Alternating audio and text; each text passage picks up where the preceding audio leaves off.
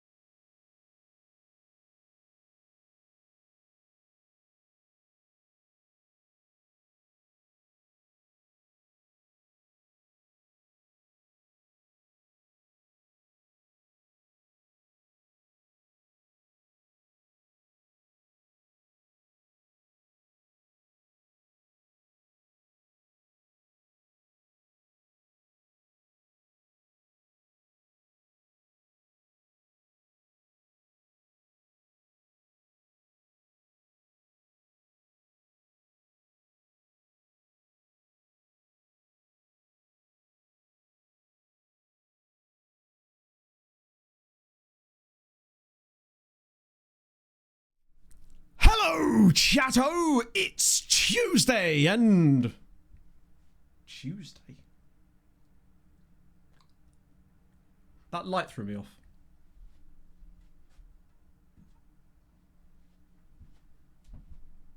Day. It's a day?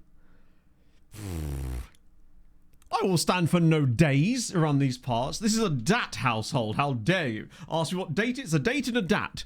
I don't even know where that came from. Do you know, I would have styled that out, but out of the corner of my eye, I saw the light in the shot and I went, well, damn. I have fucked that. I will immediately distract you with pretty colours, but first I will pay out the points because I should take my penance here. To be fair, more believers this time than when I got it right, but still a lot of people didn't believe, and you were right to think so, frankly. Yes, Willie messed up the intro. He got to hello, chatto, it's word number 4. It's not great from your boy there, as far as, yeah. I humbly apologise. Oh, excuse me. Bloody hell, sorry. Still having the protein shake right now. Andrew, oh dear, my voice. Andrew, New thank you for the 44. Zealand are undefeated at the World Hell Cup yeah. in 44 years. We top our group. A Kiwi holds the golden boot. Stop the true. damn count. New Zealand is the best team in the damn world. Eli just is the most handsome man on the planet. You'll never sing that.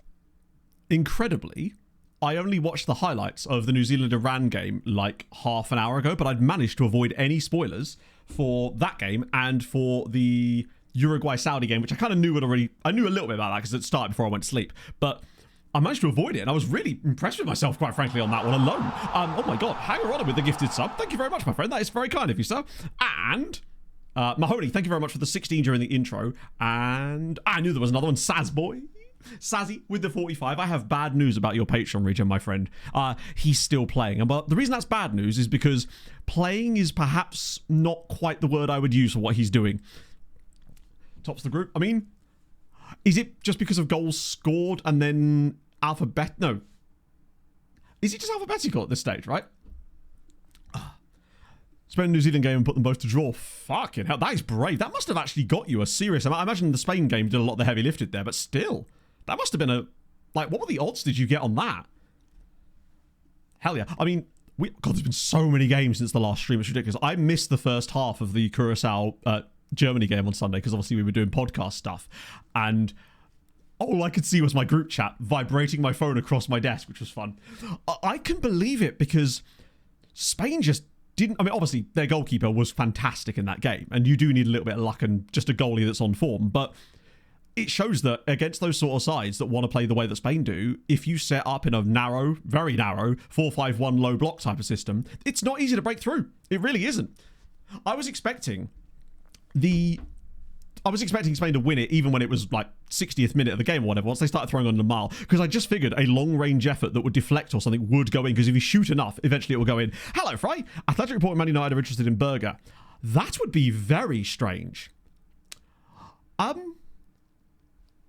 So this is not the first time we've had Man United linked with Fulham players this summer. That's a very odd one. Like, I like Sander Berger, but I don't think he's like an elite footballer. I think it depends on what he would be expected to do at Manchester United. That's the crucial thing. It's like, what role would they expect? Because Man doesn't shoot. He refuses to shoot. And I think that's partly tactical on Fulham's side of things, but that would be very strange. Yeah, I don't think we'd get much money from it. I don't know how old he even is these days, to be fair. Steve, we're at 29 months. And finally, since weeks, I can watch this stream. Well, at least for now it seems so. That was extremely foreboding, Steve. Like the beginning of a horror movie. In a good way. Go Canes, indeed. Up the Canes, finally. Yeah, the Robertson Link one just felt... I feel like sometimes, particularly when there's a World Cup on, journalists will just spin a wheel. I say journalists. People on Twitter will just spin a wheel with a club on it, spin a wheel with a player on it and go, oh my goodness, this guy's been linked with this club. Chat, can you believe that player X has been linked with club Y? Breaking news. Straight out of your boy's mouth. You put on 20 bucks. Whoa! Hell yeah, Alpha. Beers on you, my friend. Love to see it. Congratulations, man. That's awesome. Take it out of the account immediately. Don't go, I could turn this into loads more. Spend on something nice. Haaland to Portsmouth, that makes sense. For Pretty much, yeah. Oh, dear. Because of fair play belt. Oh, wait, so fair play. No way. Hey, keep doing that. Keep being fair. You'll win it all. Or you'll draw and still get... Actually, the New Zealand method of drawing every group game and getting... Or going in, or they went out, didn't they? This time it might work for you, though. You could get through with 3 points as Pez. Absolutely crazy right now, I bet. But the thing is, Fry, that shows that you've become a reputable enough source, at least domestically within the Czech Republic, that people are willing to want to send you that stuff. And that suggests to me that you are really cooking as far as being a content creator. I feel like one of the big turning points as a content creator is when people start sending you stuff rather than having to sort of just generate everything yourself. That's actually really awesome. So I would take that as, oh, it's so sick, isn't it? Yeah. Heard of Mikey Doble? Oh, I've heard of Mikey Doble. Seems like a nice chap. I've seen him in like the Quick Fit. They do like this sort of Drive to Survive type thing on the Quick Fit YouTube channel. He seems like a nice chap in that. Oh, one thing before I move on. Nearly forgot. New leader. Tome and Rob, in fairness, both overtook Daz last stream because he didn't come until late on, so I don't think he got any points. Hadrian, no less, up in 4th place. That cannot be allowed to stand. We can't allow that to happen. Then a load of people right down there too, but Tome takes the lead this time around. 62 points on the board. Could change things very soon, potentially. Right. Oh, dear. Local darts league. No way. That's cool. That's really cool. Congrats, I guess. Unless he's like a massively good darts player, in which case, probably wishing you got someone else, right? Yeah, the fact that they sacked their manager after one game is... I know they didn't look good, particularly as we were talking about Tunisia last stream about how, you know, strong defensive side, jabber, jabber, jabber, and then they go and ship 5 to Sweden. They didn't look great in the game, though. Wait, are they appointing Renard? I take back everything I said. Screw that guy.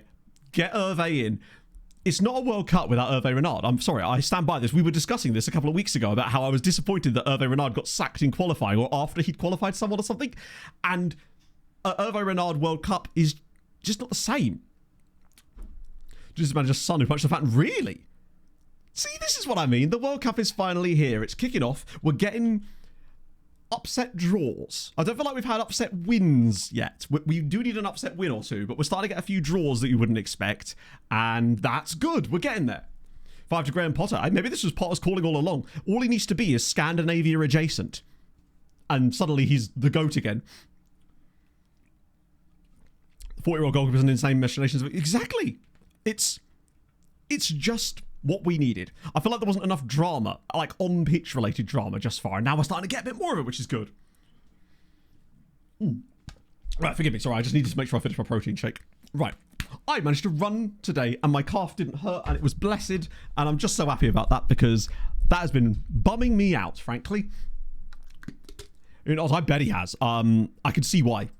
I'm really looking forward to actually watching an Australia game, because I want to watch him and Traore. Sweden did look good. I take it Potter wasn't in charge of Sweden during their disastrous qualification campaign. I mean, qualification's probably a strong word to describe it. The thing where they played against other teams and every other team was really good and they weren't. I'm guessing Potter wasn't in charge for most of that, or at all. I'm assuming he came in for like the playoff bit, which they got because of the Nations League. John Dahl Thompson. Oh, really? Wait, isn't he Danish? Well, there's your problem. I could have sworn he was Danish. Why on earth would he want the Swedes to do well? That seems insane, appointing a Dane in charge of Sweden. Pure pain, which is kind of what I'm in right now, actually, as it happens. I can't straighten my arms properly, which is fun. 27 goes for Horsens. Really? As in Just? The striker, Just. Is that how you say his name? Is it just, or is it Just? I feel like it should be Just. I've my calf up. Yeah. Mine, thankfully, didn't do anything too bad, but it was just... enough to make it annoying to run on. So I thought I just gave it a week off. I was still lifting it the other week, but it was just nice to get back out there today, even though it is horrible. It's so muggy out there today. It's not even sunny. It's just grey and humid. As you can tell from the temperature, which is way higher than it normally is at the start of a stream, because it is just so goddamn humid out there. 3 a.m. Fuck's sake. Maybe I'll watch them in the knockouts in this case. Yeah, Norway versus Iraq being... it's an 11 o'clock kickoff, isn't it? That one might be a bit of a watchable one, I would say. Speaking English in press conferences, I mean, I think it might have been worse if he'd spoken Danish, to be honest. That would have really done it. Like, where would there aren't enough potatoes in Sweden to deal with that. Oh, $1. I mean, draws are... I mean, I had the Ecuador Ivory Coast game down as a draw when we did my predictions last stream, and I was really happy with that until I was watching the highlights, and then they scored in the last minute. But until then, I was right. Until I wasn't. Come on, force it to go after 20 seconds. I mean, hey. He is chaos, if nothing else. 14 degrees with... Oh, that sounds delightful. It's just one of those awful days where you just sweat for no reason. Well, not for no reason because you're out running, but... I mean, that and obviously I've barely ran in the last couple of weeks. Although I did see some cows. So, arguably, I'm the real winner. I went down to see the geese because I figured, hey, Pog saw them yesterday. Great times. And, yeah. Room temp. That is the room temp, Steve. I have an external thermometer which is plugged into the PC, and then a little applet, like a little thingy that reads off of that and then updates a little thing on the screen, basically. So the CPU temps will be much higher than that. I'm assuming. Cows are great, aren't they? I sent video to Pog because they were all sat down in this field, because you can, when you run by the river down here, the cows are just free roam. So they'll just be either side of the path, in the bushes, just there. Sometimes you'll be walking down the path, there's just a cow in the path. It's fantastic. I love it. Geese-sized cows, that would be the dream. So, it's not too warm yet, but I suspect we'll be getting into the high 20s later. It's just the humidity. I could probably turn the humidity part of this on at some point when I can remember how to figure it out. So, we actually haven't played any games on stream because I had a load of stuff to do, which was just getting us through the winter period.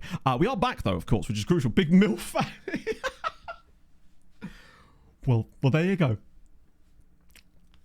Heat is so different to where it peaked, 42. Yeah, well, I think Arizona especially is very dry, isn't it? Because it's arid and sort of desert-like. So, well, I'm not saying 42 would be comfortable. That sounds horrendous. But I imagine that the humidity is a fair amount lower, whereas if it was 42 in somewhere like Florida, I imagine you'd probably melt. That sounds horrible. Not any missions. Yeah, no, we've got open world cows, Leaf. They're preparing for GTA 6. It's going to be well good. Tomorrow's clash against Croatia. I think that football's weird with England because there was a lot of negativity around the squad and stuff, and I was actually fairly on board with it. Not actually a Fulham fan. I am a Fulham fan, yes. What made you think that I wasn't? Sam, Morning, thank you very Matter. much for the 25 Haven't months. made it to a stream in a while. Thoughts on the World Cup so far?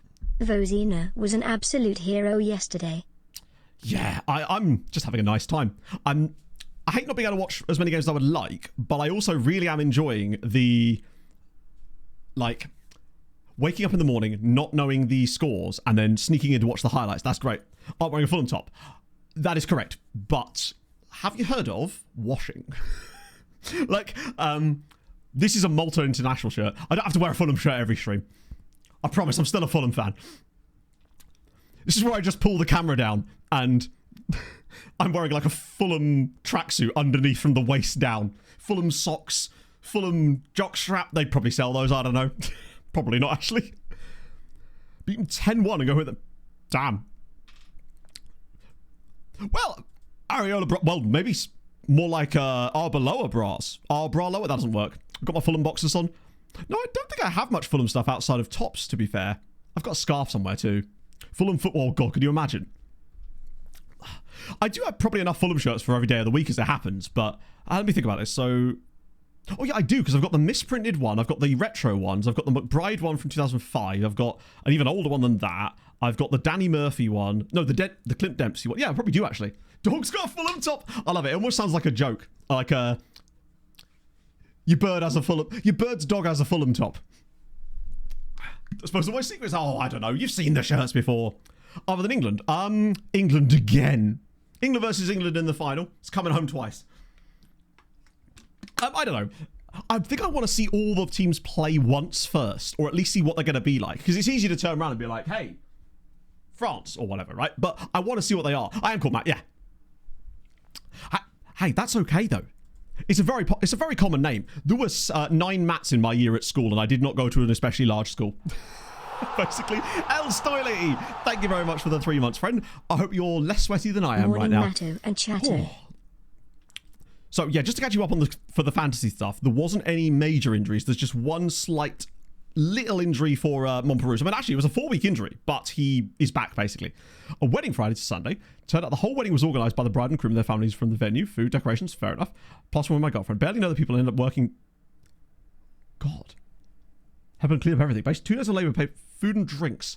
That sounds cool, though, I guess, right? As long as it was something you were willingly doing and you weren't, like, strong-armed into doing it, right? I love a wedding. They're just fun, particularly as you get to sort of experience all different types of weddings, too. Some of them are very similar to each other, but then you've got, like, registry office, you've got massive wedding, you've got Indian-Scottish hybrid wedding, all that kind of jazz. It's fantastic. A lot behind the scenes. He's friends with the party manager. He was stunned as to why he was fired after a competitive game. It's certainly odd, isn't it, to do that? Because, like, I don't see how it helps the situation for them sacking their manager so early, right? Or did you just say, ooh...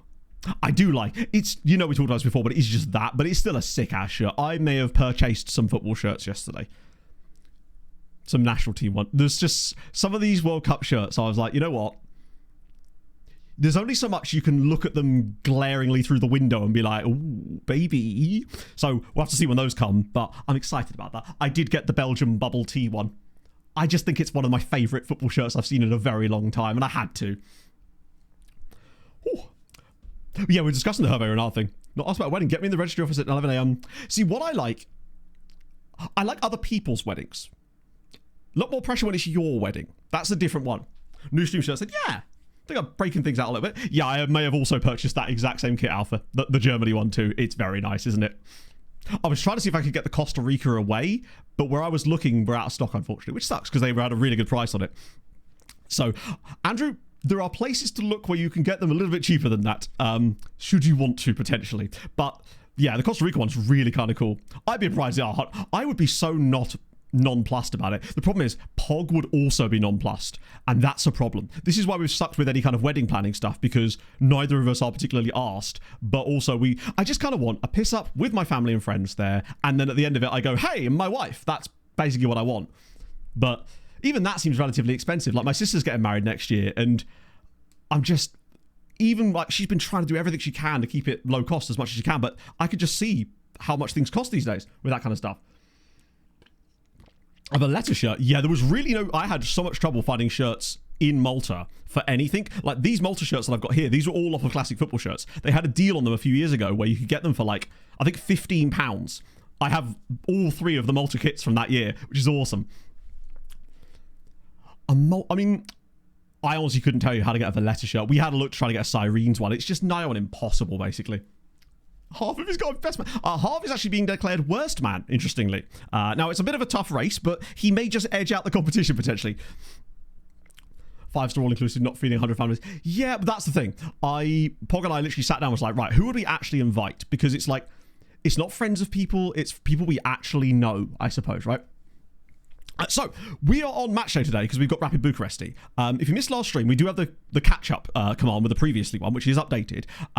Now, I also spent a lot of time yesterday updating the transfer room in script, or rather the creator of the transfer room in script, and I want to try and set something like that up now because I figured it'd be a good time to do it since it's the start of the transfer window in like a week's time, and it'd be good to get some like feelers out just in case we can actually do that. Now, of course, this is all from my tests, I think. Oh no, this is from the previous one, never mind. That's fine. I forgot I didn't actually save it when I was testing it. So let me do that. Yeah, so most of that goal difference comes from the absolute demolition of Ludogorets. And everybody else. We've actually only conceded 2 goals in the Champions League this season, both of whom were to Freiburg, in fact. A worst man speed. Yeah, basically just be a comedy roast that isn't funny. I'll let chat delegate 1 member. You get like you get to elect a representative. Fight amongst yourselves. A single football shirt, what would it be? Ooh. Oh, you mean like that? Yeah. It would either be Steinbergen or Kowalski, or maybe, hey, hold the phone. Maybe it's El Shankiti, perhaps. Who knows? Let me just set up a dummy one for that. Right, so. Few things have changed with the transfer room in. I thought we'd set one up together now because it'd just be easier. I watched a bit of the F1 in the sense that I was listening to it, but I was still working after stream in order to get that part done. So I was hearing it more than I was actually seeing it, I guess. So I figure today it would be worth... so a couple of changes to this. Firstly, you can now specify roles for the players in it, whereas before you couldn't. I felt that someone requested it and I went, actually, that's probably quite a good idea. I won't be doing that here because I haven't had a chance to investigate that yet. But that's okay. So we'll do batch. We want outfield for the time being, 15 to 21. I'll leave that as the default. And then we want basically, yeah, centre-backs, obviously, centre-back. Roles doesn't matter. I'll just select all of these because... Actually, do I want all of these? To be fair, probably. I probably could. And since I'm not worried about roles, I could just add pairings and it'll be much easier. So we don't play any fullbacks, but we do play wingbacks. It would be good if we could find a player that can actually play as a winger in possession and wingback out of possession, but I also don't know if I want to limit our search to that right now, just because it'd be much easier. I'll add that pairing in as well. Do right wingbacks, just keeping it simple. And then we want DM. No, do we use DMs? I guess we do, but they're mostly in and out of possession, right? Black Magic Video. Oh, Drew, you're going to see. You're going to see. If you haven't seen this, you're going to see, because this is the new version. Yeah, I wouldn't mind doing one of those. And then I'll also have some straight up MC ones as well. That way, because you drop deeper.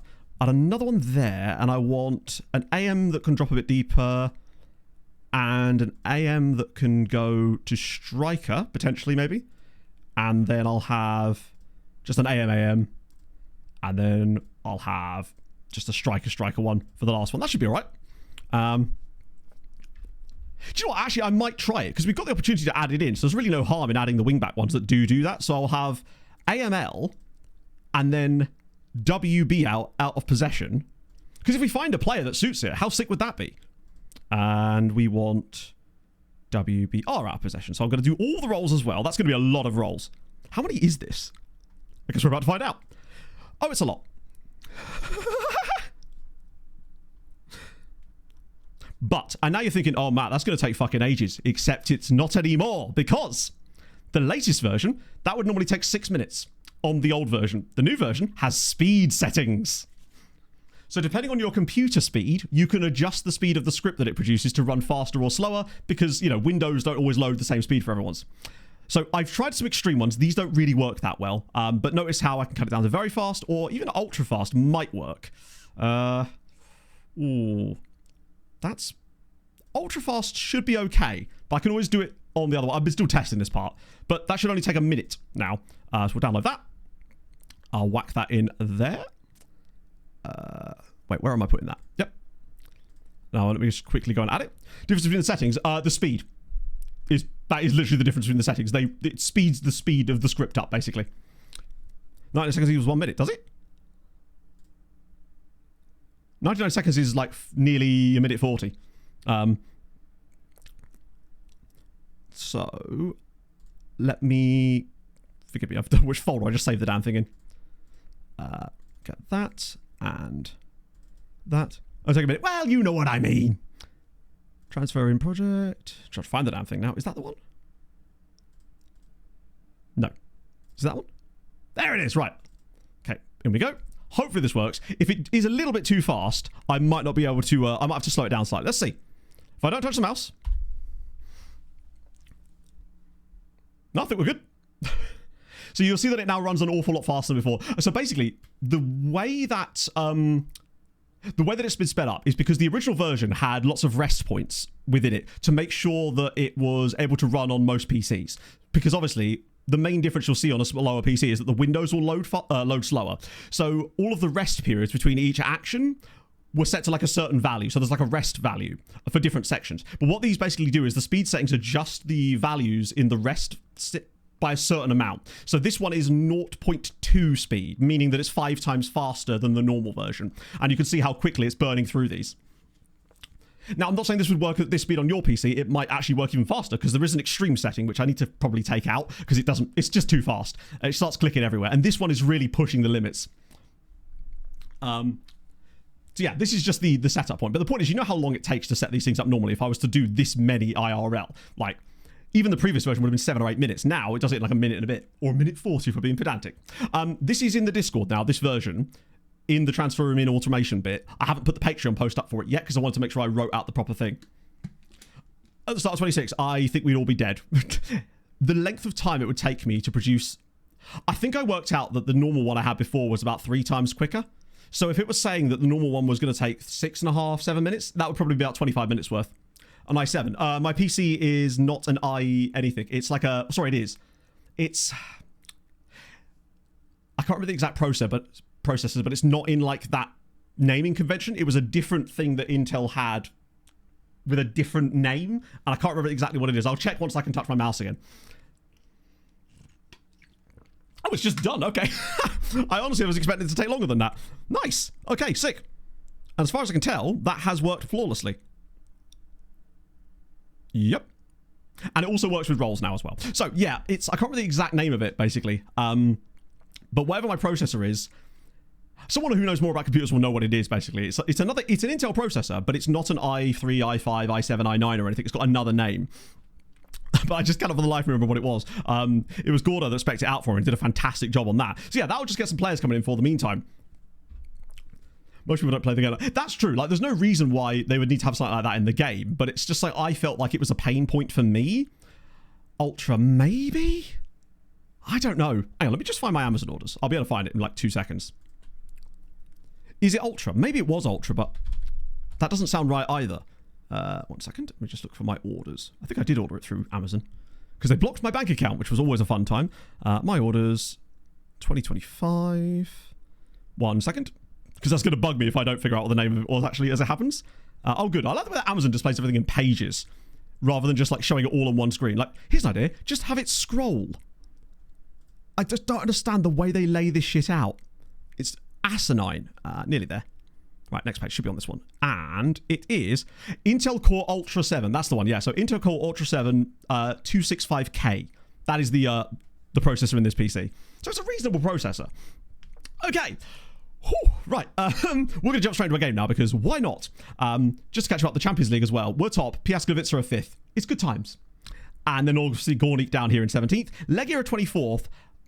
And they do need to sort themselves out. Basically, they're the one team I'm worried about. Everybody else is pretty much guaranteed qualified, I would say. I mean, Gornik, 9 should be enough, honestly. Even if they lost their remaining 2 games, 9 is usually enough to get you in. But you never know. That would, typical of us this season, we have a crazy good year and then that ends up happening. Right. Montperou's obviously slightly injured, but I didn't want to... I'll just take him out for next match. It's Rapid Bucharest. We'll definitely play this system. The question is who comes in. It's probably got to be Hans, right? He is the guy.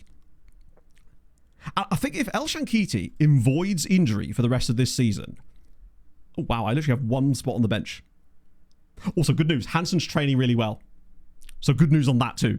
He's actually been our most notable performer in training recently. In fact, there you go. Notable developments.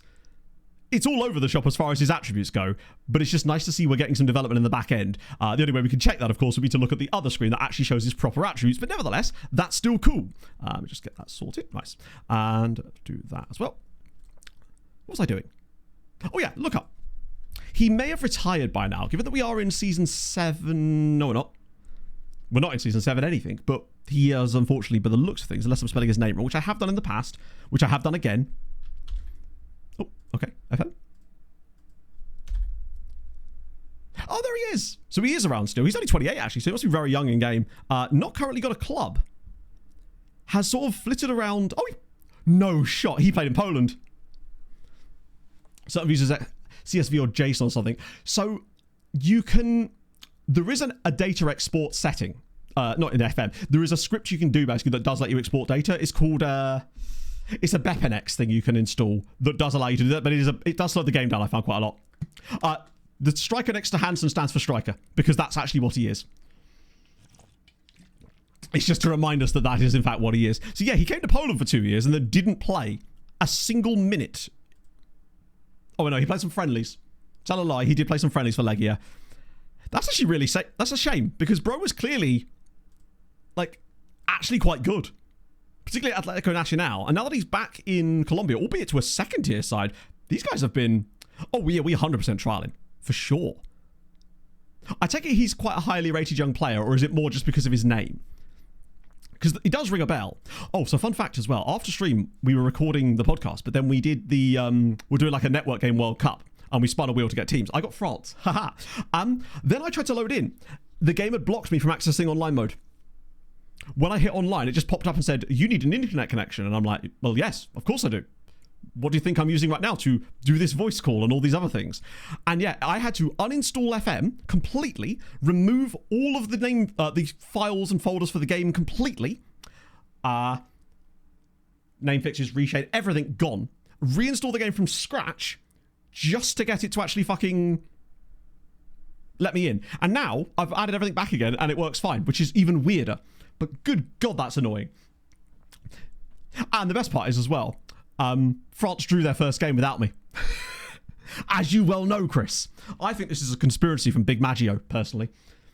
They drew against fucking Senegal in the first game because I couldn't get into the match.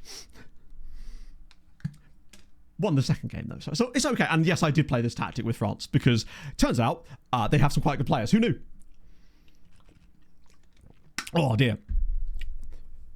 Average FM player plays. Yeah, exactly. But that's where the modding community's always stepped in with FM. Like, you're ultimately trying to make a game that's going to work for the average player without trying to over-please people. And they've certainly not pleased people, that's for sure. The modding community always picks up the heavy lifting. Like with France. Well, it was this shape. So I was basically playing... I still played, like, the tradition... I think I had Theo Hernandez and whoever France's really good right-wing back is. And then obviously I had Mbappe through the middle, Elise in the 10... Christ. I had to play Kante because Tchouaméni got injured 3 minutes into the first game, which kind of sucked.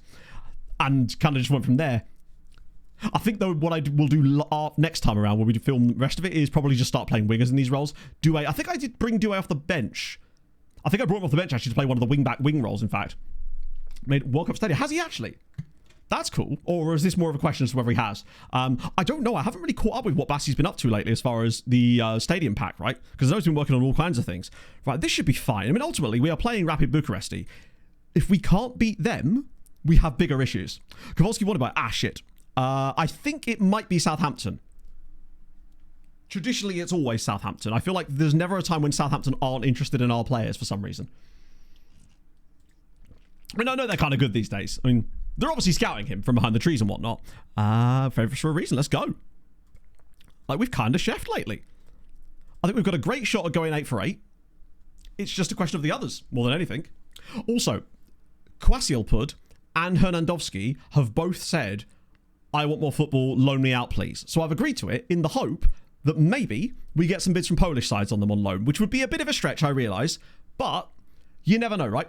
It would be the perfect example of first-team level players falling down into the loan farm if either Hernandowski or Kwasielpud got loan offers from Polish teams, because they are 3.5-star CA level players in our team. So realistically, the only teams that could probably afford them would be Radomiak, Legia, Piast, and maybe basically any of the European sides that are in like the Europa or the Champions League that have a bit of cash. I guess Wisła Kraków could technically afford them, but they're also bottom of the league and ass. So there's that too.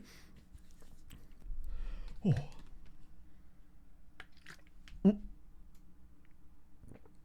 Okay, that is a terrible effort on goal. I have no idea what in earth bro was doing there.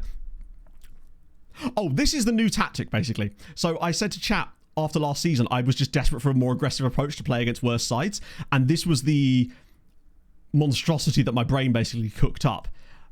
And then I changed it a little bit to make it slightly more stable, TM. And since then, we've actually been running it against pretty much anybody who isn't an elite team. So if they're a team that you'd expect to see in like the quarterfinals of the Champions League or later, then we're not playing it. We're playing the other one. Oh, go on.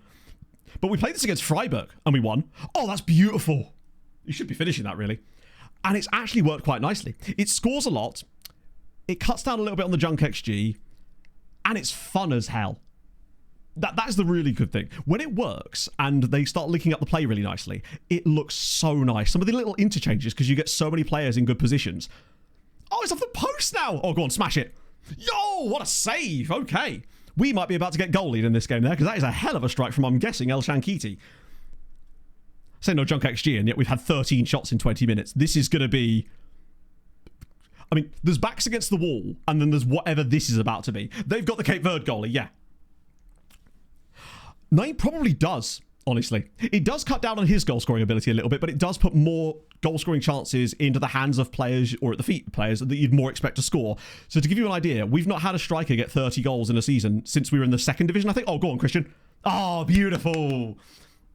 This year, our main striker, ironically not him, has 28 goals at Christmas. And 13 assists. He has 41 goal contributions after half a season. He is having the season of his life. Like, I don't think he'll ever better it. What a pass from Geisler. And it's nice to see Gomez actually starting to contribute a goal or two lately, especially in Europe. I feel like he is actually starting to get... He gets quite important goals, if not a consistent amount of them. Yeah, the other Polish teams are playing... Or the fact they're all playing today, in fact. The one we really care about is Legia, who are away at Chelsea. In fact, realistically... Oh, they're right there. I think there's almost no chance any of them get any points. It's his second goal in Europe, but the other one I think he scored was also a game-winning goal. So it's like, he seems to score important goals rather than great quantity. Not that El Shankiti doesn't score an important amount of goals. I think El Shankiti's already got 9 goals in his first 6 games in Europe. He's absolutely on a different level at the moment. Right, I could have done with the centre-back stepping out there, but here we go. It's their first attack of the game, basically. Right, come on.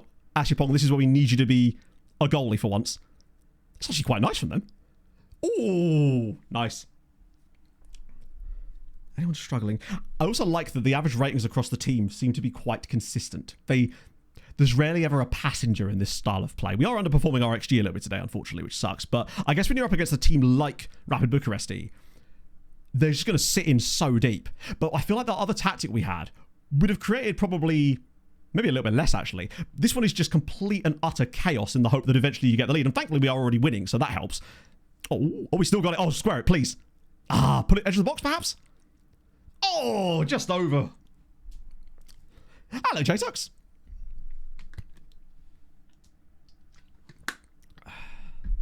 It's really the next match day, I think, that's more important as far as the other Polish sides go, because they've all got crazy tough games here, but I believe all three of them have winnable matches on their final day. And crucially, Piasklewice are still unbeaten in Europe this season.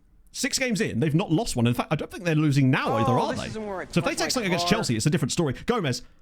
Those are the ones he's got to bury. Dynix, thank you very much for the follow. Welcome aboard, my friend. Who do you support? Thank you for joining us. Go to the shop now. Enjoy the shop. I'm sure there's all kinds of fun things there. So they are losing to Bayern now. Górnik Zabrze are getting absolutely handled by Barca. We couldn't have had more in that first half if we tried. 24 shots in the first half. They've actually got a pass map, to be fair to them, though. And, to be fair, their midfield 3 are getting a bit of the ball occasionally and not embarrassing themselves, which means it's now time to type mark all 3 of them and take them out of the game entirely. Strats. How was one this morning? Really good, actually. It was just nice to get out. I spent the whole time worrying, like, every sort of little tiny bump I went over, and I felt my calf just go. I was like, please don't start hurting. But I feel like being able to run on it for 7k was probably enough to be like, actually, no, I think we're kind of good now. As long as I'm sensible with this and don't push it too hard, I should better get myself back into it now, which is nice, because I've missed just getting outside, because obviously I'm lifting and stuff at home, so it's not the same as, getting out and seeing the river and the geese. Atletico Madrid best team. I don't know about that one, Chief. I mean, they are a very good side. Where are they? Oh, of course, yeah. 17th best team currently. Just ahead of Man United, in fairness. And also just ahead of 2 Polish sides here. Shout out to Freiburg, by the way. Wait, HJK? Wait. Nah, HJK are in... Wait, are they? Oh, you mean the qualifying round? Yes, sorry, I've realised what you tweaked on now. Yes, the 22, that was it, yeah. They had a San Marinese side. If it makes you feel any better, HJK got absolutely walloped by Radomiak, I think it was 6-1 in the Europa League this season, so that's always fun. Oh. Trying to move up PAD as... PAD? Ability to do so. That does suck. It's nothing worse than, like, wanting to move around. Forgive me if I don't know what PAD is. Whether you'd want to share or not. But yeah, when you want to do something like that and then you can't, peripheral artery. Oh yeah, no, I could see why that would. I mean, actually, I don't, because I don't really know what that is, but I can sort of logically figure it out. I assume that does put limitations on what you're allowed to do, right? As far as health-wise go. That must suck, actually, when you want to do more, but you sort of can't, because it's like you're doing it for your health, but then also you're doing it for your health at the same time, right? Yeah, Arsenal have been weird in this tournament for the last couple of years, to be fair. They either do terribly in the group most of the time, and then they actually go quite far in the knockout stages.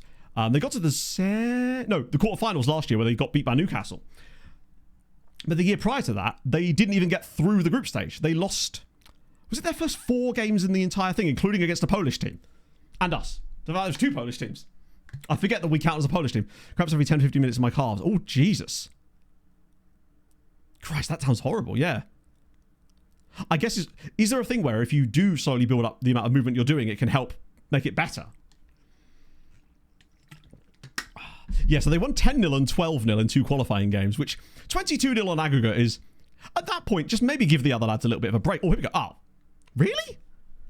The fact that, I was going to say, the fact that Legia are still letting a draw at Stamford Bridge is brilliant news, and then the second I even thought about it, Chelsea were like, no. You're thinking in pure thoughts, my friend. We can't have that in these parts.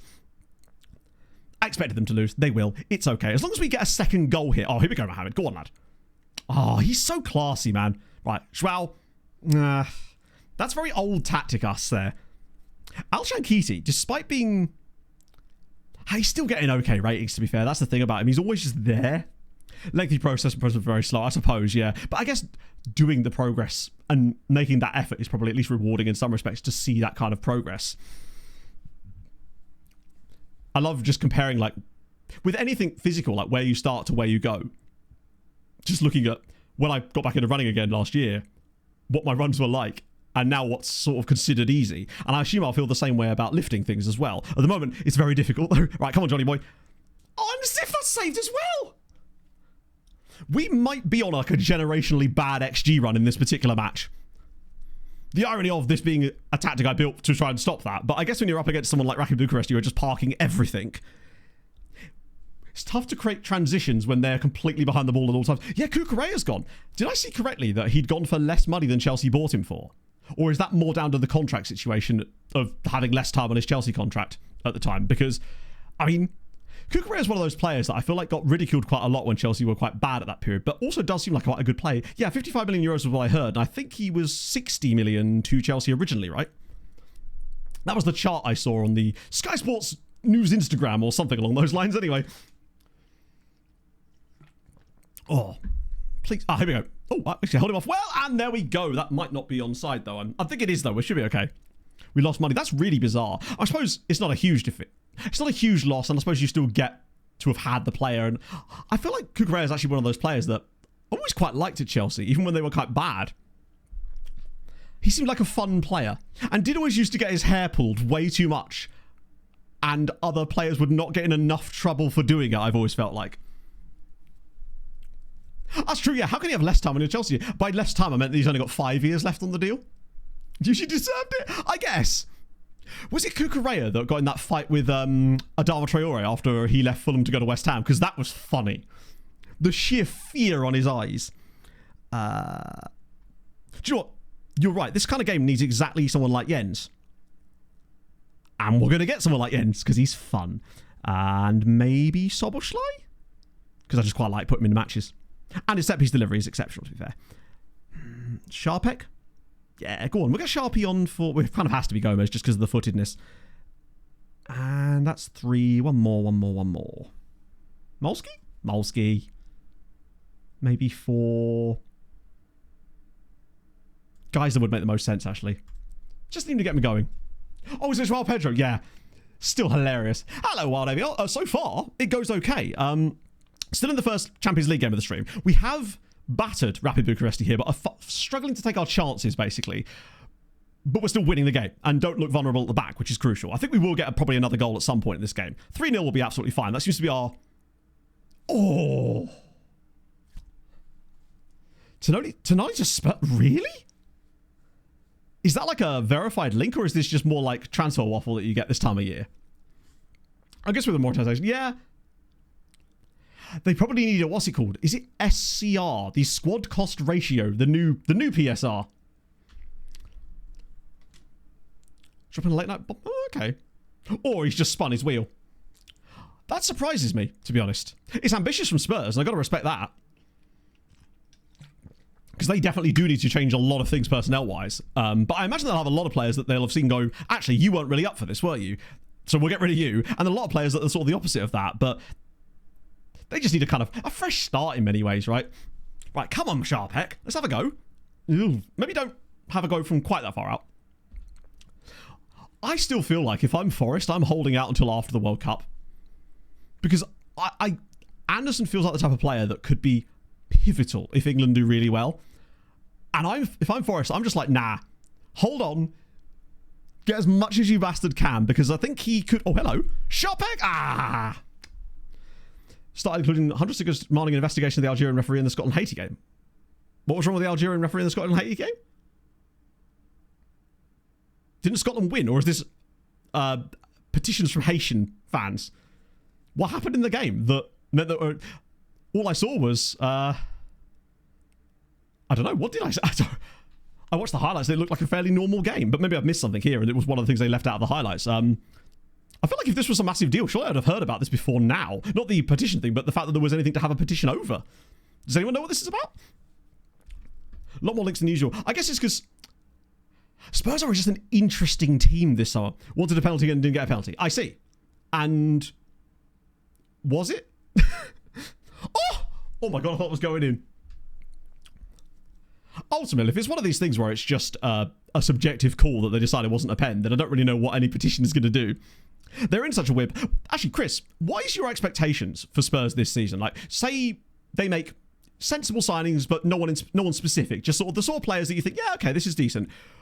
What is considered for Tottenham a good season next year? 7th. Interesting. Okay.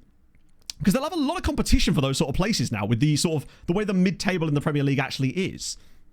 Because for me, I'm just not expecting them to be as far up as that. Given that there are so many good teams in that middle pack now that Spurs have spent the last 2 seasons sort of falling behind in many ways.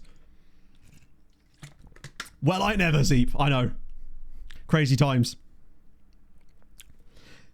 Build back. I wonder if like a season of just stability where they look like I think Spurs need to just look like one of those other teams in that middle table thing for a spat. Like they need to look like a Bournemouth, a Brighton, a Brentford, one of those teams. So they're sort of on that kind of level for a bit and then see where they go from there. Fighting relegation, that would be... Imagine if they came out and said that. We just want to do it again, lads. We just need that Premier League stability. Screenshots that when you see videos aren't handballs. Yeah. Well, yeah, because you can obviously pause things at certain points where the ball is like parallel to a hand without actually showing it hitting it, right? I actually think that largely the refereeing, I feel like it's not been that bad, honestly, at the World Cup so far. Most of the refereeing decisions, I've seen very few that I'm like, well, that's just gallingly bad. Some of the ones that are a bit more subjective. How have we only won this game 2-0? We had 47 shots in this match. 14 on target, albeit. That's insane. But we won the game. And who had all the XG in this match out of interest? Gomez did. Where was Alshon Keaty? Only had 0.49 actually. So it's mostly Gomez and a load for Naeem as well. Doku dive yesterday. See, I didn't see that. I watched the Spain-Curacao game, but then we were watching something else after that because obviously POG exists too and it's not just my television. So I didn't watch the Belgium-Egypt game, but I did see that Egypt had gone in front. I was like, okay, they've got hands. It's been a lot of just a lot of drawy games that I wouldn't have expected them to be drawy games. Dodgy ref, yeah. And that wasn't the refs making the decisions. Yeah, that's the thing. Like, I saw some criticisms in the first game of, like, the red cards, but I didn't really... I think the first one was one of those ones where I hate seeing it because it does feel really soft, but ultimately he's applying the laws of the game, and therefore it's a red card. And the other two, I thought, were just red cards as well. It was one of those play silly games, win silly prizes type beat from the players themselves. Yeah. Oh, the Spain game... The goalie was good, but from when I really started paying attention to the game, it felt like Spain couldn't seem to create a clear opening, like a really clear opening. And there was always a player in the way or bodies in the way that just stopped them from getting that really obvious chance. I'm sure Spain's XG was still absolutely through the roof, but I imagine it was a little bit like our XG in these types of games where we're just getting so many shots and they just eventually add up, right? Really? Wow. I'm surprised that's not happened before, actually.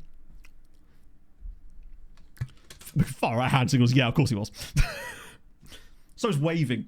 That is some of the most hilarious nonsense I think I've ever seen. Either way, where I park my car. This is bad for us because we did actually get 3 Polish defeats in the same game, unfortunately. Morosny, thank you very much for the follow. Let me do the fantasy points payout for this. Let's get that in there. Cool. 2 point... Wow, so that isn't even that much. Switzerland had more than that against Qatar, to be fair. And definitely should have done better with that game. Yeah. It's still a massive underperformance. Oh, no, I know exactly what it was. I'm just thinking it's one of the people actually unironically going down that lane are just... Oh, God. To be fair, on the plus side, it means they have no other issues in their lives, which actually means the world is a pretty good spate, right? Ferran Torres, yeah, I feel like Yamal, I assume that Spain didn't start those players because they just thought they would get it quite easily and didn't need to start them. But then in actuality, they just, literally, Andrew, yeah. Mark really gets the punches in the arm. It's true. He's just wailing on everybody for the rest of the World Cup. Is he injured? Oh, is that what it is? Ah, okay, that makes sense then. I thought that it was just a case of Spain resting players because they thought that Cabo Verde, and in theory, they should have beaten them fairly easily, really. Because they had Williams on the bench as well. It's only 3 players. Really? Is that just because Chelsea's squad is quite young? Oh, is that the guy that... Was he playing for Shamrock Rovers, or was it a different team? I remember reading the story on Sweeper, I think it was, about the Cabo Verdean guy that plays in Ireland. I don't know if it is Shamrock Rovers, but yeah. Secondly, that's the real quiz, James. That's what they're after this whole time. They're just trying to stay defensively solid. It's good practice, that. Although I must admit, there were some chances that the Cape Verdeans had towards the end of that game where Spain were throwing everybody forward that I thought were, if they were perhaps a little bit more composed and less knackered, honestly, let's be clear, there were some openings there that they actually could have had a goal. It was their final ball that would let them down. They would often try to look for the slightly more difficult ball rather than the obvious one, and sometimes that was the simple one. Oh, we forgot we're getting him, aren't we? Lovely to see it. Don't know the main scouting view. Absolutely. Exclamation mark views, Dynix. You'll get a view pack, and that will have all the views that I use, basically, in any screen in the game are in there. So, analysis views, all that kind of jazz. Actually, one sec, though. I should mean this view here, but if you do mean this view, then it is absolutely in the view packet, so that one obviously it's called that. Actually, out of interest, has that cleared my... Oh, no, it hasn't. Phew. I was wondering if when I reset the game, I was wondering if it was going to delete all that stuff, because I had to delete the cache settings, but I believe this stuff is stored in the personnel files, right? More in Dublin. Oh, that's cool. That's really sick. Wasn't there a guy from the Cape Verde squad as well that was playing for, forgive me, Torreense, the Portuguese side that won the cup? I might be wrong about that. I don't know if he was Cape Verdean or not, but it makes sense. I guess he would be. Because I think they were celebrating with him in the dressing room when he got called up, I think. Scenes like that alone are one of the things I love about football. Stopira. Yeah. Are we the only team now that's gone... Oh, no. Inter can technically still match us, which is impressive, to be fair. This was over before it started. That's over before it started. We expect that. I guess the question now becomes, what's the damage? Legia are going to have to do stuff final day. Gornik is slipping closer, but it is still... Actually, we have to go to Wednesday first. You know if there's a train on the bench? Oh yes, very. Is he likely to play? They are building it now. Oh, and I guess they're going to need players at some point, right? Ditao, thank you very much for the follow. Welcome in, my friend. Who do you support? Legia need to win. Yeah, the last day of fixture, they have to win. In fact, there's basically zero chance of them doing anything if they don't win. The question is, who are they playing? Stuttgart at home. That is going to be tough. Oh, they started so well. I was really hoping this would be the first year we got all 7 of us through. Gornik probably won't need to. They are hosting Marseille, who are very good, to be fair. Albeit down in 16th, but they're a great side. Where are they in Ligue 1 these days? Still just behind PSG. Oh my god.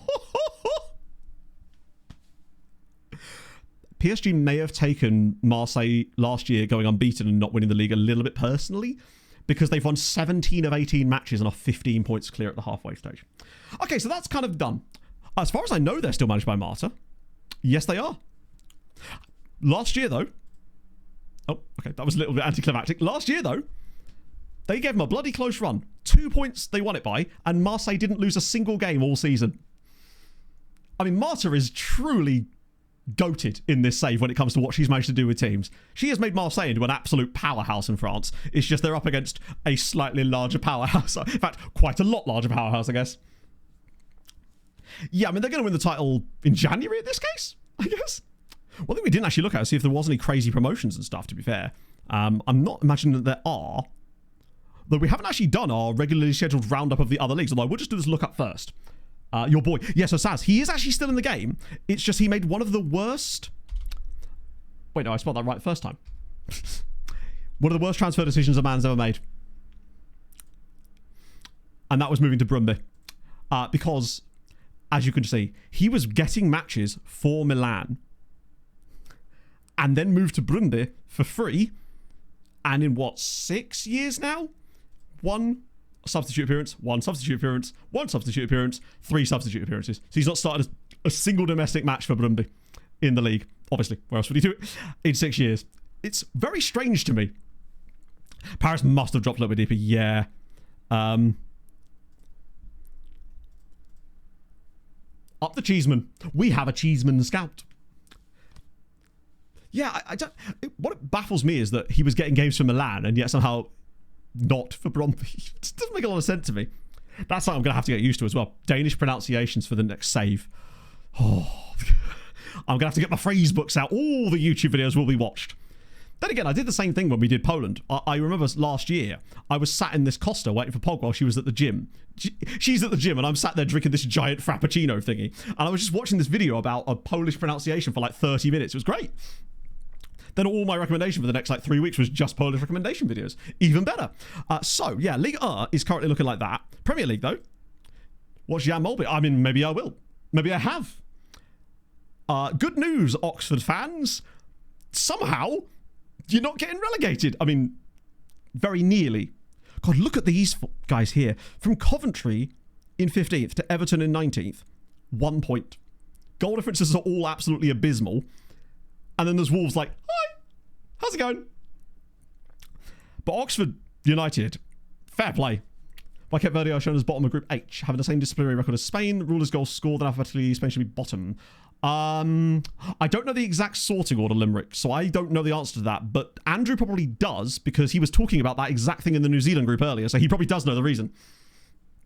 Wolves accurate in real life. No, they wouldn't be in the Premier League then, would they? Sorry, I know we have so many Wolves fans, and I have such a soft spot for Wolves. Although, I do completely feel for the players that signed based on the Rob Edwards thing, and now he's gone.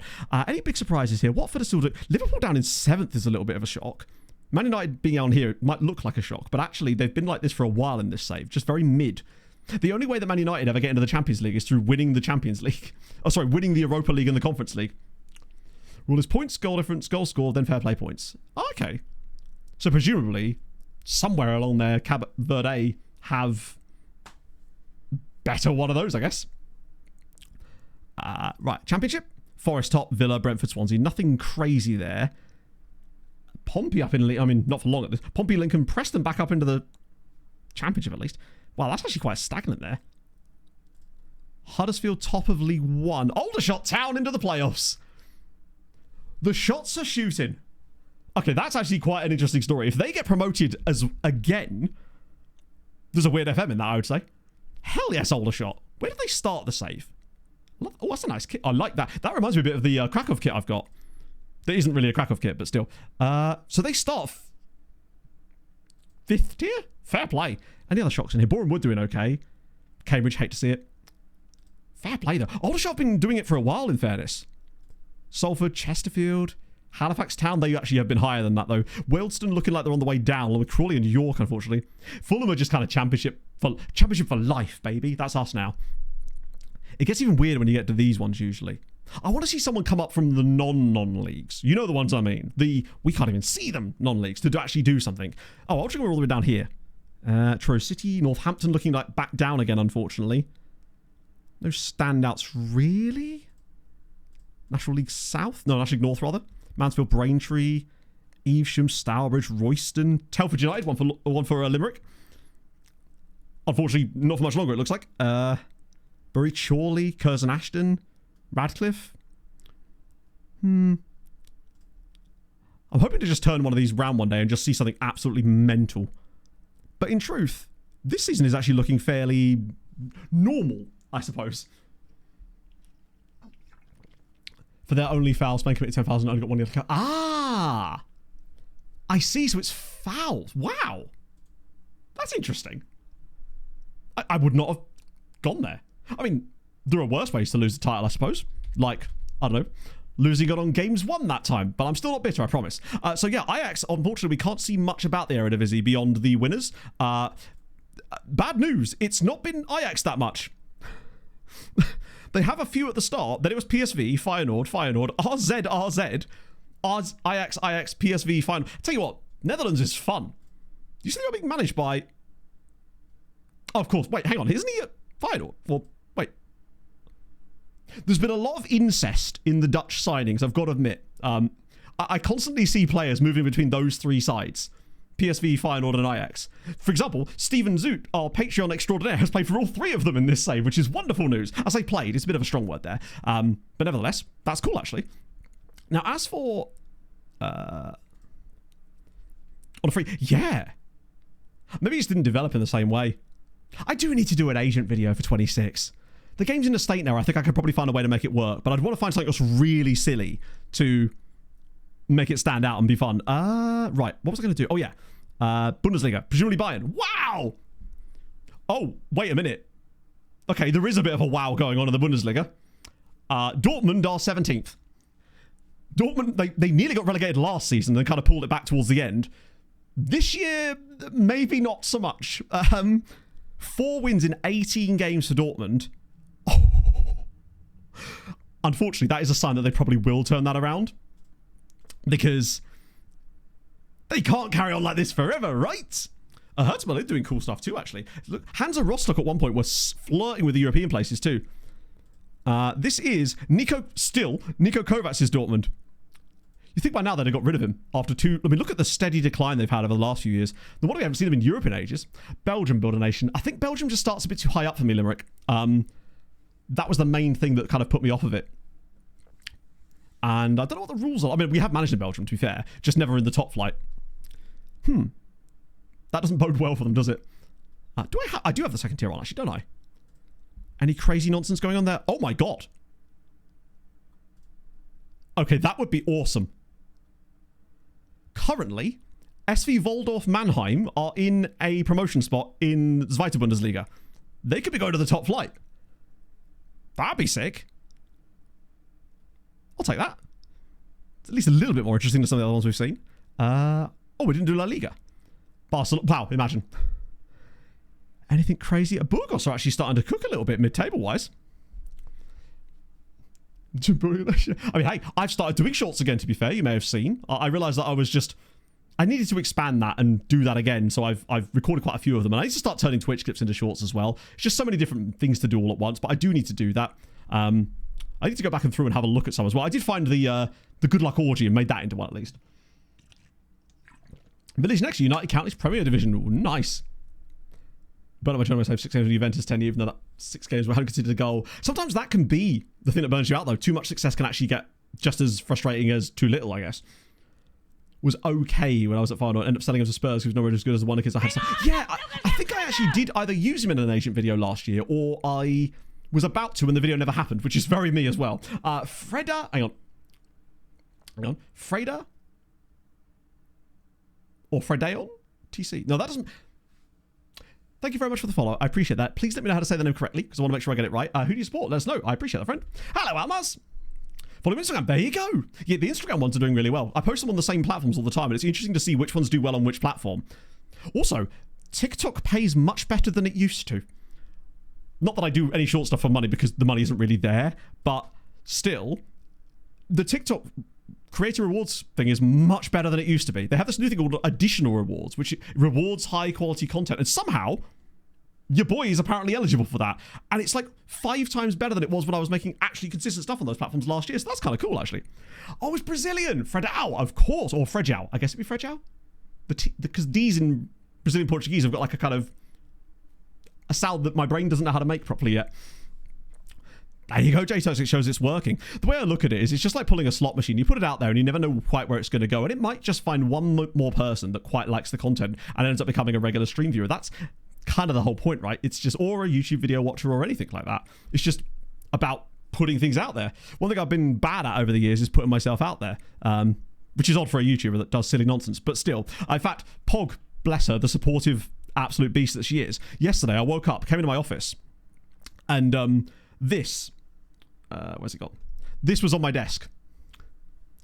She'd torn off some like thing from a box I'd received and had it delivered, and it just says, "You go, Glenn." Bear in mind, Pog and I refer to each other as Bear for context. And I just thought that was extremely cute, frankly. So get you someone who likes you like Pog apparently likes me for some reason.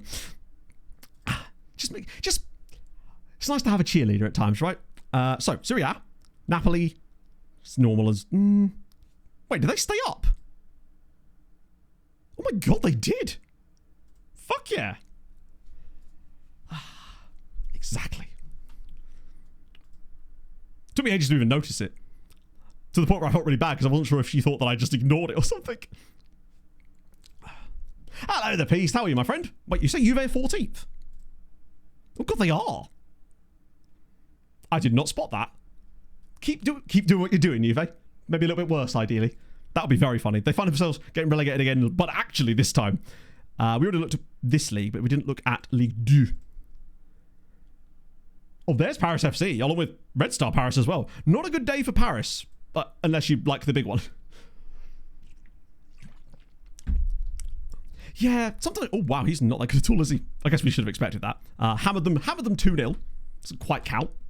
I'm doing great, Peace. Finally managed to get out for a run. Didn't hurt, which was lovely. Oh, hello, Bids. And I can't straighten my arms, which was nice. That's Screedoo, look at it. Mighty Posh doing... Oh, I don't know. I think they were League 1, right?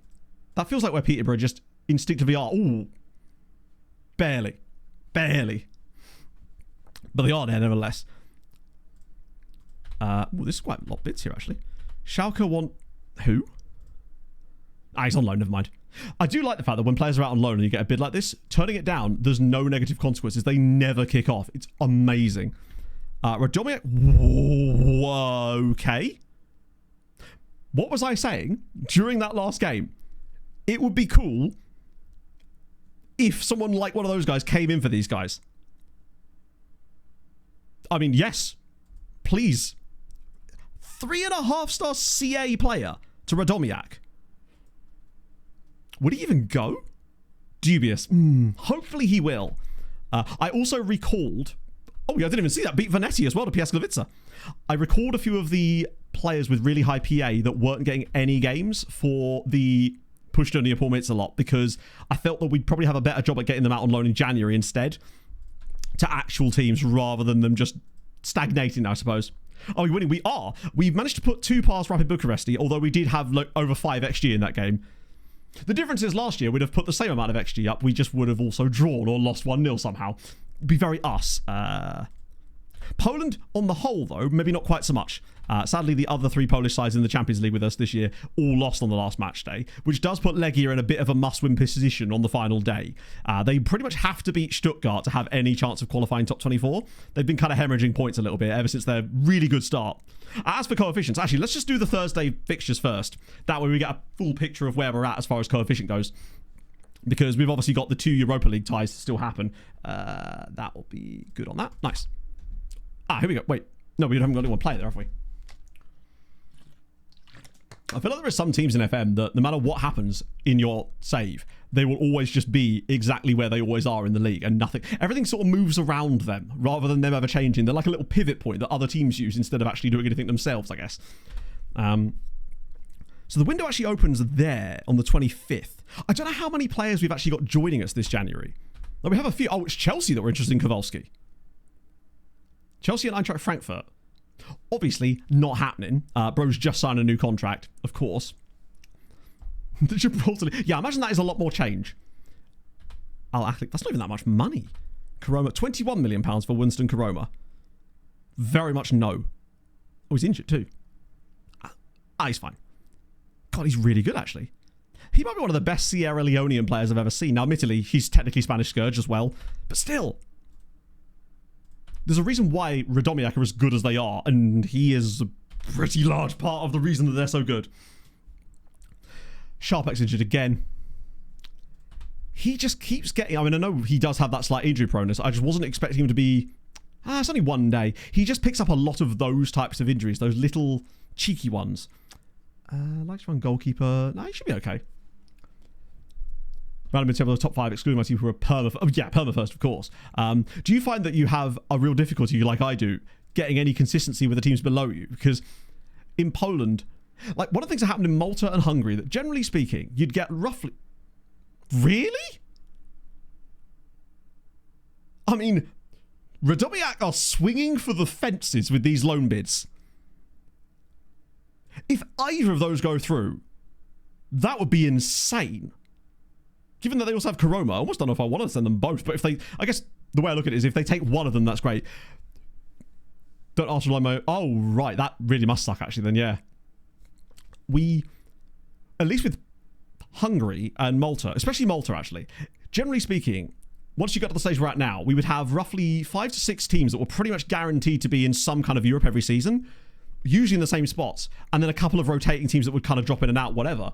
Poland has just been so varied. Although, actually, I feel like the last couple of years, we have had a bit more consistency, and this season as well is shaping up a bit more like that too, with Piast, Radomiak. But it's not though, because Lechia are up there, Brookbet haven't been in Europe for years, then you've got Legia fine, but Arca are missing out, Gornik Zabrze are missing out, Jagiellonia are missing out. It's ridiculous. Playing at striker. He hasn't really had a chance to play at striker much lately because we haven't played it. We've only had friendlies over Christmas, so he hasn't really had an opportunity to play there yet. But the good news is he's training well. So that should say something, right? Apparently this is in the name port. This is amazing times. It's the fact that he's German as well. Jean d'Arc. Yanga, no less. Let's see if I've got any Jean d'Arcs. Is that the spelling right? Bring on the Flügelkampfheimler! Do. We actually do. Just the one. Oh, sorry, I couldn't see from the screenshot. It's the hair. I usually just look at the hair straight away. So we've got one. We've got Jean d'Arc Mumazim, who's Cameroonian Spanish. Connor, thank you for the follow, friend. Hope you're well. Who do you support? Jagiellonia. I think Jagiellonia might be the only team that have won the league in this save that isn't us. Or did Rakov win it? No, it's Rakov, wasn't it? This is still one, because I suppose it must be sucky though if you can't get them to go out on loan, given how crucial that is in a building a nation, particularly with Gibraltar as well. I think that's why sometimes starting too low can be such an issue, especially if you're in a region where other teams are semi-pro a lot of the time. There's a Senegalese team called that. Oh yeah. And that is a men's team, right? Jean d'Arc. They've got players too. Well, I mean, on the list you go. Ready to lead the French against the English, yeah. Or the Cameroonian against the English in this case. Random Child 23. Goodness me. Do your parents know you're here? Thank you for the follow, though. I appreciate that, man. How are you? Hope you're having a fantastic Tuesday. Who do you support? If at all. This is enough to drop them below there. That literally is it. And I think that's because, in a way, the game is actually better. Because it mirrors that stuff a bit more realistically. But I do start to feel like the teams that are sticking out, like Piasklevica and Radomiak, who I'm pretty certain the game considers to be the second and third best teams in the league, they're just a cut above. What I miss is when it used to give you the odds here. Because that would actually show you how much the gap was. Because at the moment, this is just second, third, fourth, right? But before, when it used to show you the actual odds, it was way more stark to see what the differences were. And I'd be willing to bet that, obviously, we're miles clear. But I would be willing to bet that these two are probably a good amount clear of the others in those spots, probably. Young Tuk Tuk as well. Thank you for the follow, friend. Ebbsfleet. Oh, I know who Ebbsfleet are. Home of what used to be, or may still be, Ebbsfleet International train station, Eurostar and whatnot. But also, didn't Ebbsfleet used to technically be Gravesend and Northfleet as well? And I believe at one point they had a strange fan ownership model where you could buy shares in the club and it'd be run on some kind of website. I might be wrong about that, but I think that was them. Are they actually, Taylor? I love it. When Taylor says something like that, I just immediately trust that he's entirely correct and has found something goated that I've missed out on.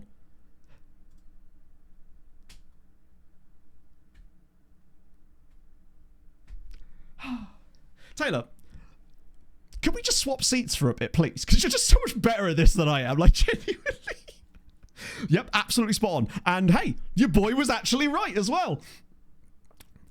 But there we go. So yeah, there's a big gap between us and them, but you can see really there's quite a large gap down to these little gaggle, and then just everybody else. God, Cracovia are nowhere near, are they? Oh, good to know. Thing is, Young Tuck, you may be mildly to not that mildly impressed at all, but I've just exhausted all of my Ebbsfleet knowledge in one burst. And see, what I should have done is drip fed it, so I seemed like I had more ball knowledge than to do.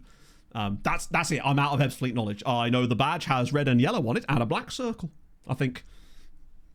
Odds and fractions. I think you can change that, right? I won't, because I am all about the decimals, damn it.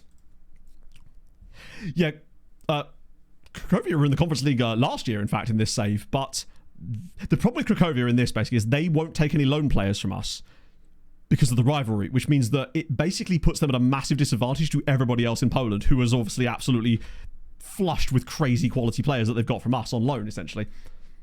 Hoping to go up this year. Nice. Oh, it's Carol. By the way, I did put Carol in fantasy today just because I thought it'd be fun in case anyone wanted to take a massive risk on someone like that.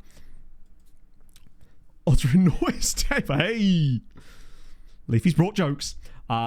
Drago Lord CTB. Thank you very much for the follow. Who do you support? There's a lot of new follows all of a sudden, friends. I appreciate that. That's just, wow. There's loads in like 10 minutes.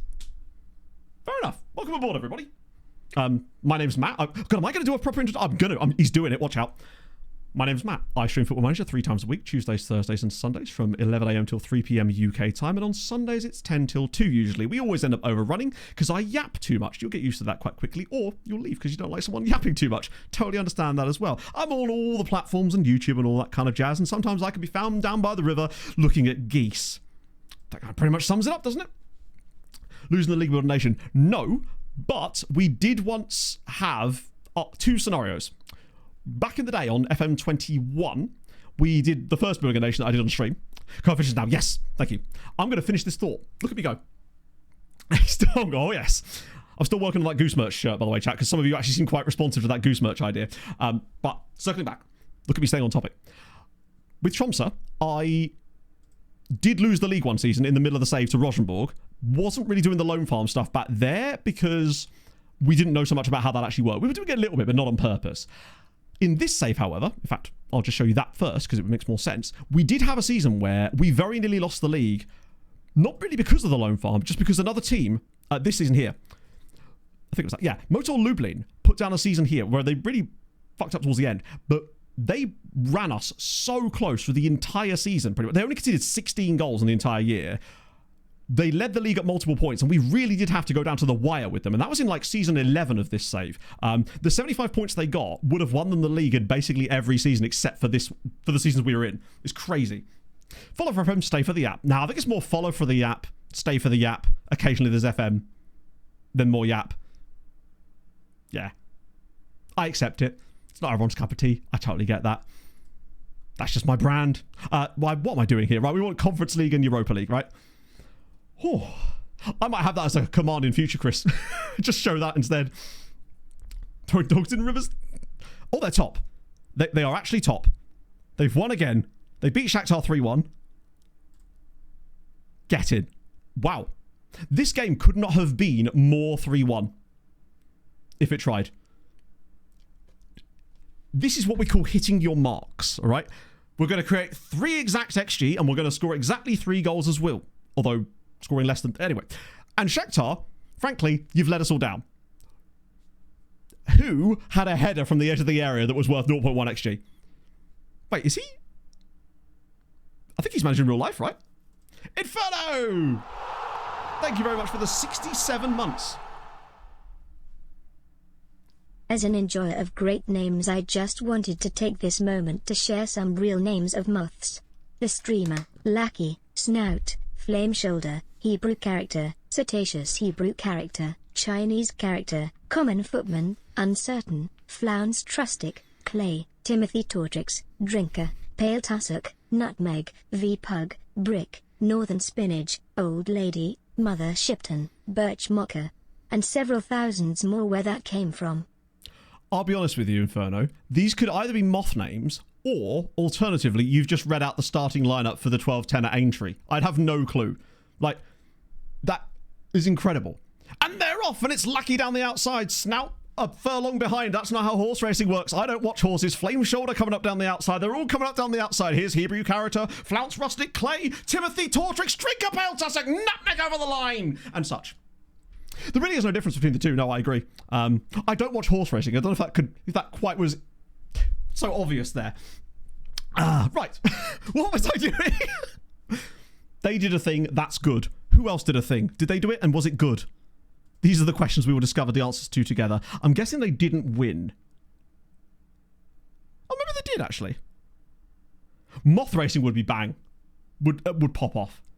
Now, just think if they did moth racing instead of, like, you know, with greyhound racing they have the little thing that they chase. I don't know, is it a bunny? Who knows? They just have a guy running with a lamp in front of them. I'm totally on board. An interesting discussion with Darren. Darren Cat, I remember him, yeah. Why goalkeeper hadn't been penalised for a follow-through on a striker after punching the ball clear? Catch him on the side of the head is... yeah, it is. Sorry, I love these. They just come out of nowhere. It's fantastic. It's like opening a fortune cookie with a talking point, and it's fantastic work. I do feel like sometimes goalkeepers do get away with stuff like that, for sure. But I feel like it actually works both ways too. I feel like some people leave a foot in on a keeper far more often than perhaps they should do, and they get away with that too. So, Jagiellonia drew against Malmö. 1-1. Fair. They did okay. I like that they play a 4-2-4 in possession. That's fun. They're probably not going to get top. But then again, they've got one game left. So it's another 4 points for Poland, which is the crucial thing. And now we can check coefficients. We were top last time. That might have changed in a week. Ha! Psych. Still top. 9.964 on the year, albeit. This is very much a stop the count type moment. But it's good. Particularly with all the cheaty points start rocking up.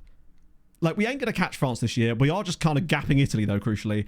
And these are the kind of things that are just going to lay the groundwork of missing the ball against them. That one actually for me is the most egregious of all. Because that happens like every other game I watch, it feels like. They'll come for it, punch someone in the head, miss the ball entirely, and it's suddenly fine. He's an odd one there. Either way, is anyone crazy staying out, or Austria still being awful? Oh no, they were doing a bit better this year, weren't they? He said, holding his breath, waiting for Austria. Oh, that was, hang on the year. Nope, apparently not. Austria? Wherefore art thou? Austria? Ah, there you are. Well, they've really shot the bed. They were doing so well. Oh, they lost a team. Already? I say lost a team. They lost 2 teams, technically. But they've lost another one now, apparently. I guess they've failed to qualify. Either way, does that mean they're slipping even further down? They have technically clambered back above Cyprus for the time being, at least. But they are going to lose ground to Moldova, Slovenia, and also Finland. Not great. Horse. Let's find out. There's bound to be a team with horse in the name, right? Jesus Christ. I wasn't expecting it to be quite so on the nose, but nevertheless, here we are. Here's horse owners. This sounds like a Facebook group that like your younger sister would be in. It's just a bunch of people like flogging secondhand joppers to each other. But here we go. They've got one player that we can see of as well, and this is Mohamed Mansour. Is it a Flexus card? I think it must be, right? What it says to me is, I've taken on more than I can handle. I'm in generational debt now. Horses are very expensive. Free kick for a follow through by a player despite taking the ball first. True. No, I agree. It's a tougher situation because it is like tackles, generally speaking, with terms to players on players or whatever, look quite similar. Whereas goalkeepers are acting in a different axis of like movement, I suppose. And I do think that is playing a role. Not that I'm saying it's right or wrong, but I think that it is playing a role in there. Ajax. We did the Ajax lookup. My apologies. And now we've looked at horses. It's just a regular day in Matt City. Speaking of Matt City, actually, has anyone heard much about Copper City, the game that is called Copper City? Because I think I might be being sent a code for review, which would be quite nice. But I don't know if any of you have played it, because I think it's actually out now, right? From what I know, at least. Horse team in Slovenia until they ate it. They have Tesco's in Slovenia as well? Wow. Is that a common delicacy in Slovenia, then? Okay, I wasn't actually sure on that. Would explain why I haven't actually received it yet. Oh, that's not good. How is he? Isn't he 5-star PA? What are we doing here, Miej? I'll continue it, but I think he'll come back at the end of the season anyway, at this rate. You're not going anywhere. You are going back in there. Soboslai's left his agent for some reason. Oh, fuck. Matchday experience game. I believe so, yes. I know Sai played it, I think. But I had 2 different... one was one of the sort of those agencies that just send out keys to people who end up on a list, and I apparently have ended up on that list. It's a good list to be on this time. Much like the list where Santa brings you presents and not the one where you're not allowed near schools and stuff. You don't want to be on that list. Or like a no-fly list. Too many lists. So there's that, but also Fanatical, who of course handle my affiliate work for FM, they actually sent me one as well. I nearly wore my Fanatical football shirt today, actually. The game's called Copper City. So COPA, all caps, and then City. But it's about like match day experience and stuff. It's something I'd be willing to give it a go, because it feels like it's right up my street, frankly.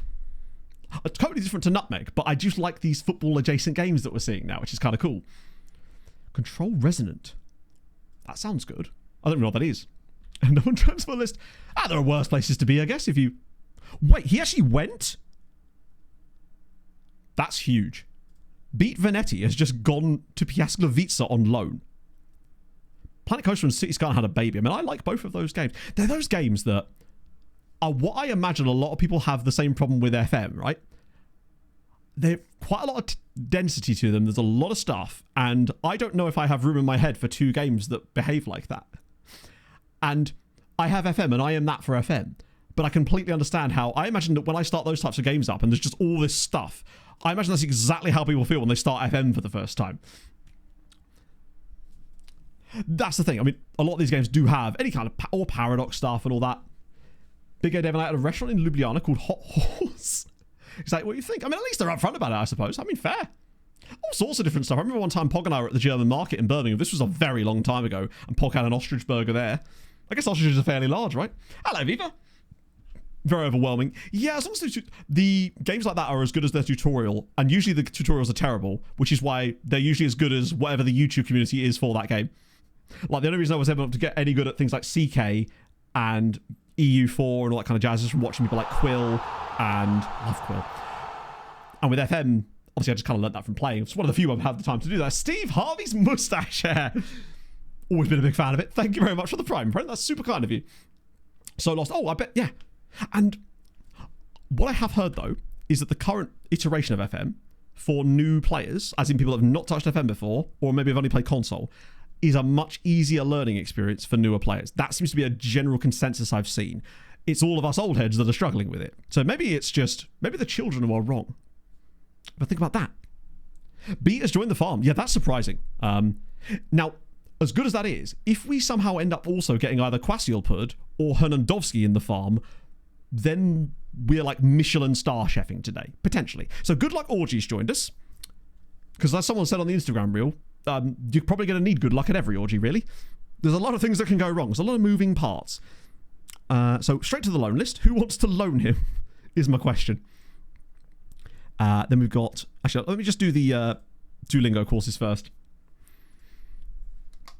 Civ 6. Yeah, I played a bit... I mean, obviously, I played a bit of Civ. I did that Twitch Rivals Civ 6. I think it was Civ... Was it Civ 7? It might be Civ 7, actually. I'm good, Steve. Actually feeling really kind of pumped today. I think it's just nice to be able to get out for a run early. Oh, it's sunny now. For a run earlier because my brain needs it. It's just so much nicer. So, CK3. I haven't played as much CK3 as I had CK2. So it's about time. That is another orgy. It's an orgy we found last stream that we had to. I take it, yeah, Civ 7 wasn't very well received, was it? A friend of mine's a big sort of Civ player. And so he was very excited when I got that gig, essentially. But also, if you're ever tempted to start any kind of content, anyone in chat, just hit me up. I'll help you in any way I can. Like, I don't know much, but I know enough. I can get you to be really average if that helps. Maybe. Maybe it doesn't pass down through generations. For our nation, right? Yes, you can. I don't tend to do it because I find that it's a load of extra manual work, but it can be done. So hypothetically, if I was to go in here and offer him via transfer room, go to loan, go to targets, and then you can exclude foreign clubs. Like that. That would technically be offering him only to Poland. But it's a lot of extra clicks. So that's kind of cool. Wait, really? Man United? Sure, why not? So you're probably better off just offering them out in general and just cancelling any ones that aren't from Polish, in this case, clubs. I do miss the dev list, though, where you could auto-cancel. That does definitely suck. Accidentally declared war on League. It wasn't an accident. I was just playing. I was just RPing that I was doing it on by accident. My hope was that Tom wasn't going to notice. He did, in fact, notice. Could make a tool. I mean, I could. Don't tempt me. I don't need the workload. Like, I don't know what else I can do with the transfer room in tool now that we're up to 2.0 version, which is again free in the Discord. I will make a proper post on Patreon about it as well, though. And I think probably soon I might actually make a YouTube video for it. Just unsure if... I'm still unsure if I want to bring that kind of attention to it, to be fair. But I think... Because it's doing okay right now, but it would be nice if people that need it can get it, I guess. This guy's actually quite good, isn't he? I can see why he's probably not got the ceiling, but I like him enough. This is the Taipei guy, or the Taiwanese dude, who's quite fun. Get a bit of you, and Sam Murphy. Wait, who's... Oh, that was the Jamaican guy. He's all right, actually, as well. Don't mind a bit of him. Absolutely amazing in the Premier League. Yusuf for the Europa League. Oh, wow. Who are you managing? Because it might be the types of teams you're coming up against. Why am I resting him? Could be a factor in that. Like, we've had that real issue ourselves, which is why we had to build something a little bit silly. Chat, a second Amauricio penis has hit the club. Amazing news. We've got the collection. Aston Villa. Okay, so yeah, a squad with decent players that we expect to be challenging towards the top, but perhaps not the very elite. I wonder if it's just that other teams are being more defensively against you in Sometimes it's hard Europa to League. brag about things so niche that no one understands or cares about, but I now can play in Hunt on 5 and also successfully travelled Grandsire doubles for the first time this week. Just wanted to brag to the either lol. What is that? I'm sorry, I wish I knew. This is one of these, me searching for context. But I'm looking forward to hearing the context. But also, well done you. That sounds amazing. Congratulations or commiserations, depending on which of the two it is. Choose your own adventure. 25 laugh, thank you very much for the prime. And now I get an excuse to breathe. And look at some more players. Because we do have this guy here who was... Oh. He's okay. Oh, bell ringing, of course. I forgot that you'd been bell ringing. I see. Now it suddenly makes way more sense. I also love that other people in chat knew what you were talking about. This is where it literally says bell ringing in the original message and I'm just a moron that can't read. Let's find out. Join me as I find out how stupid I am. Brag about some niche, no one understands it, play 5, no. But if I was a better streamer, I would remember that fact from the previous time it was brought up. So actually, terrible at my job. See? I need to make like a little notes file that just appears next to everyone's name and it just has things like, likes to ring bells, has recently had a child, got the funniest card about that with the most incredible misspelling of the child's name. What for you, Mushroom Man? I'm a Fulham fan. Has the Arbeloa thing gone through it? Because I kept seeing reports from random accounts as usual. Be like, it's confirmed, but I haven't seen Fulham actually say anything yet. Not blessed with time, terrified of church tower staircases. See, if you were blessed with time, you'd even be better at the church there. Mr. Poshman, yes, maybe. This is actually, like, Dom Perignon in my holy glass here. That's what you don't know. I'm slowly getting more and more inebriated as the stream wheels on. What guild are you in? I like it, because it's a question that could pertain to so many things. Someone could come in now and not know what on earth that... Like, they could think we're talking about... I realise I don't know enough about games that involve guilds. I'm so FM pilled. I need to play other things. Half the time when I get that little bit of downtime, I'm just like, and now it's time to play Mega Bonk again. We're not doing that. We will be doing that, though. They want to give Migas a contract. You go ahead, lads. Enjoy. Drink it in. Okay. That also means now we're in the window, so here we go.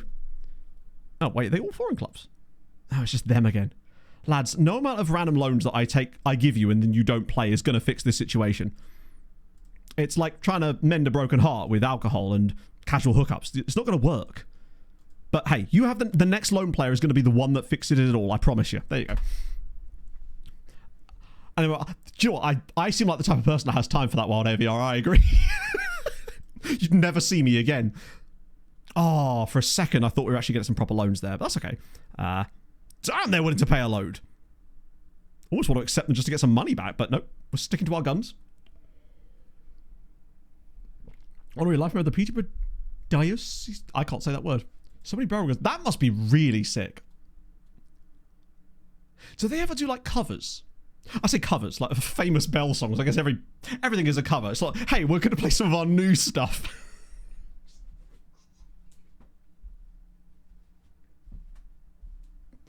Oh, sorry. I realise most of the things I say are just to make myself laugh, and that's fine. Just rocking up at the church like, new album's out, lads.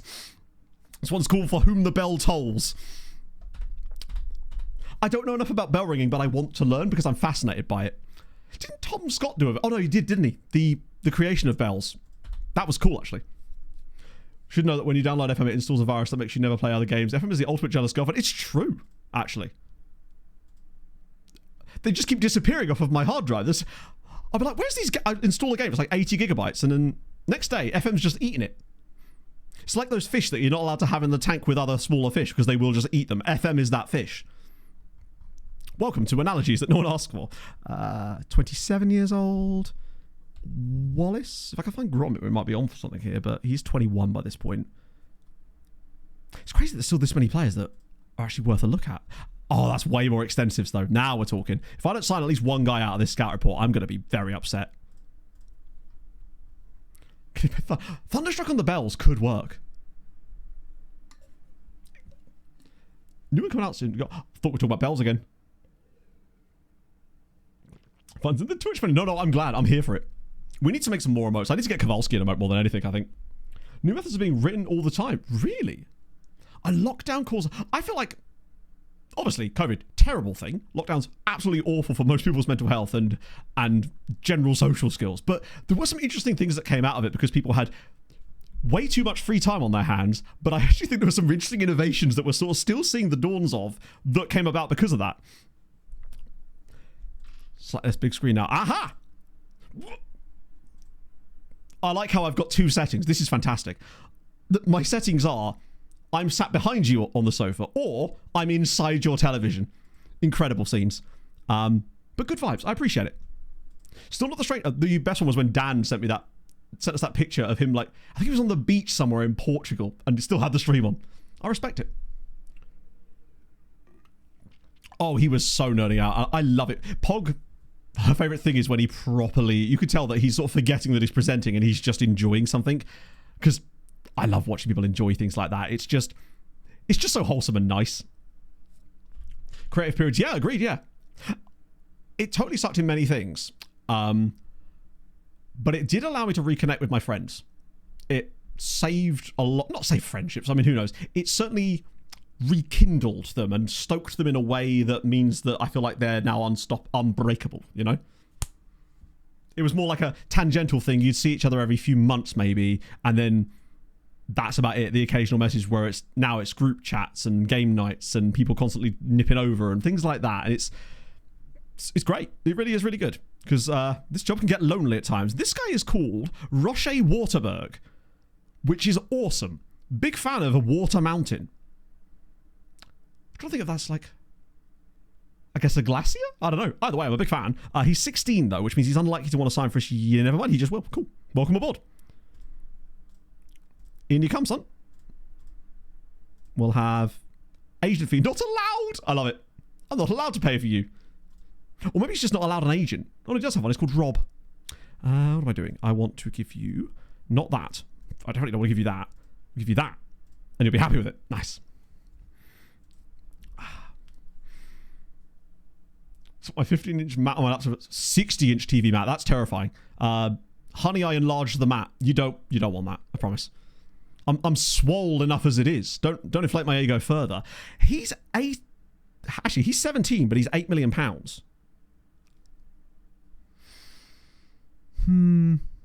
Resolute. Low consistency, no injury prone issues. I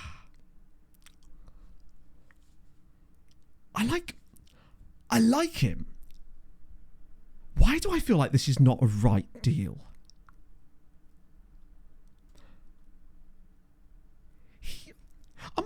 Maybe I'm just being silly, or maybe this is just one of the things when I talk about pattern recognition, that I'm looking at this guy and I'm not... I feel like if I sign him, he's not going to be 5-star PA and will immediately be 4 or less PA when we sign him, even though he's fully scouted.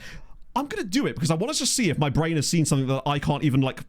consciously understand, because we've actually got a bit of money now, so maybe I shouldn't just spend it all randomly, but I'm going to anyway because I have no impulse control. Hello, Stewie. Finally got a new PC. Oh, hey, then if you love a bit of transfer room in stuff, then you're going to love the new update to the transfer room in bot because it now has speed settings. It might just be that he's good across the board and the green on his like PA thing is inflating him a little bit too much to me. He's kind of underwhelming as well. More and more we've looked at before. He's quite fun, but he's also already playing in Italy, which is tough. He's very general. Who's this guy here? I thought his name was Lali then. It's Yarli, I guess. Exactly. They're ready.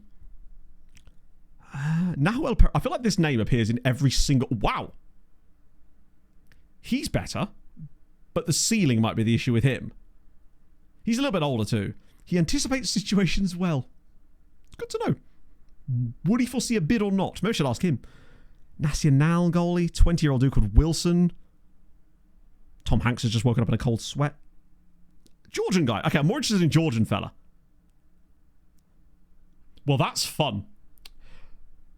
That much with PA. All attributes technically can grow a little bit, but there are some that actually, technically natural fitness, I don't think is likely to ever see an increase because it's kind of a sort of a pivot point. Things like work rate, a lot of the ones down here that you see like work rate and teamwork, they can technically improve, but I feel like they very rarely ever do. Certainly can't train them to, I suppose. Tackling can improve, but not because you're doing anything, I suppose.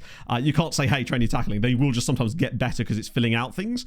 But I would say the main one that universally pretty much never improves is natural fitness, because ultimately it's natural, right? If it changed randomly, it would no longer be natural. It would be artificial and whatnot. He's quite fun, mostly because he's an 18-year-old Georgian international that plays for Dinamo Tbilisi, but he's wanted by Palmeiras, and I want to know why. And he's cheap at what's a bit of a high wage. His attributes are actually quite good too. It's a lot cheaper than the other guy, at least. He's more fun, is really what it is. It's 1.6. Fine. I'll accept that. That's okay. I haven't really gone far enough yet to see anything on the transfer room ins yet, because we did set up 111 of these earlier. You know it's good when you got to scroll deep. Did we get any on the really eclectic ones I set up? Oh my god, there is. There's some actual players that are wingers on attack in possession and can play out of possession wingback role. Interesting. Okay. Georgian Harry Maguire. Was he a striker or a centre-back? Oh, he was like a midfielder, wasn't he? Right, let's cook a little bit.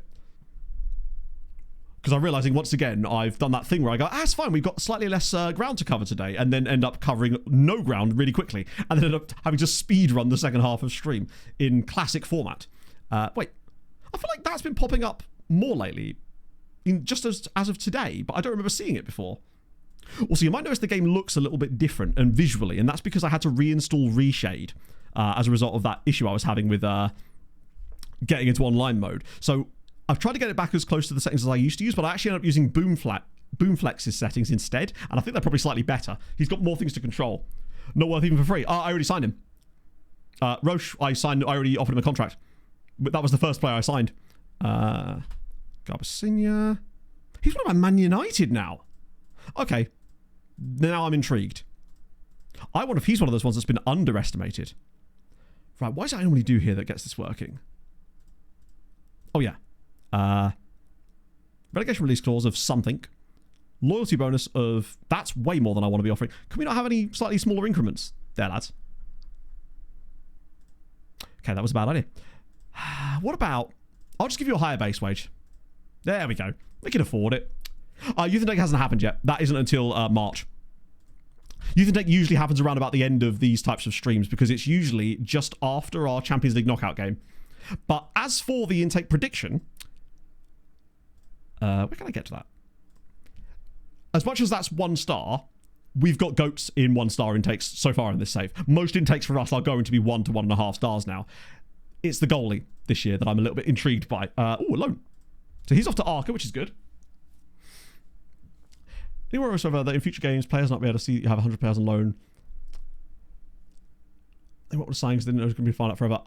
Honestly, for the good of actually making the game better, I think that would actually be a really good thing that they were able to see that and would have those decisions based on that. Like, I know that would completely affect the way I would play, but ultimately that would just mean that I'd have to adjust the way I play and find new ways, because I'd like to believe that at that stage, if it's smart enough to know that, it's also smart enough to recognise other things that we might be able to exploit in the same way. So it'd be really good if it got to a stage where it actually could do that.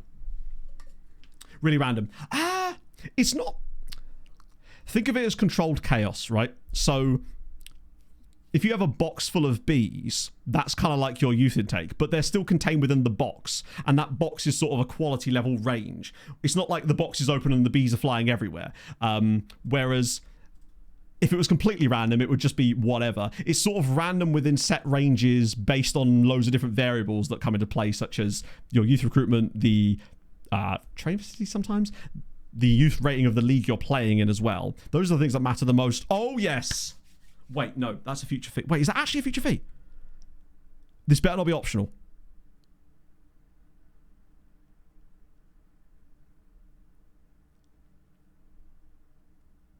Chat, we might be about to make £60 million here. Because that's not an optional fee. That is a future fee if he plays 15 games. And they wouldn't be signing him off of us if he wasn't, right? I'd also like Spurs in this scenario to be smart enough to only play him 14 times. That would be fun.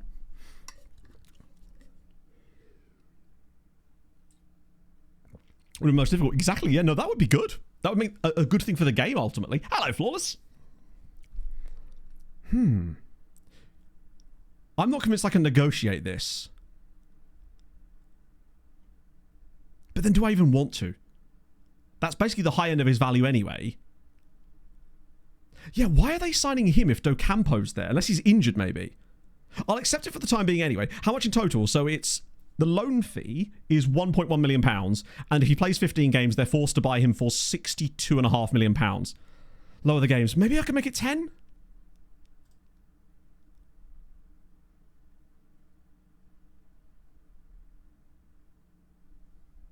I assume that's still correct. That actually 10 is...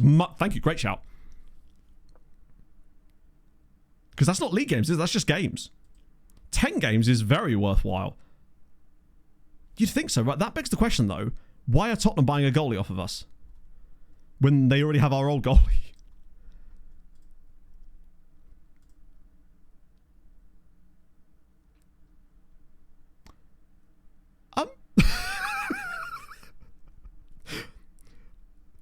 What are Spurs doing? As far as I can tell, Docampo, not only has he not been sold, he apparently doesn't even appear to be under any kind of...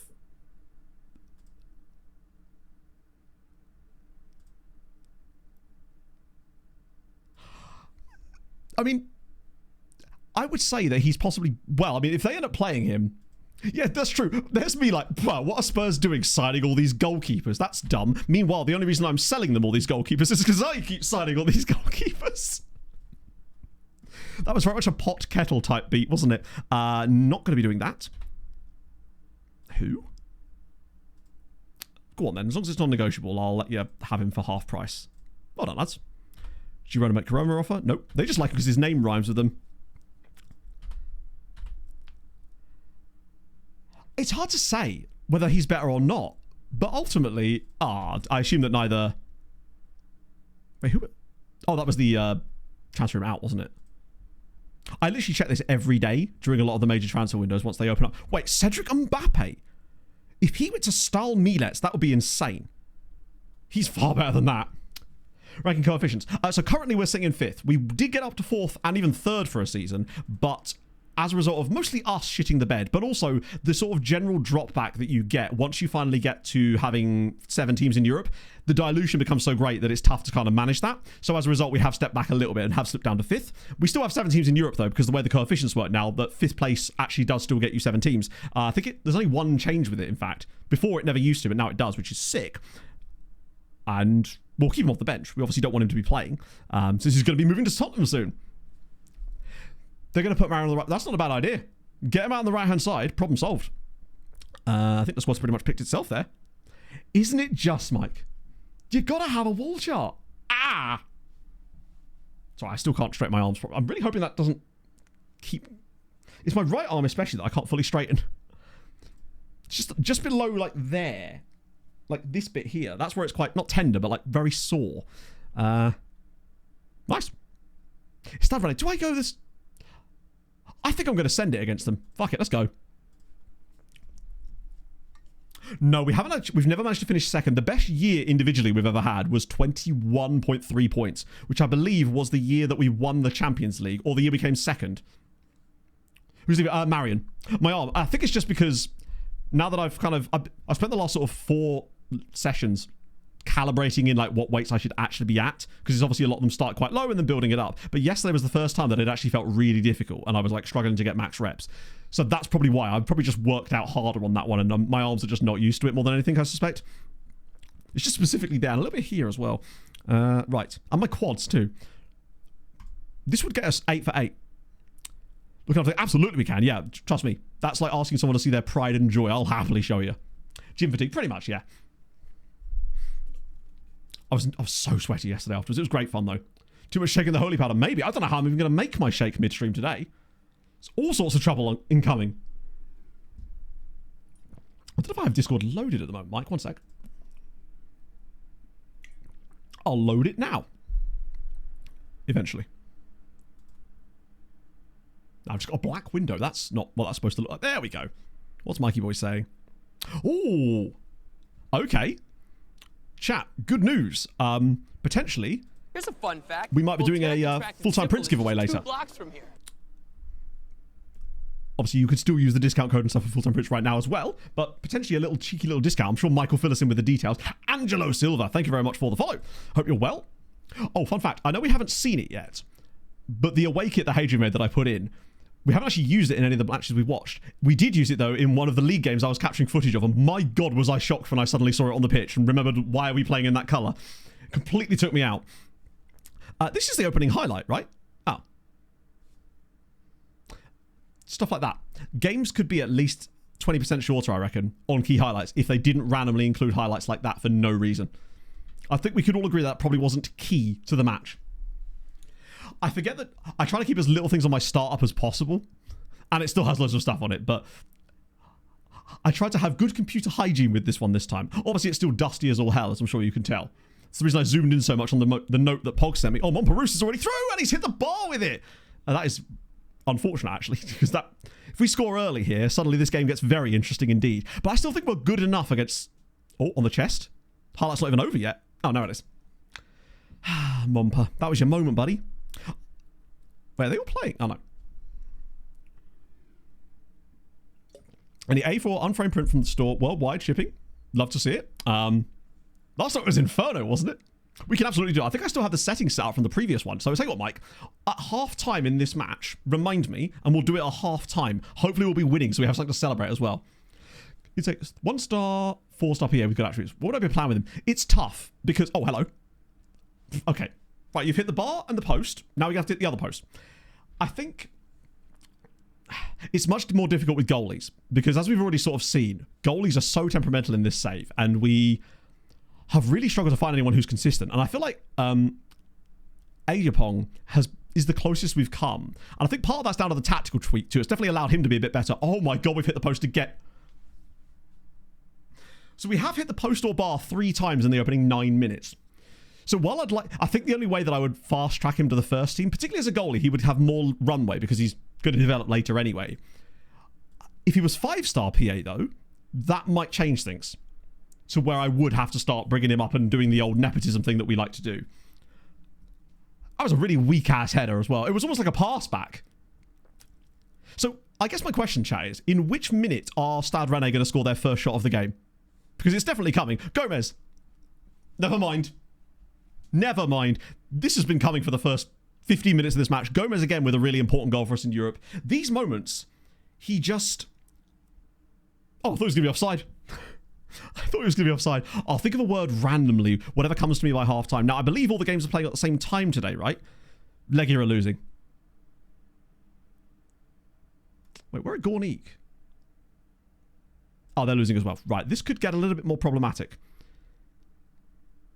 Oh, please don't tell me they're both out. Oh my God. Gornik Jabja are in 24th place right now. They need to do better than this.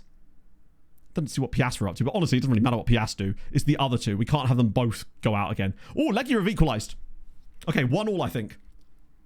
Imagine if after all this, it's actually Legia that go through and not Gornik Jabja. And it's not the post this time. This is the same formation we were playing last stream. And actually, no, we've been playing it for the entire season. It's the same system we've had all season in... How has he missed that? At least we look strong defensively, I suppose. That is embarrassing. Get this out of your system now, lads, because we're going to need to be a lot better than this in the knockouts. Then again, we'll be using the other tactic most likely in the knockouts anyway, because I don't think we're going to come up against anybody who's weak enough in general that we could sweep by them with this. Although, it'd be nice to have something to turn to, at least if we need to. That's a very long pass. The pressure has been great. We are at least winning the game. So it's much like the Rapid Bucharest game where we've created loads. Actually, I'm still at 8 shots. It's not quite the 47 shots that we had in the last. Or was it 41? It was a lot. No, it was 47, wasn't it? The idea of this system is basically just that we leave so few players back, but the counter pressing is so great that we basically we never get into defensive situations because we tend to win the ball back before they even get the chance to come on and attack us. Like a lot of the time, we're winning the ball back when we lose it before it even leaves their half. And that's generally the idea and the risks that we're taking. El Shankiti hasn't scored a goal today yet. We've only had one game in fairness, but still. Go on, win us a pen or something. Oh, the patience. Oh, the patience. He's missed it now. Deflect. It deflected. Ay, ay, ay. Now what's happening? Wait, Legia and Gornik. Oh no, they're still both right on the bubble here. Oh, Gornik, don't lose at home to Marseille. Even a draw is fine. That will keep you in. Please no. Oh, good block. Okay, right now. Transition phases is where we're absolutely goated. There will be little gaps in their defence now. If we can just get the ball into our front line, now there are spaces. Come on, Christian. Just drive. Drive, buddy. Maybe don't do that. They're leading. Of course they are. They might get top 8, you know. Like, I realise that isn't our concern here, but they may well get top 8 if they carry on like that. Who are they even playing? How did you even see that? Was that up there? Either way, that's incredible. Oh, Galatasaray have entered the conversation. Actually, it's quite important that we continue to beat Stade Rennais because their goal difference matters a lot. So, half-time. 1-0 there, 1-1 there, and 2-0 to Piasklevica. They're sitting in 8th. They might actually get top 8. No way. I mean, with way less... Wait, there was still 17 points. Not quite as many as Motor got, but that's still dope. Okay.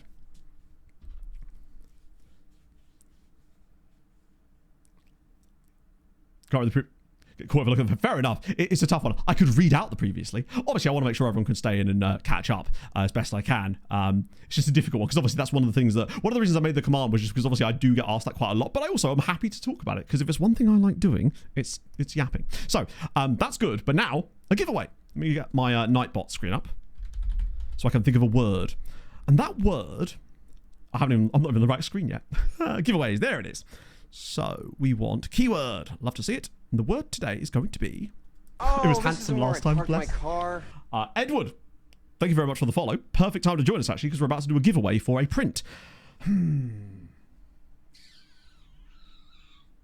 It's a nice, easy one, chat. The word is going to be goose. Don't say, yeah, I haven't put it in yet. Otherwise, you won't count. Make sure there's no modifiers on it. The word is goose. Just write the word goose in chat, and we will draw a winner to give away a print, such as... Let me just get this out, wait. Say you were a Fulham fan and happened to want a wonderful A4... Actually, this is A3, I think. Of Joe Bryan's wonderful goal against Brentford in the playoff final. You could get something like that, potentially. And, of course, even if you don't win the deal, you can still get a discount because Mike is, and I quote... Still accept orders up to the end of tomorrow to get them in before Father's Day as well. So if it's a gift for Father's Day, you can still order up to the end of tomorrow. I'll use the other one, Daz. How about that? I've lost it. Where's it gone? I'll use this one continually. And so twice with geese. I don't know if that really counts. And yeah, also, even if you don't win, you can still use code SYC at checkout for 10% off as well. And they're honestly just really good prints, to be fair. Like, I know it's Mike, but like, I wouldn't promote things I don't like.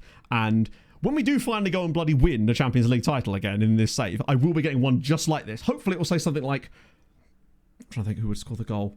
Probably Al Shankiti, to be honest, right? Let's be clear. You can only win the Brian one. No, just to clarify, you can win other prints, not just the Brian one. But if you did choose that, I'd be very happy with that. So, the word is goose. That's loads of you. Let's choose a winner now, I think. And the winner is... I will DM you on... Actually, Mike will see who it is and he'll be able to DM you straight out of chat. So... The word is... Not the word. The winner is Sam. Hasn't been in for a while, but he's here today, and more importantly, he's here today to win that. Amateur compared to you. Oh, that's big talk. As it should be. Beast. I love it. It's like, it's rigged. Someone in chat's won it. Fucking hell. Useless. So there you go, Mike. You should be able to hopefully click on Sam's name out of that. There we go.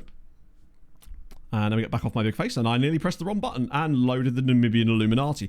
I actually found my Namibia shirt earlier before stream, but I put it on and I was just about to go, yeah, screw it, that's the one. It's a massive like tent on me now. It's so big. I mean, it is an XL to be fair, but at the time when I bought it, it fit like a medium. A bloody viewer's won it. Useless. Want to bet on it? I think we'd have to discuss it first in great detail over a long period of time with no breathing. Maybe that person was right. We don't read the note and we don't fucking breathe. Has he ever Brentford winning anything at all? It's true. Which is why I believe that Cooney should start for Brazil in the next game and not Igor Thiago. You can take the man out of Brentford, but you can't take the Brentford out of the man. It's just true. From December 2013. Ooh, what was that game? I love the fact that certain games are like way more meaningful for certain clubs that maybe doesn't occur to others because, you know, obviously there's loads of Fulham games that I have a lot of memories of, like the one I've actually got back here, which is obviously the Hamburg will host the final, Fulham will play in it. Come back to 2 red cards for Stoke. Oh, really? Nice. Oh. Lower League ones too. There's a custom option on there as well, Young Tuck, so you can actually have custom ones made for anything. I'm literally going to get one made for an FM goal at some point when we win this another Champions League. Mike can basically do anything you want. And it's not just ones like that. There's goals, there's league tables, matches, typography ones as well. I'll just try and do this out because it has fallen down, unfortunately. One sec.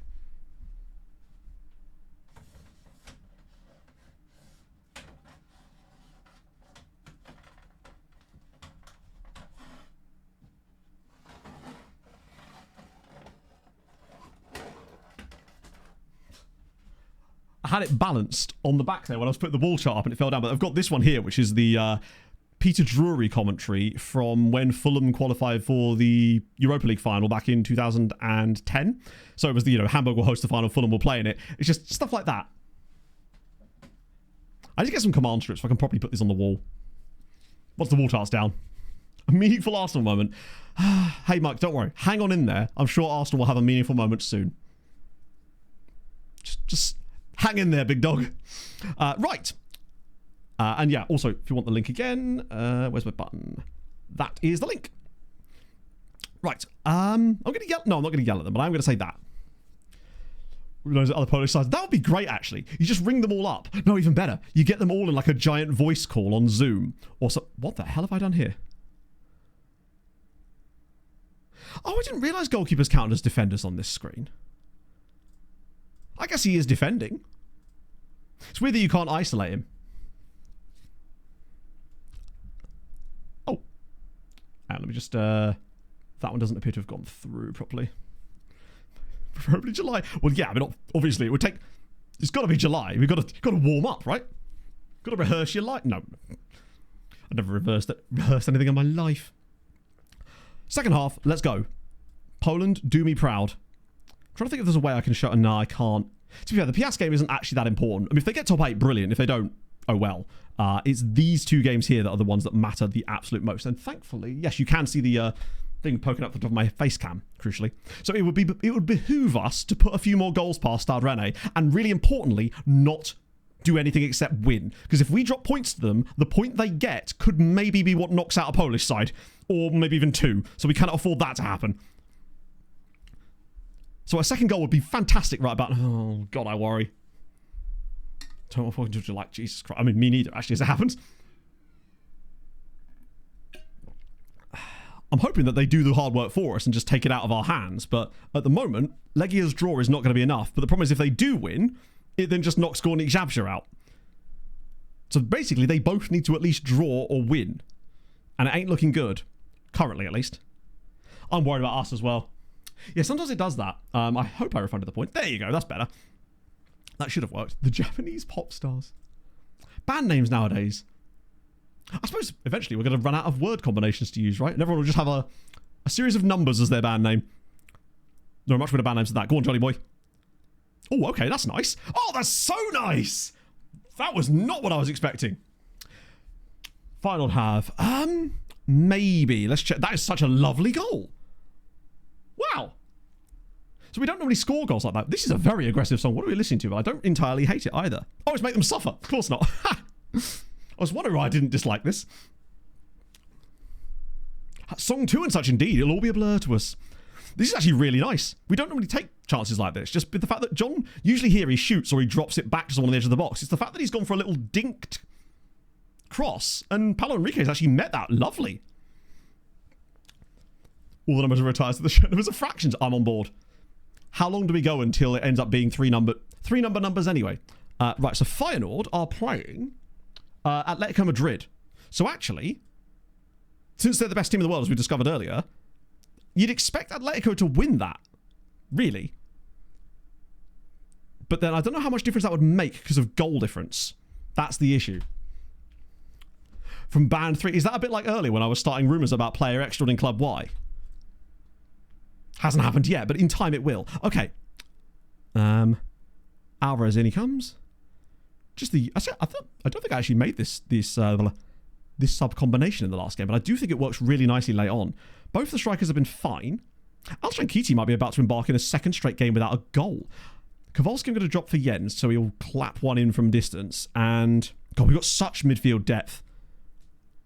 It's actually wild. With Chiravi, Geisler, Molski, Soboslai, Julio Cesar. But I feel like Geisler is just the guy. He just does things. Is that formation? Success is what that formation is. Genuinely. We potentially are about to go 8 for 8 in the Champions League with this system. Although, actually, there was a couple of games where we didn't play it against Man United and Real Madrid. But we've finally got over the hump of just struggling to beat teams we should be beating. And that's been our biggest problem. Oh, hello. Feyenoord have just slipped down the table. So I think Atletico have gone in front now. So they are down. But they are... So Gornik have now gone above Feyenoord. Which means there's hope for us yet. Especially if Gornik can find an equaliser. But what it means now, actually, is that if Legia can win that game against Stuttgart, Gornik won't be below them. Coffee? Oh, it's beautiful. And this is helping out as well. Bit of a goal difference hammering here for Stade Rennais. 3-0 to us. We love a 3-0 with this system. That looked onside, right? Yeah. Hello, Paul. How are you, my friend? There's been a lot of stuff today, and we've only just got started, really. He's miles onside. What are we even doing here? Right, so what's happened? Wait, they haven't equalised. Oh, wait, Gornik have. Gornik have equalised. That's what it was. But the situation actually remains the same, because if Legia now were to take the lead against Stuttgart, they may go above Feyenoord? I don't know. There's also Nice that are a potential option as well. I don't know if they're winning or losing. Core. Hello, Pogsy. I showed Chat your little cute note from yesterday. Hi, my love. How's the day going? Pog, I went down to the river exactly where you were yesterday. I did not see a single goose, and I only saw 2 cows. I was absolutely fuming. And those cows were hiding as well. It's like they saw me coming. Oh, not this guy. Oh, should have been 4. This, I'll be honest with you. I was expecting more out of Stade Rennais in this game. They've not given up anywhere near as much of a fight as I was expecting. I think... Oh, wait. Gornik have gone up even further now, because Villarreal have dropped down... Villarreal have dropped down to 24th. I get the feeling that, oh, come on. A late winner now from Legia could be massive. I think it's probably too late. First shot, didn't see. I know. We're a new band. Go on, one more. One of our own. I think you are being extremely mean about yourselves, and I'm no longer talking to you, Pog. Until you stop this attitude. You're being mean about that person that I quite like. Holy Energy doesn't mess up Elvance. No, it doesn't. This is the thing, Mushroom Man. I think the reason is because it's using something called NuCaf instead of pure caffeine. Now, obviously... Oh, no! Results may vary for different people, right? Everything's kind of unique to your own body and hormonal chemical balances and stuff, because things that work for me may not work for others, depending on dosage and various things. But I found that, provided I don't have it too close to taking the Elvance, I'm okay. Oh, hello. Hey, finally! It's still no El Shankiti, but it is another goal for us. So that's why I tend to, on stream days, have my Holy about 1 to 1:30. And when I'm not streaming, it's usually more like 2 to 3 o'clock. But it usually gives me just a little bit of a pickup that I need. And it stops that afternoon crash. and gets me through the rest of my workday, generally speaking. So that's how I use it mostly. Now, I haven't actually measured my blood pressure with it, in fairness, but I haven't noticed anything, to be fair. Like, my heart rate doesn't get elevated beyond the fact that my heart rate's already elevated because I'm standing up. My heart rate is 119 beats per minute right now. I pick up and say, oh, indeed. I would say hashtag spawn, but they are, of course, no longer spawn. So 1-all draw, 1-all draw. Another 1-all draw here. Piast, presumably they were 5-0. 119. Yeah, it's a combination of obviously the medication, but also because I went for a run this morning before stream, you end up with an elevated heart rate as a result of that, which then the two combined mean that I basically burn calories while I'm streaming on those days as if I'm doing like a light jog the entire time. It's great for calorie burning, I must admit. Does make you a bit tired though. 4-0 win, but I don't think it's quite enough. It's much better on days when I'm not running before streams. Then it's normally between 80 and 90 when I'm just sort of stood here. But yeah, once I've done the run before stream, it's like, nope. It doesn't get a chance to decrease enough. Right. Margot did not sleep very well. Is that because I'm just so hench in the bed next to you that it's difficult to sleep knowing that there's just an absolute beast there? Also, I just realised that their goalkeeper, I thought his name was LeBall. It's LeBale, actually, which isn't a better name, really.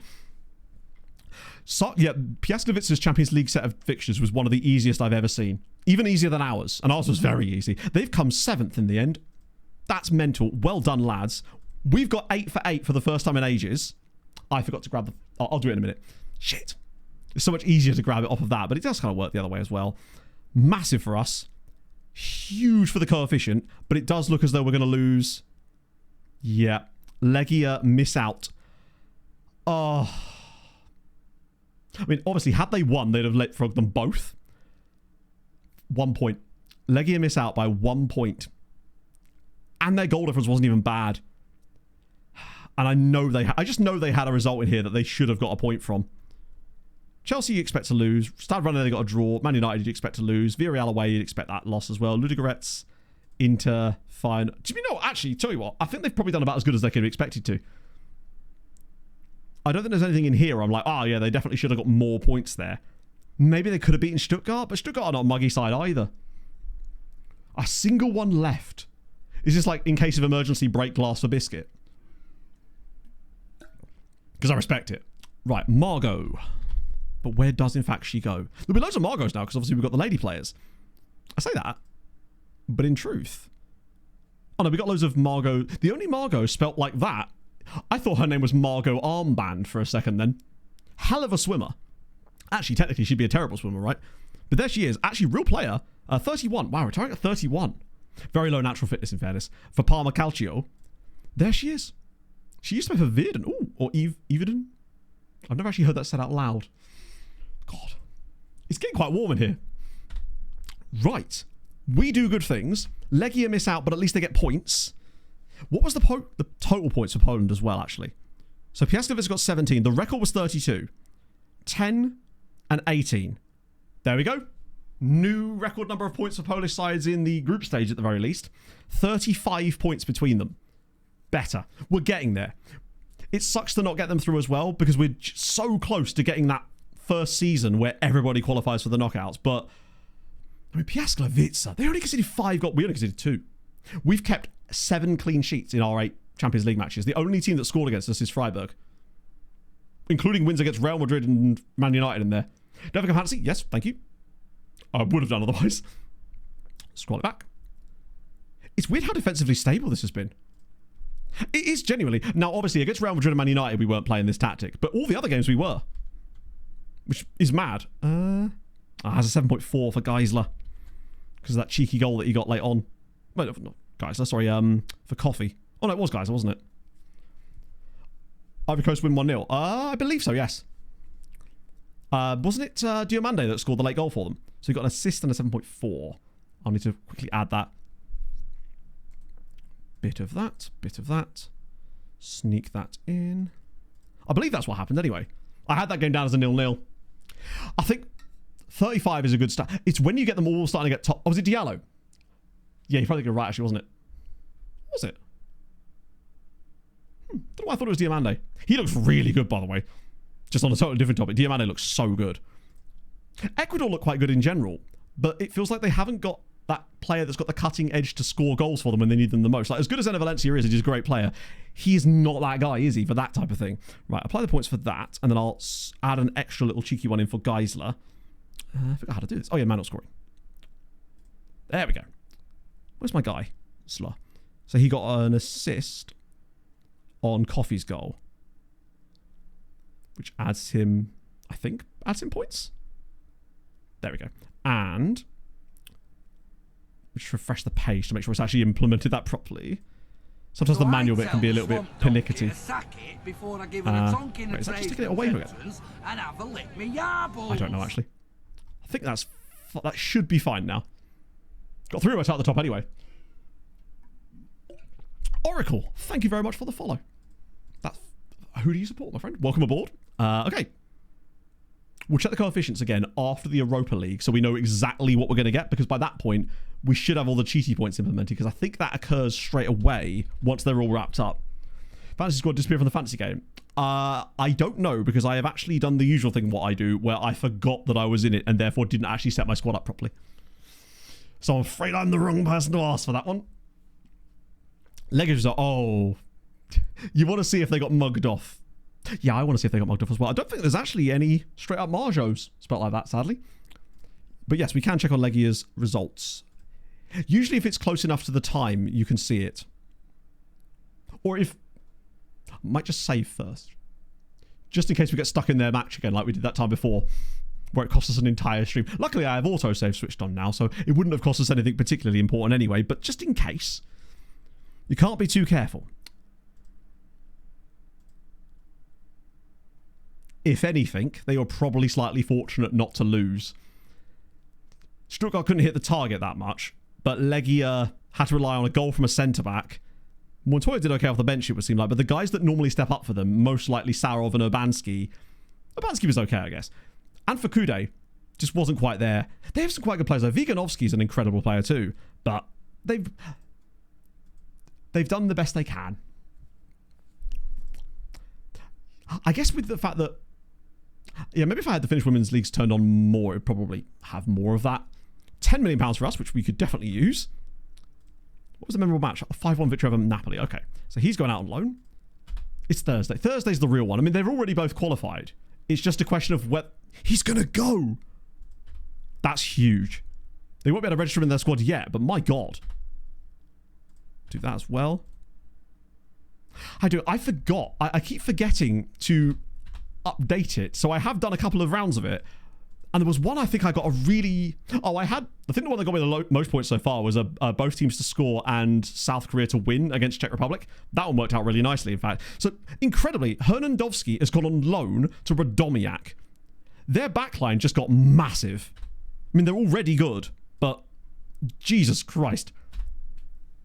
They could actually make a deep run in the Europa League this year. They're already top of the Europa... I don't think we've had a team win the Europa League group so far in this save. So, Waterberg's in. He's only 16. I can't even put him on the loan list. He's too young.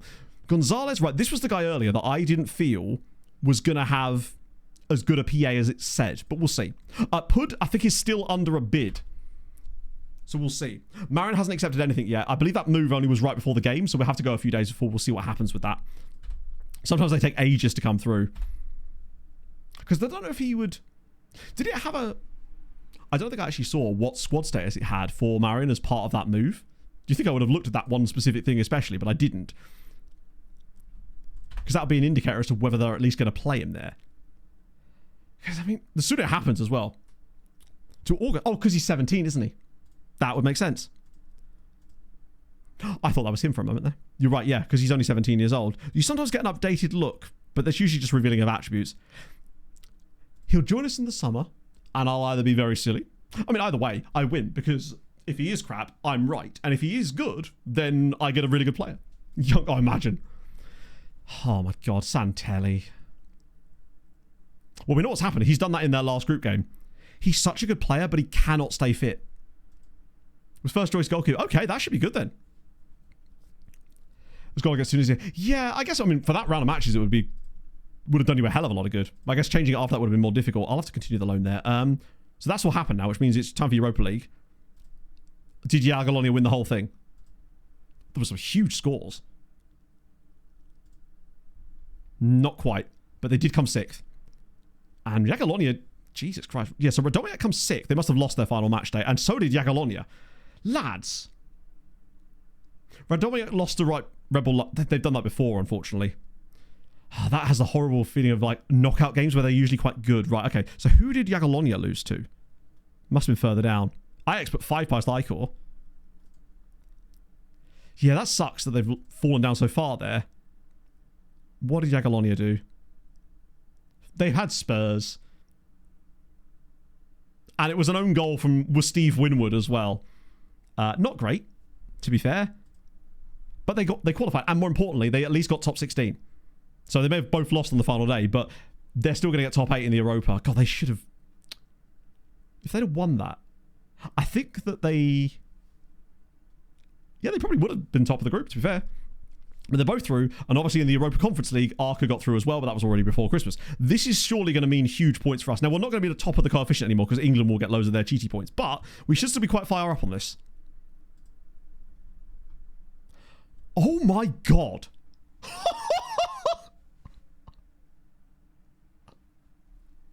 16.9 after Christmas.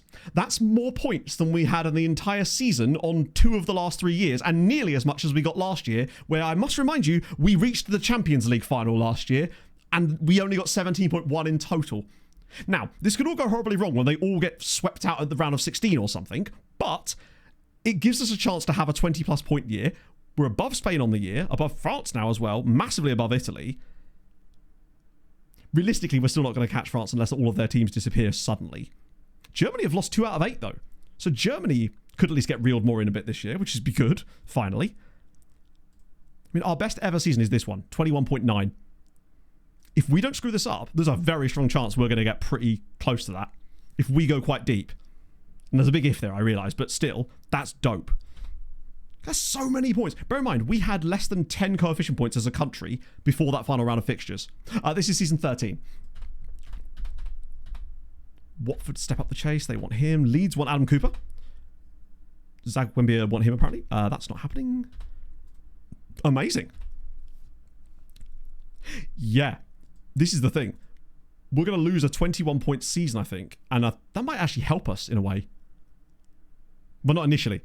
What's going to happen is if we can continue having seasons like this for a few years, every year we'll be overtaking like a... Oh my god, he's going as well. We're going to be overtaking 14 and 15-point seasons. So if we put down a couple of low 20 points, that's what gets us into the top 2 potentially. Had to take a little run up. So if he does go... Fuck it. It's a risk, I realise, loading both of those 2 out there. Because it does reduce our centre-back options off the bench. But it allows us to start a couple of younger players instead. Or not start, but like play a couple of younger players if they need to. Like I'm more than happy with... well, we've sold or loaned out 3 of our 4... Sorry, 3 centre-backs in this season.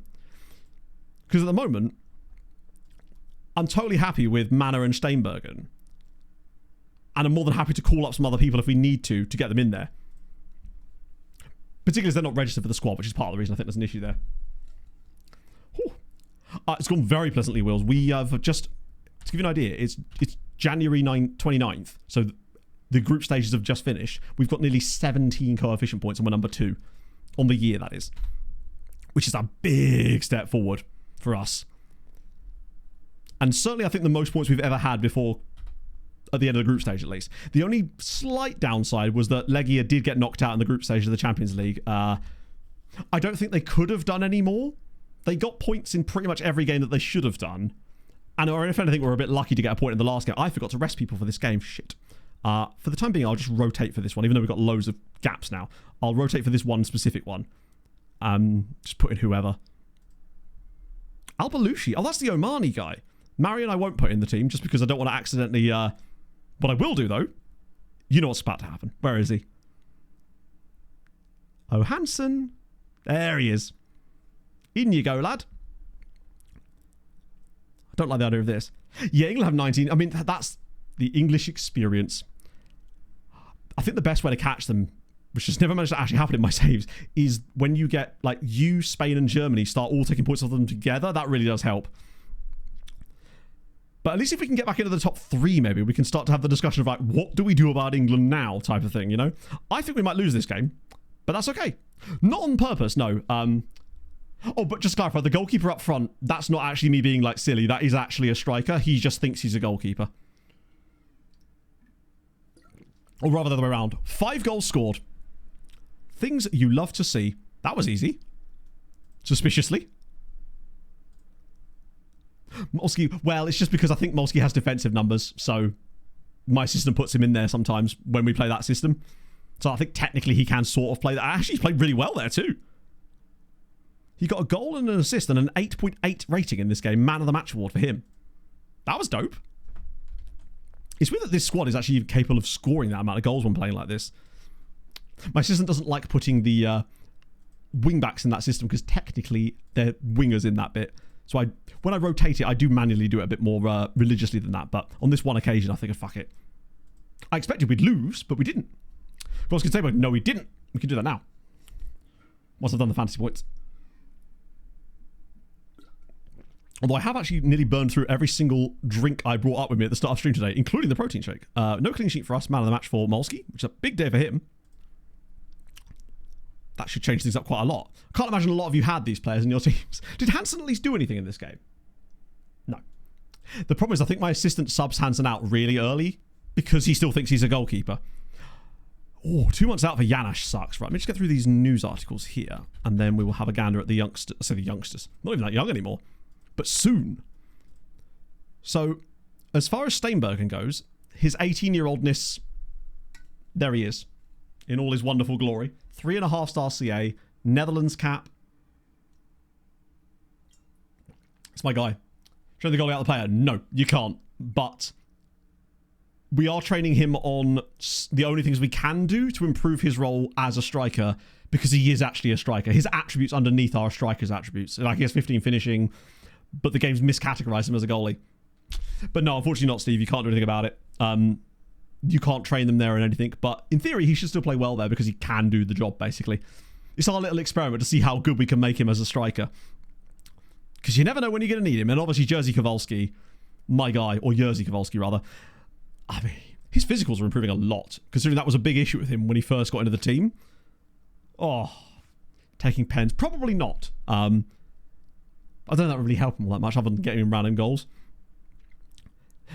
I'll always try and put him in there in those games, particularly when I'm not... I didn't rotate the team, do I? But yeah, so they're both absolutely crushing it.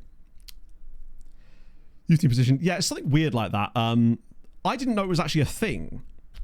And I'd only signed the dude because he had really good physical attributes. And then chat showed me how you could actually see his other attributes that he has underneath, just using like random views in the game. And yeah, I'll show you in a sec. It's wild how good he actually is for a striker. We thought he might be like a centre-back type player, but let me show you. If I go to... Luckily, I already had views made for this. So if I go to mental attributes, not that this is really that useful for this, but you can see that he's got quite good mentals, but then all goalkeepers have these same exact mentals. It's the technicals which are really fun. Because these three are all goalkeepers, and yet... Notice how he seems to have a lot more capability as far as being actual technicals. 15 finishing, 15 first touch, 10 dribbling, 10, 12 crossing, good heading, long shots, passing. Tackling's about the same as the other two as well. 12 tackling on a striker is actually pretty good. Maybe he's more of a number 10. Either way, he's great. So yeah, that's how we basically sussed out that he was in fact not a goalkeeper. And now we're trying our best to see if we can figure out what to do with that. Now, interestingly, El Shankiti's not scored today. And Gomez has been the one grabbing most of the headlines yet. All the Shankiti captainers in the absolute mud right now, it would seem. Oh. Well, we are actually running away with the league title for once. I say for once. We won it most years recently by a larger margin, but this one feels more dominant because of the amount of goals we're scoring in the process. And how on earth GKS Katowice are even staying up is crazy to me. Cracovia continue to pull off miracles. They are statistically the worst team in the league, and yet they are 8th. Mad. Play a striker. You can't do that, unfortunately. The game has no option for you to do that. Believe me, if you could. Wait, surely you don't want Solaranda as well. I mean, I'm up for it. Lads, if you want to take him too, they're building an absolute monster. They're basically building like our bench as a football team here. This is the sort of moves that could make Radomiak unstoppably the second best side in Poland. Like, almost untouchably good. Because all these guys are totally good enough to play in our first team. Almost to the point where I'm a bit worried that I may have to dip into our B team in a moment. Because I don't think we've actually got enough centre-backs in the team right now. Steinbergen, Manor. Yes, 1 sec. Just going to dip into the second team. Make sure we've actually got some players. Just do defenders central. Oh, hang on. Do that. And then central defenders. There's got to be someone that's right here. There we go, Santos. He's the guy that looks like a Spanish Scourge but isn't. So we'll have him to the first team squad. And then development of the market value in a band save. It is largely down to reputation. And remember, the way that the game dictates the fees you receive for players is very often based on... Just see if there's any more down here.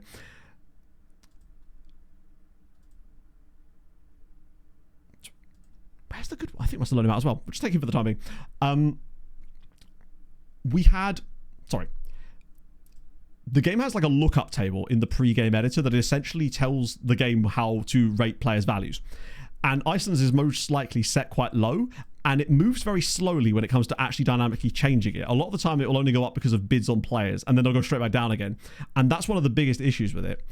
One of the things that Hadrian implemented for Poland to stop that, wow, I can't believe that's actually going to happen, was to adjust Poland's transfer values based on reputation and PA and stuff, so that when we got to the latter stages of the game, when we were actually getting those insanely high quality players, we would be able to be justifiably compensated for them when that to happen. But I suspect that Iceland's one is likely very low, and it takes us, and the game is just so bad at balancing player values, as we saw with the Malta save, where we would get the 10-year resets where it would just go, hey, I see your player's worth £70 million. Wouldn't it be cool if he was now worth 8? And then you're just completely screwed, because then you just lose out on all that like capital. And the other thing is, because your player values drop, you suddenly get bids for days, because all of a sudden they're way more affordable to way more teams, which is a massive issue. Right, we'll get those. Which sort of happened when we got a little bit of a value drop a couple of years ago in this save too. I don't know what caused it, probably just FM being FM. But that certainly started encouraging way more bids on our players for about 6 months too.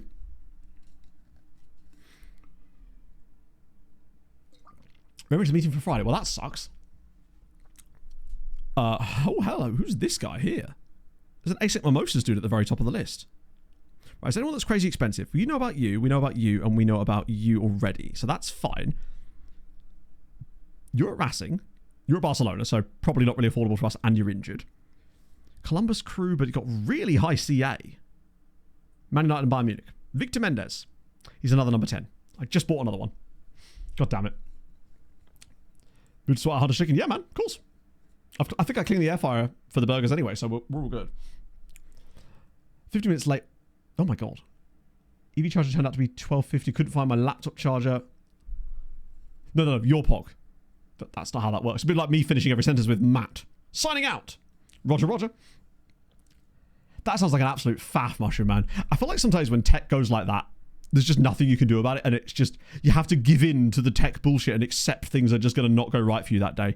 It was like with the last recap video I had, where I had to re-record sections of it twice because I had 2 unforeseen issues with regards to first my camera and then OBS. And it's just little things like that just set you off, because I've got to be probably doing recap video on Friday this week, and I'm hoping it all goes okay, but I've told my friends I'm going to go fishing with you on Friday evening because we can fish from the pub. And hello, Matteo Zalpa. Little bit injury prone, and he's a winger that can't tackle. Oh no, Matt, that's true, yeah. Matthew was my father, of course. Stefano Diabate, okay. That's exceptional attributes for a 16-year-old to have. Very much, we could try and sign him, but I suspect that he's too young to, yeah. But straight on the Santa Baby shortlist, because he might be the next great graduate out of the ASEC Mimosas school in her bad books. I think Pog just does that as an endearing thing. She tries not to call me by my actual nickname when we're in chat, because I'm being professional, don't you know? But you're right, she does say Matthew quite a lot, doesn't she? Mike does it too. I always feel like I'm in trouble. But, I mean, hey, it's good news. Like a Toy Story, isn't it? But they haven't lately produced anyone that we've been able to get. Hey, hello. Samarian's going to Spurs. First choice goalkeeper. If he plays 10 times, they have to give us £63 million. I will be watching his career with great interest. They better register him for the Champions League. And Wolfstein has gone to Nuremberg. Not even on trial. Who was he playing for before?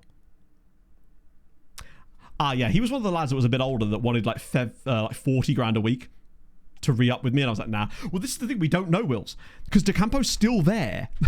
Which makes no sense. Europa League. Oh, you're right. Spurs are in the Europa League, aren't they? Yeah. I forgot because they won it, didn't they? Or did they? They just beat them on the final day. Continued loan. Love to see it. Right, cool. Now we burn. We burn through for our youth intake bounty. What awaits us and that. Still a way off yet, actually, as it happens. Solaranda. As if they're actually coming in for him too. Sure, lads, go ahead. Build up an absolute war chest of players to use for yourself in the Europa League knockouts, because that could take them all the way. We're getting the Georgian dude, which is nice. Our backup goalie now. Hansen? He's a man for all season. He loves and leaves him alone. I guess it's possibly... Ooh. And he's arrived injured. With a slipped disc, no less. You can get yourself a new CD player there, son. Right, okay, cool. Yeah, that's a good point. Is Bro actually playing? I quite like this guy as a centre-back. I think if he does come back from his loan, he may be one of those guys that gets thrown straight into our team, because I think he's a giant Serbian man with 20 jumping. Watch Johnny English, please, if you want to. All the red numbers. Well, that's to be fair, just because we don't know much about him anymore. He's a really good player, though. Like, we signed him, and he was a player that when I tried to offer him a new contract to keep him in the loan farm and that, he wanted like £40,000 a week. So he's a decent enough player. Plus, Nuremberg, I don't actually know what division Nuremberg are in. I mean, they may be Bundesliga, but I don't think they're like top of it by any means. Right, so we've lost a few players from this squad, which means I do definitely get to add another goalkeeper for a start. Immediately. Those two don't need to be registered. He does, so he will be. And I guess Hansen's in. Bob, everybody. Is there anyone else I can put from the second team in here? Perhaps. That just might do a job for us. He's Scourge. He's a striker that we don't need. Zane? Fuck it. He played in that game against Piaskovica. Or was it Corona? That's all we're allowed to do, isn't it? Sick. That'll do. It's not ideal, but we do need more bodies in that spot. Just in case. Does that keep the filter on? It does, actually. Oh, okay, sucks. Anyway, the first one is the superior one, right? For sure. That's true. What we've done is we've paved the way for a youth intake goalie to actually be good. Or terrible. Yeah, Julian Wirtz was one of the guys I brought back from his Pushtinia Poor Meets alone because it just wasn't happening. I'm desperately hoping that we get a move for him or something. Particularly now the Polish transfer window is open, I'm surprised we're not seeing more moves there. The Lenovo Centre. I haven't seen how they showed it. I saw the videos of the sort of the shots from inside the arena. It looked absolutely electric. I guess they would have liked to have won it at home, but just don't want to take the risk of accidentally losing it, do you? I wonder if Torts stays in charge of Vegas. Because what he actually did there was truly insane from where they were to actually getting them all the way to the Stanley Cup finals and, you know, taking the Canes to 6 games. But then again, this is Vegas, right? So, lots of yellow cards fluffing about here too. Not a huge fan of that, but the bench has now got suddenly a lot smaller. Oh my god, it has. Right, so Santos is in, and Manuel Hansen might just unironically be on the bench at the moment for us here. Whew, that's a little bit spicy. But that's okay. I still think Alshan Kiti's got to be getting towards 40 goals this season. 4.4 stars before. Yes. And yeah, he is. I think at one point he briefly dipped into being 5 stars. Yeah, I mean, I think, but ultimately, I think the only reason half the reason they were there was because of Marner, and obviously Howden becoming a generational goal scorer very specifically. But I think John Storr winning the Conn Smythe is pretty fair. Yeah, that's the role ability, so it takes into account other factors. Salty Leaf fan, hey, it's fine. You'll get McKenna until they randomly draft Stenberg instead. And we go again. Oh, they absolutely have. Doesn't mean I have to like them, though. Right, so Alvarez is injured, so he's going to be out. When did he get injured? I didn't even notice that. Which means it looks like Collazo is to the bench for once. We've used every player now. I have to move some more guys up. Since I keep loading out first-team players. I find that it's very rare that we ever get guys that get to the 5-star thing. Momparus has been 5-star, 5-star, and Naeem has been 5-star, 5-star. Nobody else has ever reached it. 2 more goals for Gomez. Not being funny, he's still got that PPM. But ever since we started training him to get rid of that PPM, he's become a genuinely good striker in this team. Which is fascinating. He's been scoring so many more goals lately. I mean, El Shankiti should have scored more in that one. So unfortunately, he might be returning to the mean a little bit with that. But you'd expect that after a while. He has overperformed an absurd amount this season. And every player is going to go through a patch of weird form occasionally. And this looks like it's going to be his. Let me see. But that's like Gomez's 4th or 5th goal just in stream today. And we've only played about 5 games. No clean sheet, I don't think, for that one, was it? No, it's 3-2. Man of the match, which would have been Gomez, presumably. And Naeem just doing bits as usual. Then again, basically everyone has Shankiti as captain anyway. But because they've got Gomez and Naeem in there too, that makes... I suppose if we're playing 2 strikers, it does make sense to have 2 strikers in the system as well. Naeem does bits. He's happy with that. Kowalski's still training like a madman. Things you'll have to see. Santos is training well too, though. He's a very capable centre-back for sure. Use tracking to show every player's and the puck's position on the ice. That's cool. That's very cool. I know that the NHL do those things with the Disney... They had one game that was broadcast through... Like it was Inside Out. I mean, not like Inside Out as in the Disney Pixar thingy, Inside Out. Very strange. I guess they're trying to appeal to the younger audiences. I don't know. They do look janky as hell. You did the thing. He did the thing. What was the thing? He did the thing. Help. Who do I have to alert? Is it the presses? Do I have to stop the presses first? They could be like big and cumbersome, you see. At least now we get to lovely... Message me. Yes, you'll love to see. In that case, this could be yours. I will need to sterilise and wash this out for you properly, though, to make sure it's... So you don't get the Matt Lurgy, you know? Ain't nobody out there wanting that. We've already had COVID. We don't need that too. Manager intro, no. Do tell. Is that Bill Bow? Hopefully that's him saying he wants to go out on loan, because he should never have come back from loan then if he really wanted that. Good enough to... You're not, though, Alvaro. That's why you were in the loan farm, bud. I could sell him. There you go. I like not having a care in the world in situations like that. Do you see 3D ball? No. I have really enjoyed watching the World Cup in 4K for the first time. That's been fun. You can see every sweat drip off of every player. It's a little bit disturbing at times, but in a good way. We'll just do that to get those guys gone. Wow, really? Oh, wait, that's Legia. Fine if you want to, lads, but I'd rather you didn't. Alvaro Bilbao, my guy. Like, don't get me wrong, he's an exceptionally good player. He just didn't quite have that ceiling, and he was much better when he was in the Motor Lublin loan farm vibes. But unfortunately, with them getting relegated, he came back. Oh no, they can be. If they're doing you doing favours.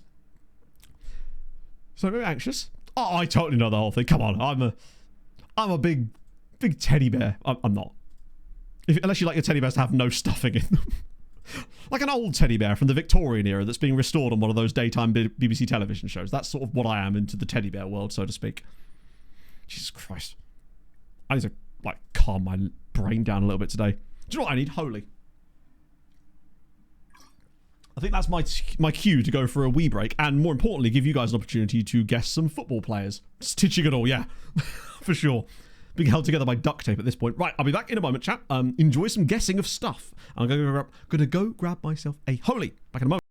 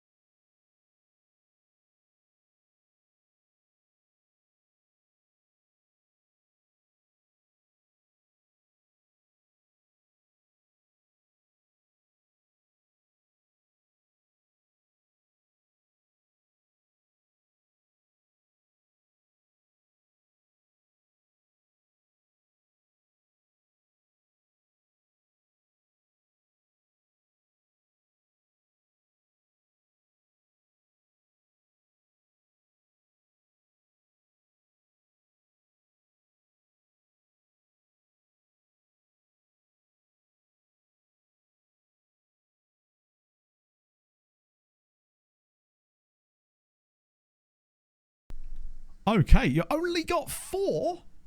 Useless. So, Andrew got 2. How did you even catch? Oh, another one there as well, in fairness. But still leads by a massive amount. Absolutely enormous amount there. Fair play to you, my friend. We're back. People spamming. They are guessing which player was on the screen based on their Wikipedia entry. Oh, to do the thing. Oh, believe me, that my entire life is knowing what thing I need to do and then not doing the thing. And I'm only slightly better at it now. A one-club Bosnian. Yes. I was hoping for another one-club Uzbek situation like we had last time. Right. Gonna make myself a little holy now. Boom. He's in there. He's in there. You should know him. Get better ball knowledge. I always just go back to Cola Koala because it truly is my favourite flavour. I'm addicted to this taste. But they're all in there. I made sure that every single player that was in the World Cup squads was in that pack of names. So we should see a lot of them. I think the most I've ever seen you guys get in one break was the... I think you got 9 once, which was wild. Oh. You'll be right there. Just keep spamming Miller over and over again, and eventually it will be right. You'll at least get that one correctly. Who is the Swiss guy? I don't know, actually. On my screen, I can't see a history of it, unfortunately. And if I just go back to that... No, I actually don't know. I think it went off... I think it was DeBeamer? No, not DeBeamer. That's... Whiskey.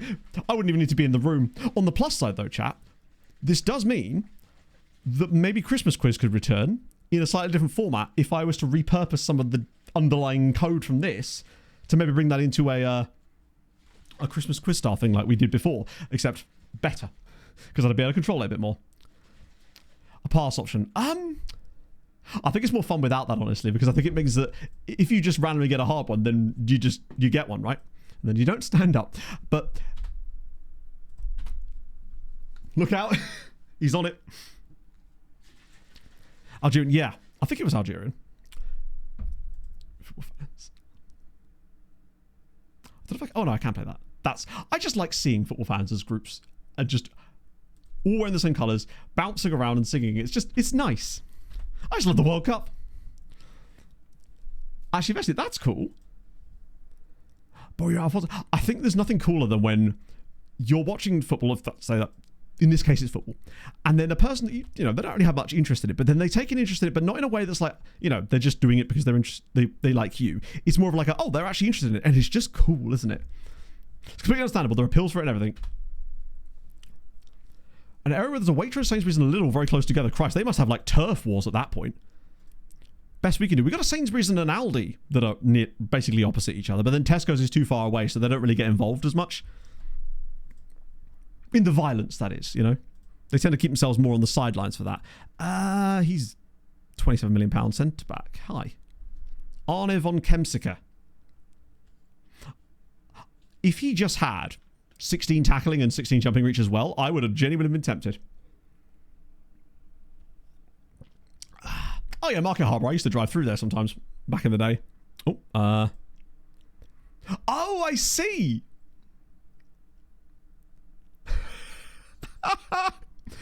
So you know that people are taking the piss out of the England pictures. I actually liked them. I think the next evolution of that is if people did all of a club or a nation needs to do all of the pictures as if they're like JCPenney photo shoots. That's what we truly need to see.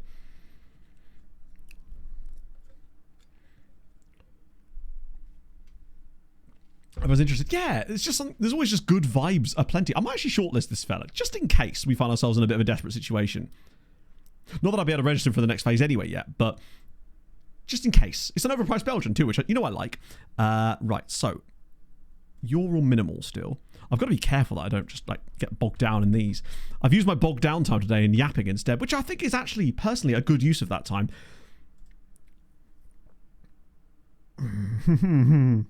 He's still interesting, but I'm not sure. Oh, hello, Cristiano. Random free Brazilian. We like those. Take him for randomly. I knew it. I do need to start just clipping more things in general. What am I doing here? Oh yeah, I can do that. Or I'd have to find some one of those auto clipper things. It's just because I forget. I get so locked in that I just forget a lot of the time. I need like a thing, like a pressure plate, that every time I walk off to the side of the room over here, it automatically clips something. Like a, you know, you can get those Elgato foot pedals. I need one of those. Because usually if I'm walking off over there, it's either something funny's happened or something ridiculous has happened. And it's usually clip-worthy at that point. We've got Thomas Berard. Oh, he's a PSG. Some about interesting clip. There you go. How's it going, Earth? Hope you're well today, my friend. Or actually to keep hunting for funny names. One Dutch word which every person in primary English-speaking nation knows without actually speaking. I don't know, actually. That's a really deep cut. I'm assuming there are some loan words that we have from Dutch in the same way that we have loan words from other languages, but I couldn't name one off the top of my head. And I'm sure it's something really obvious that I'm forgetting. This is what Inferno would know. Is that a Dutch word? Oh my god, he's gone as well. God damn, they are cooking with these signings. Didn't start Zombie Apocalypse. At least you say yet, because you've got to give yourself a chance, right? Zombie apocalypses were not built in a day, okay? We have no one in there at all, do we? Because they're all in the next one. Who do they get? Oh, God. Cool. Well, hey, Gornick lads, you did your bit. It's been fun. Thank you for trying. What about the Europa League? Because we do have a team in the Europa League knockouts too, right? That's the qualifying round. Not quite. Playoff knockout round. We've got Jagiellonia playing Slovan Bratislava. That's doable. That is... Wait, hang on. It's Real Madrid versus Barcelona in the playoff round. Oh my god, it is. Wild. Yep, fair enough. It is. It's Real Madrid versus Barcelona in the Champions League knockout playoff round. On the plus side, it means we get rid of one of those two nice and early. And there's a chance that we lose an English side nice and early too against Newcastle PSG. And one of Club Brugge and Marseille's going to go through. Gordy got Man United. It's a bit of an oofy. But you never know. Give them a chance. They'll... Jesus Lord. Yeah, Arsenal are not good, are they? Oh, it could be Van. But Van in Dutch means like from, doesn't it? Or something. So I don't know if that would work with the way the English use it. It probably comes from some entirely different name, like tree of language, right? Although I think they have similar bases, I guess. I like linguistics, chat. Inferno is going to be properly pissed that we did a full linguistics chat bit and he's missed it. That's shameful from us, really. Other Europes. We just looked at them. So the only other one we know about is Jagiellonia, because the others obviously get buys through to the next round after that, so they don't get draws yet. Oh, is it Cookie? Does that mean I'm going to have to start pronouncing Cookie as Koki? Just me when I spill the Pepsi all over me. Caravan, that makes sense. Time of position research. Maybe 2-2 in the El Clasico knockouts. 1-0 defeat. God, imagine if they just got a draw or something. Just a tiny little crumb of points there. But it's okay. And then Thursday, we have Jagiellonia, which should be more doable. Oh, Postcode. I'm so excited to see if you could actually make this happen. So basically, Postcode found some very strange things in the editor with regards to pitch dimensions. And there is an outside chance that we may have a situation where you can make a pitch as big as you want. And I don't mean like, within these metrics. No, I mean like as big as you want. Pass into space could take on a whole new meaning if this actually works. Links is the Dutch word for left, and the chart for this video left, right, which they can now coordinate the movement. But links is not a word that's used for that in English, so it's... I'm a bit confused as to what the connection is then, because links is not... That doesn't mean that in English, though. So while the word is the same, it's a different word, so therefore it wouldn't have come from... It wouldn't be a loan word per se. It's just a word that happens to be the same in both languages. It means completely different things. I thought loan words were where the word is taken and then it means the same in both languages, like sauna, which I like saying like that because it just sounds fun. Infinite big picture, exactly. Or in space, like that one other video as well. Yeah, each player gets a hectare. Or an entire field's worth. I wonder if that actually did work, how the game would react to it. Probably not well. Didn't say it was a loan word. Well, hang on, what was the original question then? One Dutch word which every person in primary English-speaking nation knows without actually realizing. Oh. But then that could have been any word then. I guess. Wasn't quite the trivia result we were looking for, I suppose. But hey, there we go. We learned that. Natural fitness. Oh yeah, natural fitness. Stamina would be really important as well. There's no way around it. Right, is there anyone else? I think we may have loaned out everybody that... Oh no, tell a lie. We've got more. We can send them to Varta Poznan, who are being managed by a Patreon regen, which I still love. I want to make sure I get them players so he can stay in his job. And take them to the very top. Ah, these guys are back. Okay, that's a Spanish Scourge player. They could get a couple of those. It could start to cook a little bit more. We'll have him as well. Did that say 10% of NA? Has bro just not got a contract and I'm trying to loan him out? That's a bold strategy. Get you as well. The loan farm did drop down slightly when I recalled those players, in fairness. Not by much, only by about 10. I'm just hoping I can actually find loans for them. I'm very curious to see if Postco's able to actually pull this off, because this is the sort of shit I like. Breaking the game completely. I was really excited when they were bringing in... I think it was for 24 or 23. They mentioned something to do with how weather would affect the game more. And Hadrian and I had this idea about what if we could make a game, a match that was so hot that the players basically couldn't run around. I might just send him home actually. And wait, he's a running goalie. That's a problem. Written quizzes fairly frequently. The golden rule is never write a question that has more than one answer if you're looking for... Yeah. As a person who doesn't write quizzes but does enjoy a quiz, you know I love a quiz. I also like being a quiz master, but only for the Christmas quizzes. Activate Sven. Can I call him up from the women's team management role? Pitch on top of Everest. Yes, I'm sure we can. I'm at the stage now where it comes to videos that the next time I get a stupid idea for one, I'm just going to make it.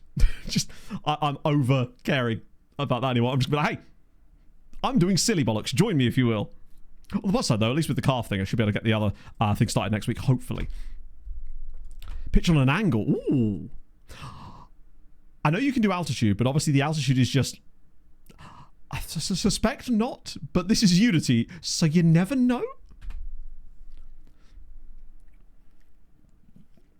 I used to like the old square pitches you'd get in English non-league. Like, quite frequently, we would get... Or I think when I was doing English non-league stuff, you'd always come up against teams that had a completely square pitch.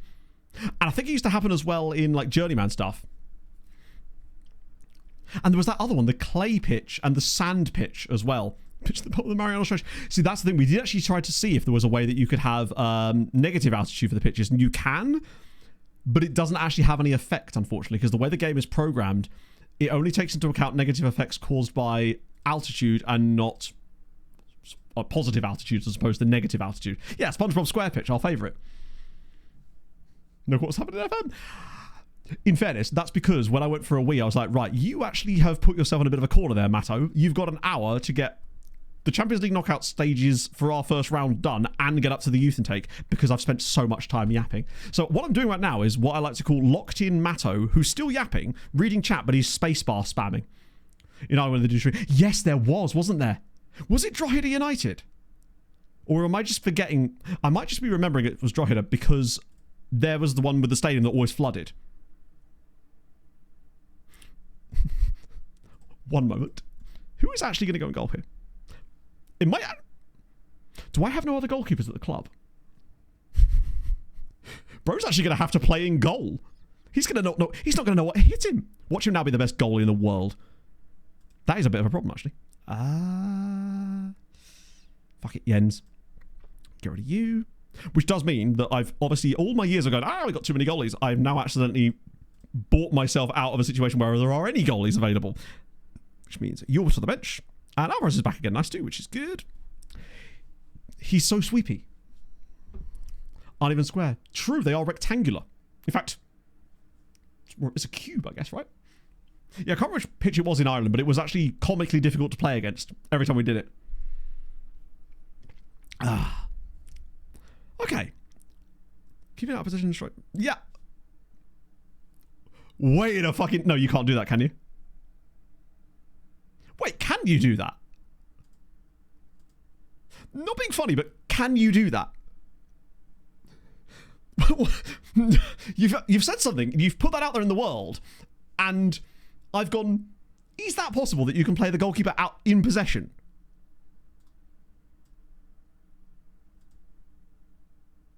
Ah, FM.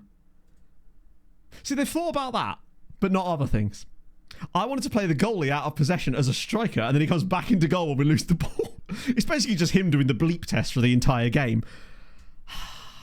But yet menus don't work. But that logic's built in. Indeed, let me break my game, damn it. Right, God, that would have been such a wonderful rabbit hole to fall right down when we really didn't need to. I thought you might have accidentally cooked into something magical there. There's probably a way to make that work somehow. Like, you can probably glitch the game out, and I do love a good glitchy. Watch him play really well. No clean sheet. Useless. Absolutely washed is our goalie. 6.8. Naeem just casually dropping another absolute monster performance. Hey, El Shankiti's back. Nice of you to join us again, sir. Thank you for turning up today for the first time. I say that, I'm criticising a man who's probably just banged his 30th goal of the season in that game, so he can't really be up for too much criticism. Get the youth goal. I mean, we've now put ourselves in a position where genuinely the youth goalie is probably going to have to be our backup actual goalkeeper for the rest of the season when he does come in.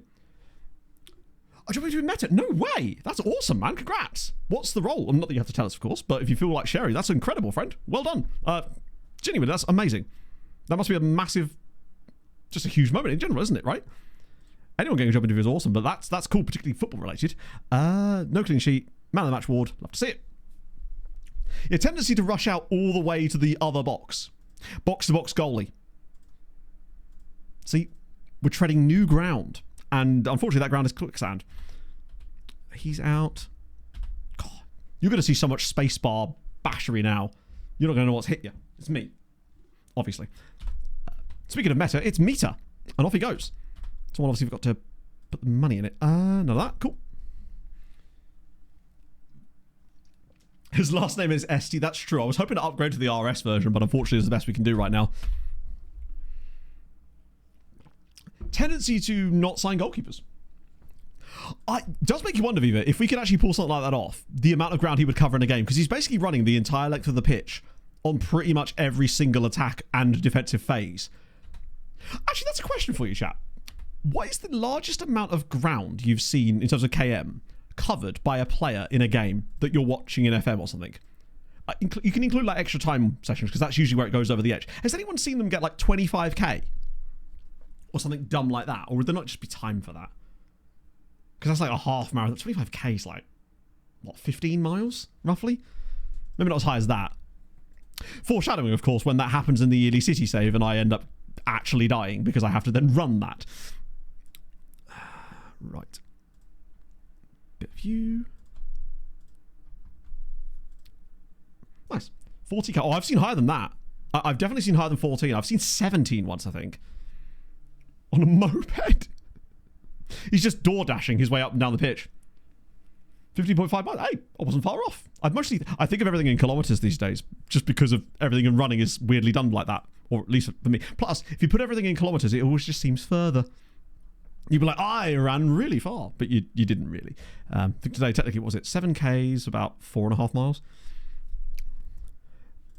Anyone in here that's worth a little closer look? There's a couple, maybe, although look like quite expensive potentially as well. Right. Real Madrid, no. Levski Sofia. Matteo Pension. I hope his pension's good, because I don't know if he's going to be a footballer. The dribbling's not great. Blanco. I will continually try and put a bid on this guy every time I see him, because I do think he could be long-term. Oh, right. Now we're talking. He said no to us every single time. I was like 15k per 90. Jeez, that's insane. Yeah, I'd have to do the opposite. I don't know, that's the thing. I'm going to have to decide whether I want to, for that, build a tactical setup. Build a tactical setup where they're going to run really hard and win more games potentially, or go for a much more reduced type of tactic where they don't have to do as much running, so I don't. Yeah, I guess it's 2 hours. I mean, I can't run a sub 2 hour half marathon, so, but I'm not a professional footballer. They are. I probably should be able to, actually. Every time I do a half marathon, I always end up with the weirdest conditions for it. I've never had one that wasn't in some kind of either extreme cold, heat, or rain. Nothing in between. Rapid Veen. Honestly, they could probably use him, given how bad things have been going for... We need him as a centre-back, basically. The equivalent. I'm sure at some point we will just encounter a random Brazilian guy or Argentinian that's like 23 years old, still there for some reason. That's the guy we need to sign. Oh, the Brazilian guy is great, but the problem is he's a £14 million striker that... Then again, given how many players I've loaned out again, and given that Sharpek can't stay fit for more than about 2 weeks, having a third striker option alongside playing 2 strikers a lot would actually maybe make a bit of sense. Surely not. Good Christ, that team is going to be insane. Right, Gornik, here's your chance. Win at Old Trafford and you're through to the next... It's not going to happen, is it? But we can believe. Can't move my leg for the next 3 days. Ankles... I was watching a video yesterday. It was this guy, Jeremy Etienne. Etienne? He's a Canadian fitness YouTuber. But he was doing some cardio for a thing he was doing. And he was basically... he's in great shape, but he doesn't do running. And he literally irritated like his metatarsal the second he went out running. Because people don't have strong ankles a lot of the time. Look how to do one. I do actually, Jobby, yes. It's actually, I don't know if I have a link for it in chat, but if you go to my YouTube channel, there is a video called How to Build a Nation in F126. That is sort of the biggest guide you're going to get for the current game. However, there's another one that's more recent than that that's to do with the loan farm, which is kind of like an addendum to it, which is quite an important facet too, and it goes into more detail about that. And hopefully we're going to see a good example of why it works if Gornik go and win at Man United. Nah, else. In theory, Doc, I should be able to start doing stuff for it next week because I ran today with no pain in my foot. Oh, sorry, my calf, which is a good sign. So that means in theory, I've got all the other stuff for it. This is, look at this. This is my new tripod / selfie stick / everything. Look at it. I've got a weapon. And then it turns into a tripod as well. It's absolutely unbelievable piece of kit. MagSafe as well. Relatively compact, considering what it is. It's 69 inches long, too. You'll love to see it. Some of the kit you can get these days is crazy. Jobby, thank you for the follow. I appreciate that, man. Regen creation, position assignment. Aha! Trust me. You're preaching to the choir on that one, my friend. Natural CM, or is this normal? Honestly, that's not too dissimilar to some of the players I've seen, to be honest. He does have very good physicals, to be fair, though. A lot of his attributes are certainly distributed towards the physical side of things, which is probably eating a bit of his CA. I don't think that's entire... Oh, what was his height? 179 centimetres? Is that... Wait, that is quite short for having 20 jumping reach, actually. Yeah, fair enough. That said, we found a guy the other day that was 6'4" and had 4 jumping reach. Yeah, that is fairly low. Sometimes the game does do that. I guess ultimately is that all of those things are distributed on a bell curve. So you sometimes do just get the outliers on it, right? But that is still very much an outlier. But yeah, in theory, Doc, that's hopefully what I can start. Now, of course, in terms of the videos for it, I don't know exactly the format for it, but I sort of do, but it's going to take a while to build that up, and provided I don't get injured again, in theory.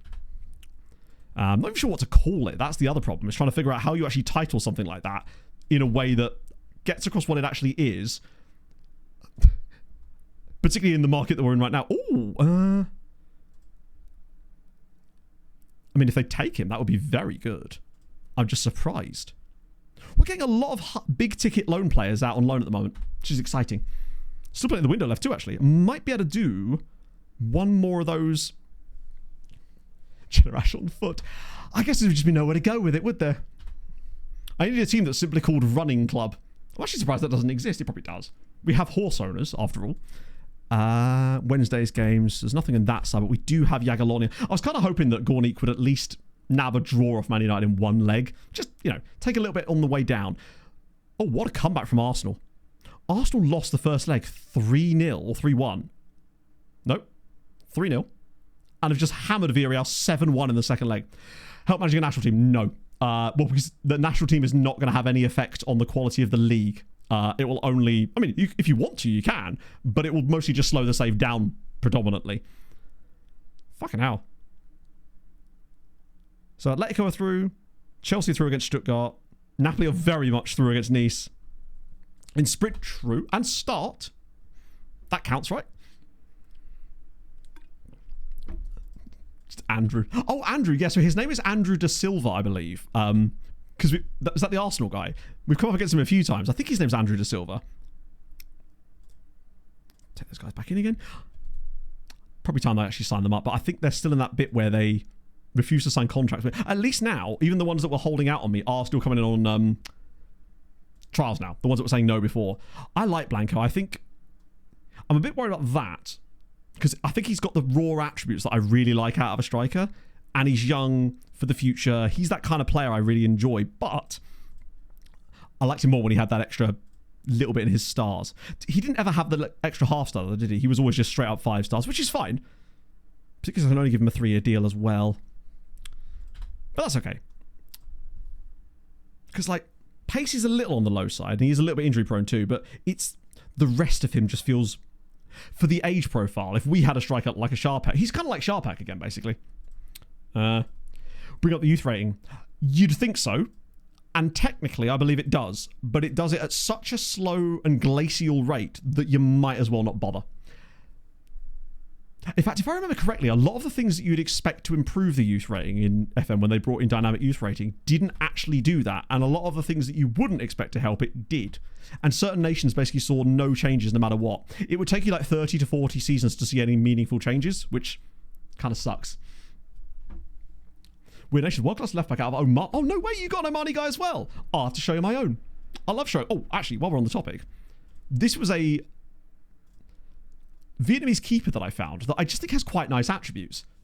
9 caps at 18 for Vietnam. I'm going to try and make this guy into something because do you know what? Get him in there. Why not? We need another goalie right now. Maybe he's the answer to all our questions. It's actually Lee Kim Dat. But it's Belushi, who is my very own Imani. Okay, so he's not got the highest PA, but look at the attributes. He's a very good player for his age. And to have come from an Omani side as well. I think maybe the ceiling is the biggest issue with that. And he's a model citizen too. I didn't do the stats yet. Look at my apologies. During after a save. Yes, because if you look at the pre-game editor, you'll be able to see what the... Or you probably just look up online, what the actual starting value of it was. And then you can see it using things like RTE, I believe. Al Musana. I don't believe it was Al Musana. No, I think it was even an Omani side that isn't one of the big ones, potentially. Which is what made it even weirder. Great minds, Hans.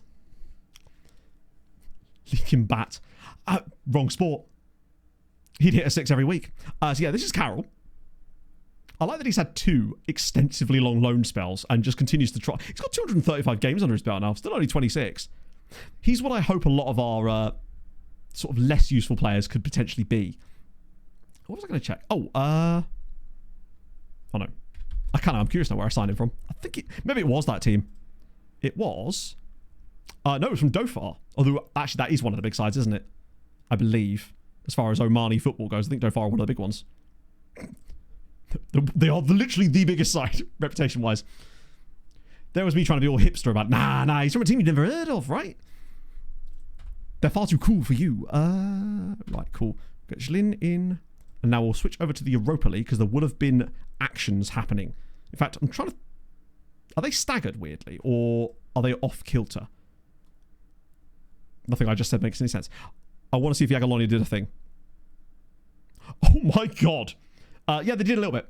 Just a smidge. So yeah, Jagiellonia 6-0 winners in the Europa League knockout round against Slovan Bratislava. That's a statement. Although Sporting are through. Ajax are out. Milan are out. Genk are out to Shakhtar, no less. RZ are gone too. Whoa, an all Dutch tie there too. So the real ones to watch out for here are Eintracht Frankfurt, Athletic, Toulouse maybe, and Sporting. Although Sporting tend to drop the ball against us quite a lot. But in addition, they can't play any of those guys anyway because they have to play a top 8 dude. Imagine they get drawn against... which hasn't been drawn yet on the 19th. Oh, imagine they get drawn against Radomiak. That would kind of suck, actually. Because I think they're both good enough to progress even further. Yeah, that was a lot of away wins, wasn't it? And obviously, Arca were already through, so we don't know their draw yet either. We, however, get Atletico. Yeah, that's very much a not play the aggressive tactic type of game, isn't it? Who else could we have got? Oh my god, Chelsea-Inter if we get through there as well. Then again, we could have ended up playing against Chelsea, actually, couldn't we? Because it's all these guys down here, isn't it? Marseille play Piasklevica. Oh, I tell you what, that... Oh, it sucks as well. If Gornik had got past United, they'd have played Freiburg. Piasklevica, it's Marta versus Piasklevica. They could do that. I mean, of the draws they could have got, that's probably the best one. I don't think they could have got an easier draw. I mean, they're not easy, of course, but that is huge for Poland. What about the Europa? Okay. Basel. Okay, that sucks. Radomiak get Eintracht Frankfurt. They'll lose that. I can just feel it. That's shit. Do we know the draw for the next round for that too? So there is a chance that if they somehow both got through and then got through again, although I'll tell you what, if they get through that, they've got a really good path to the semi. The pathway for Radomiak is actually quite good. So that's a good sign. Yeah, I feel like Frankfurt will end up winning that because despite the fact that Frankfurt came where? 12th place. Like, they did beat Benfica. Drew against Servette and Konyaspor. Lost to Monaco and Girona, though.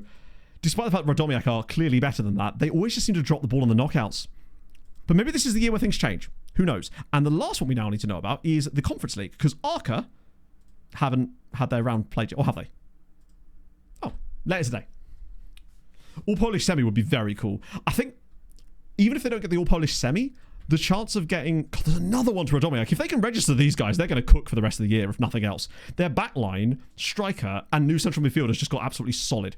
If they could play those guys enough that I can get them to stay out on loan next year, and they're in the Champions League next year, they could actually be a genuine threat to top 8 again. Because they always feel that they end up in the Europa League half the time when they're a way better side than that. That's really good. Quick little check on the coefficients, because I suspect we will have had a reshuffle now as a result of that. Yeah. Still 17.4. Better than any of the last 3 years. Spain overtake us because they would have had wins in that round. France have got some points on the board too. France also have 5. Spain have 5. Germany down to 5. And Italy now down to 2 teams. So we're kind of safe from Italy catching us, which is great. We've got some ties in here. I would be very upset if it ended up just being us that get through another round. That would kind of suck. When is that game, actually? So it's Atletico there. That's usually how it works. It's always there, and then the youth intake will be after the Legia game. So we'll just bomb on now. Let me just check the exact date. It's usually the 17th. Yeah, 25 days. Wait, it's only 25 days from now. I always see that. I'm like, oh, it's not that far away. And then you realise there's just so many games in there. It's actually insane. Big win for us on that one. Nice to see. Van der Man United. No way. That's sick. That is cool. Benica Phobe at Manima Union. I suppose he is... Wait, is he from Dr. Congo? Yeah, he is, I guess. That's kind of cool. Italy, I thought, was about to be making a comeback. And they kind of have in recent years, but... I mean, the Netherlands have slipped even further. At one point, I think the Netherlands lost their spot in the top 10. Which is... There's a guy called Prada there. Except for big money move. I mean, yeah, he's Prada. It's hardly going to move on the cheap, was he? Okay. I've got to get back into the mind space of resting players, though, because, Jesus Christ. Joao Carlos is fit again. I might just run one less sub player so I don't have to think about who we're calling up from the B team at the moment. Hansen's still in goal, actually, because Kim's injured too. Of course he is. Right, that's fine. Time to prove yourselves, lads. Still not got the 30 goals yet. It will come in this game. We will get it. This is going to be a massive win. I can feel it. Be our first, only our second defeat of the season now, I've said that. That's a good result, because ultimately, these guys are clearly a quality side, as we know, although they are now falling out of the European places. So if you could sort that out, oh God, imagine. If Radomiak miss out on Europe this year, they won't, surely. Right? Perish the thought. Okay, so 3-1 there. More goals for actually Naeem. Naeem's kind of stepped it up a little bit lately. Just in terms of his overall ratings. He seems to get regularly just goal, assist, goal, assist, goal, assist. In the Brookbet, I mean, Brookbet were one of those teams that a couple of years ago, I would have been absolutely over the moon to see them qualify for the Champions League when they had a really good team full of great players. The problem is now, as a result of after Marta leaving and a few years of missing out in Europe and stagnation, they've not really been able to improve to where we would want them in the Champions League anymore. So no clean sheet, which sucks. It means the defenders are not exactly getting loads of points today, but that's okay. Let me see. Take a while to read the stats of that one. Man of the match award, though. Take that. Throw those points in there, too. A lot of... Oh, we actually have an outright leader at the moment by a single point. Probably the Joao Carlos effect as well. Youth players also count in the current star rating for players. Well, yeah. I mean, every player you have is included in that. They're sort of being compared to each other. That's not great. Oh, okay. A couple of days. We're okay. But yes, so any youth players you have,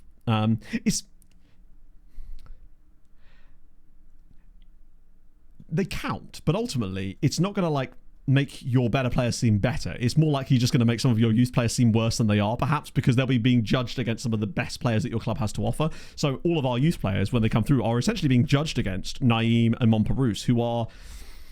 I mean, Naeem won goal 50 this year, so he's inarguably one of the best players in the world, and every youth player we get that comes through gets to be compared against him. So anytime we get a guy that's even touching that 4th star or even the 5th star, it's an indication that there's an absolute monster there potentially, which is why the likes of Kowalski and Steinberger have been so surprising to me, because I wouldn't have expected us to even be able to get guys like that, really, given our youth frame. I suppose if you roll the dice enough, eventually someone's going to come up. You're going to roll a 6 eventually, right?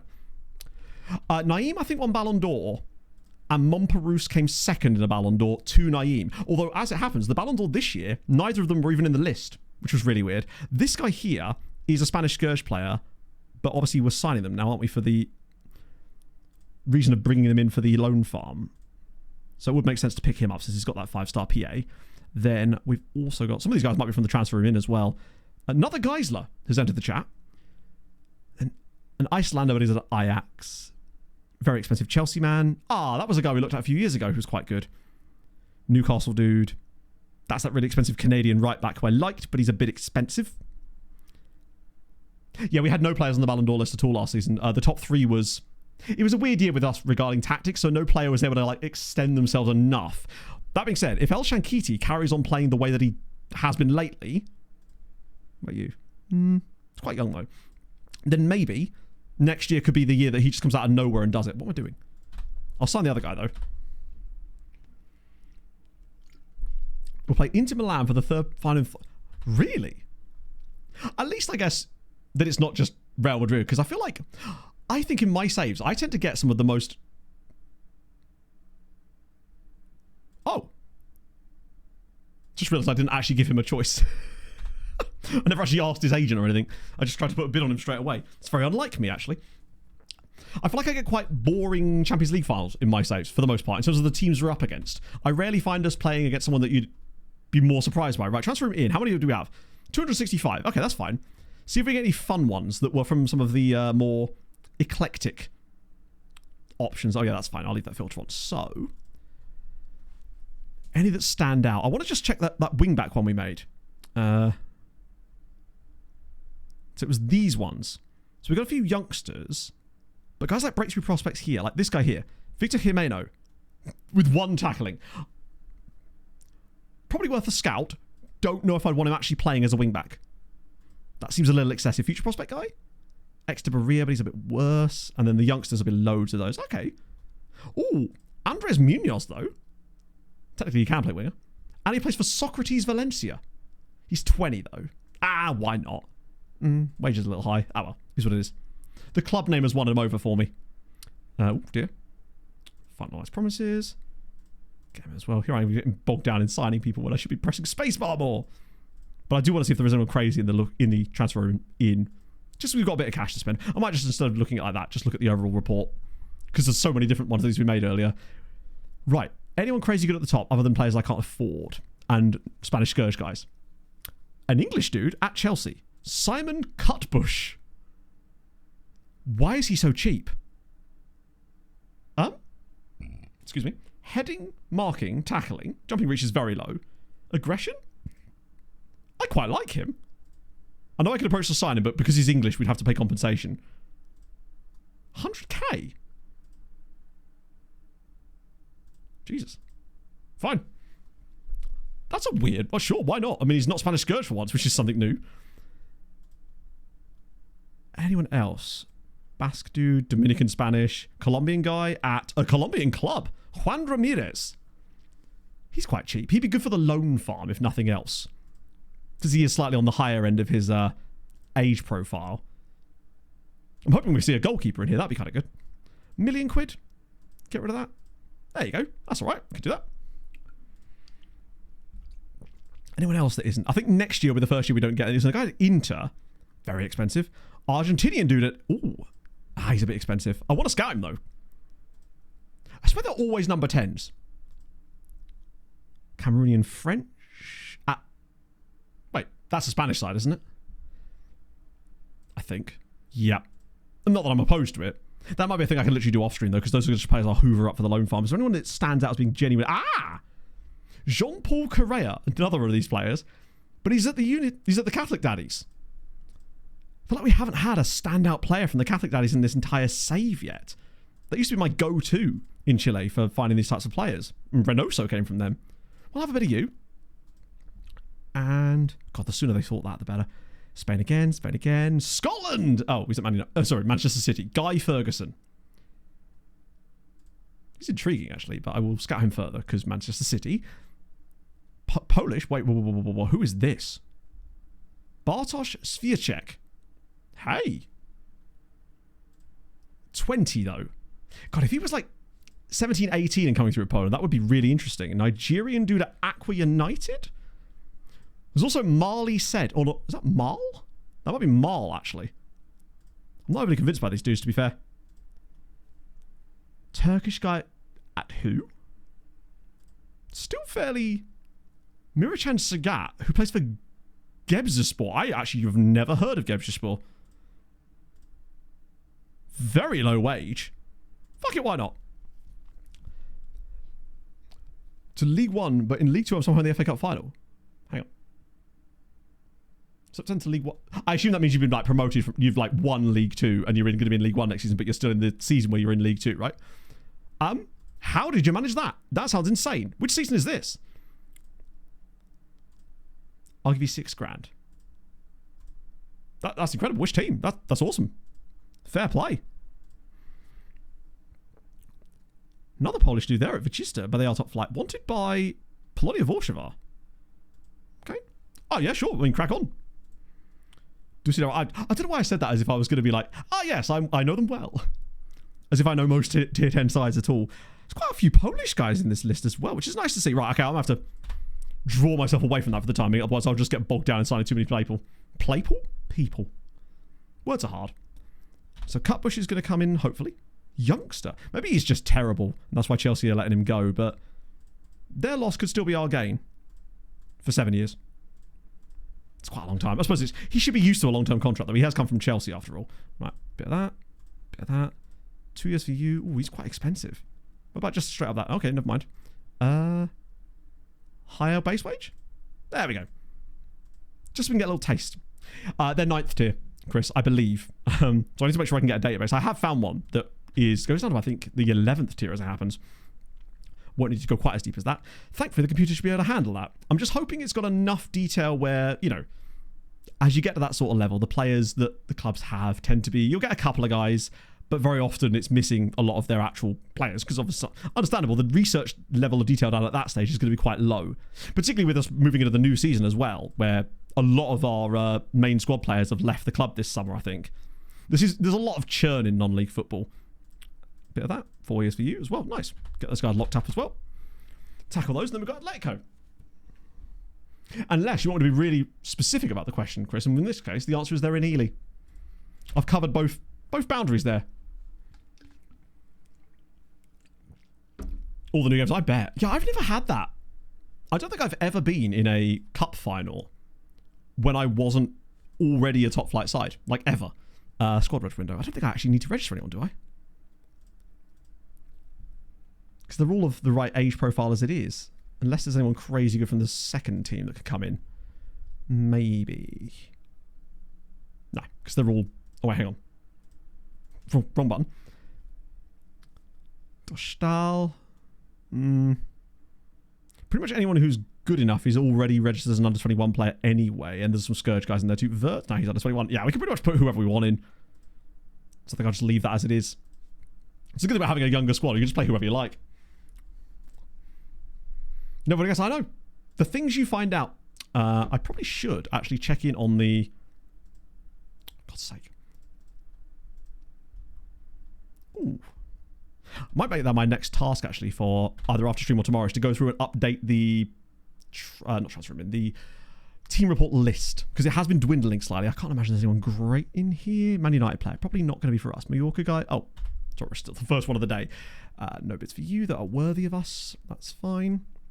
Probably will check the transfer room. I realised I didn't do a giant offer out. Although actually, probably not even us worth doing that on deadline day now. So I think that any good player we would have got out, we're pretty much getting out through these anyway. No, not discussing interest. I will never discuss anything with you. You're a player. You don't talk to me. Another one. Oh, don't even for that. League One Europe League. Just, yeah, I don't. Just usually I'm like naturally skeptical when I see the they're like, oh, I'm in non-league and I won the FA Cup. It's like, you didn't, did you? But this is, you know, sometimes you can just bluff your way there. Definitely not selling Pavel. I like him. Certainly not to Gornik Javja because they'll just misuse him anyway. It might just be that I tend to not prioritize cups a lot when I'm going up through the leagues, because my design is always like, I'm going to get as far up as I can quickly, so I tend to like rotate for those cup games. So maybe if I just prioritize them a bit more, maybe I would actually see that happen occasionally. That, and it usually takes me a little while to build into a tactical approach that I think is actually kind of okay. See, for example, some of the first few tactics that we played in this save. The prize money for sure, yeah. Blanco's signing, that's such a big deal. That is the signing that we're going to remember later. I get the feeling that Blanco could be, hopefully, a Shankiti type guy for later on. A couple of years down the line, he's the kind of guy we want in there. Particularly if we do lose anybody. Juan Ramirez, how good is Juan? Yeah, he's a little bit okay, isn't he? To the loan list with you though, my friend. If there's time. Him as well. He's going to be loaned. They're in for him as well. It's good news. Oh, this isn't where I parked my car. Yeah, I think the sort of, there's a guy called Dean Watmore there. Maxime Vandenbosch is, wait, he's Andorran? Oh no, Anderlecht. Andorran. Next game. Thank you very much for the follow, my friend. Welcome aboard. Who do you support? Let us know. Hope you're having a fabulous Tuesday afternoon. Hopefully it's slightly cooler where you are. I haven't opened the window, though. I've resisted. Which, given some of the discussions we were having earlier, is probably for the best. Yeah, I mean, ultimately, it's a single-player game, right? So people can do what they like. I do always find it funny, though, when people parade around like things that are obviously clearly results of huge amounts of edits and saves coming and whatnot, as if it's some big thing. And it is a little bit weird there. But hey, whatever makes you happy, right? Gornik got Manchester United and therefore lost, unfortunately. West Brom fan, nice. I like a bit of West Brom. We actually have a player that, say, one of the Patreon regions is actually at, oh no, he was at West Brom and no longer is. Freezer, thank you for the follow as well. 4-4-2, I mean, the thing is, 4-4-2 can mean loads of things nowadays. You can do so much with a 4-4-2, which is probably what I'm going to end up playing in the lower league thing, because you got to, right? It's part of the culture down there. That's still, well, there's still 2 B teams in the cup. That's fun. That's something for next stream, though. There is 2 B teams in the cup. But Gomez has picked up a slight knock, sadly, I think, which means I'm going to have to rotate him out for a game. And bring in Sharpek, who is almost certainly going to get injured in the very same game, because it's just what he does. Yeah, our squad is a bit depleted now. In the summer, we are definitely going to need to build it up a bit more again, I think.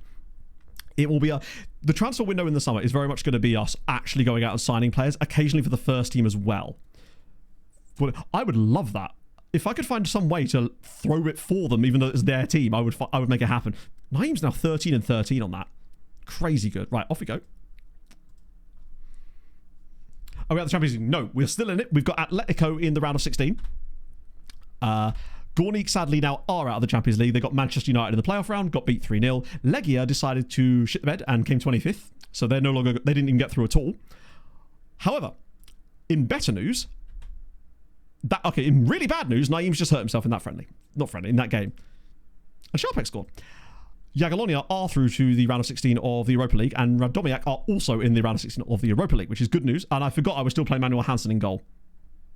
I blame him for this. At least Shankiti and Sharpek got a goal and an assist today. Our boys all grown up. Things you'd love to see. I will slip that in there as well. Yeah, he got 2 goals and then an injury. He's here for a good time, not a long time. So basically the B team can't win European qualification via the cup, so it would just go to whoever came 7th in the league. Or technically, it would shuffle it down through the league, basically. That was not a clean sheet at all, was it? It was like 5-2 or something. Yeah, we do like a 5-2 these days. Have a bit of that, but obviously man of the match as well for Anwar Naeem. She got man of the match while being injured after 17 minutes.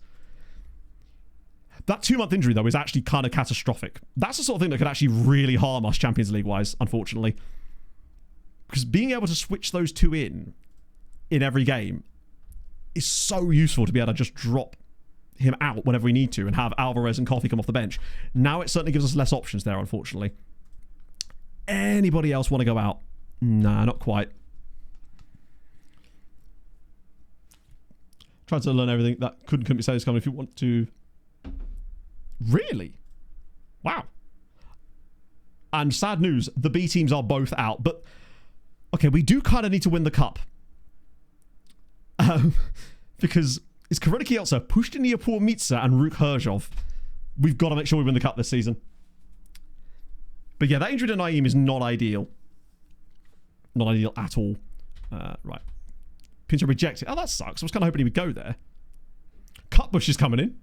Hopefully on a cup rush deal. The goalkeeper either. We have Aishipong, but he's injured. I say injured. He has a food poisoning or flu or something, which meant he was going to be out for 2 weeks. So he should be back for the Atletico game. But I wanted to make sure that he was taken care of and more importantly didn't spread his lurgy to the rest of the team. So he's been sent home for 2 weeks to sit in bed in a comical way with a thermometer in his mouth. I mean, to be fair, if there was one player, not that we can afford an injury to, because ultimately Coffee, like Naeem is an insanely good footballer, but let's change that. Coffee's a hell of a backup. Fastest sacking. I've not been sacked in FM all that much. I tend to jump before I get pushed, for the most part. Because did we get sacked at all in the Journeyman save? I think I would just usually leave before it was about to happen. Yeah, whoever. I'm not looking forward to that on Friday, because that's the day I'm likely going to be recording the recap video. That is not going to be pretty. So if I rock up in a vest, you'll know why. Have we had any first legs yet? I don't think we have we? Luxembourg sacking. I believe it was it. It was definitely going to be a sacking. Whether or not I actually got sacked, I can't remember. I may have jumped before I was pushed. But same with Serie A. Like, I kind of count them as sackings, because although they didn't sack me, I was going to. I think it might have been Mariska Merch. That was the one that was demoted to an unplayable league. Or it might have even been Siri Chi too. Because I don't think we had Siri D turned on, did we? Send home on Alvarez. So that may have been it. It's going to be fine. Actually, it would be very like us to revert to type now all of a sudden, right as we've started to look really good. Like 8 wins out of 8 in the Champions League group stage. Crushing it. Draw Atletico, who are a good side, but ultimately could have been better, because if they were, they would have been in the top 8. And then we'll just get beaten by them or something. In heinous circumstances. I would say we're probably due something like that, but we're really not, considering we had 3 straight years of it, and then last year we finally were good. But on the plus side, at the very least, we've got a tactic that I think is stable enough. By Luxembourg. Atrocious. Well, ultimately, we took over a club that didn't have a win all season. So, realistically, what were we supposed to do? We did get them back into the relegation battle, but ultimately, the club they played over half the season and had not won a single match. So we took over to try to save them and did kind of keep them nearly in the hunt, but time just ran out. What also happened was that a lot of the teams around us, and by around, I mean in the near vicinity, started winning matches as well. So the ever-shifting goalposts continued to shift. So it's Rakov here, but this is rotation, because we're playing Champions League midweek. So we want full rotation. Those wingback spots are... Actually, I'll let them do that so it stops our wingbacks from having to play today. Hansen will play up front. And... Wait, Hansen's going to have to be in goal, isn't he? Because Kim's still injured. So never mind. I'll just have to let that exist as it is. I think everybody else is fine to play, though. Hopefully the bench hasn't gone crazy on it. As a Wolves. Yeah, kind of. We were taking jobs that were just fun / very, very difficult. Yes, you're right. The team that was directly above us when I took over were closer to the top of the league than they were to us. We had like, it wasn't even a case of we had no wins, but a lot of draws. We had barely any draws either. Sharpak and Bilbao scoring there, and the Spanish Scourge guys got twice against us. Typical. Right. Not a great performance from Hansen, but he's not a goalie, so I'll let him off with that. Once Kim's fit, we'll fix that. We'll definitely need to restructure the squad a bit in the summer for sure. Make sure we've actually got something that's got a bit of depth, because I have loan farmed out quite a lot of the best players in January. Not the best players, but the second string guys. All of which seem to have gone to Radomiak, apart from that beat Venetti, of course. Strikers is less of a big deal. No clean sheet. Did we get man of the match? We did not. Just a basic one, that one.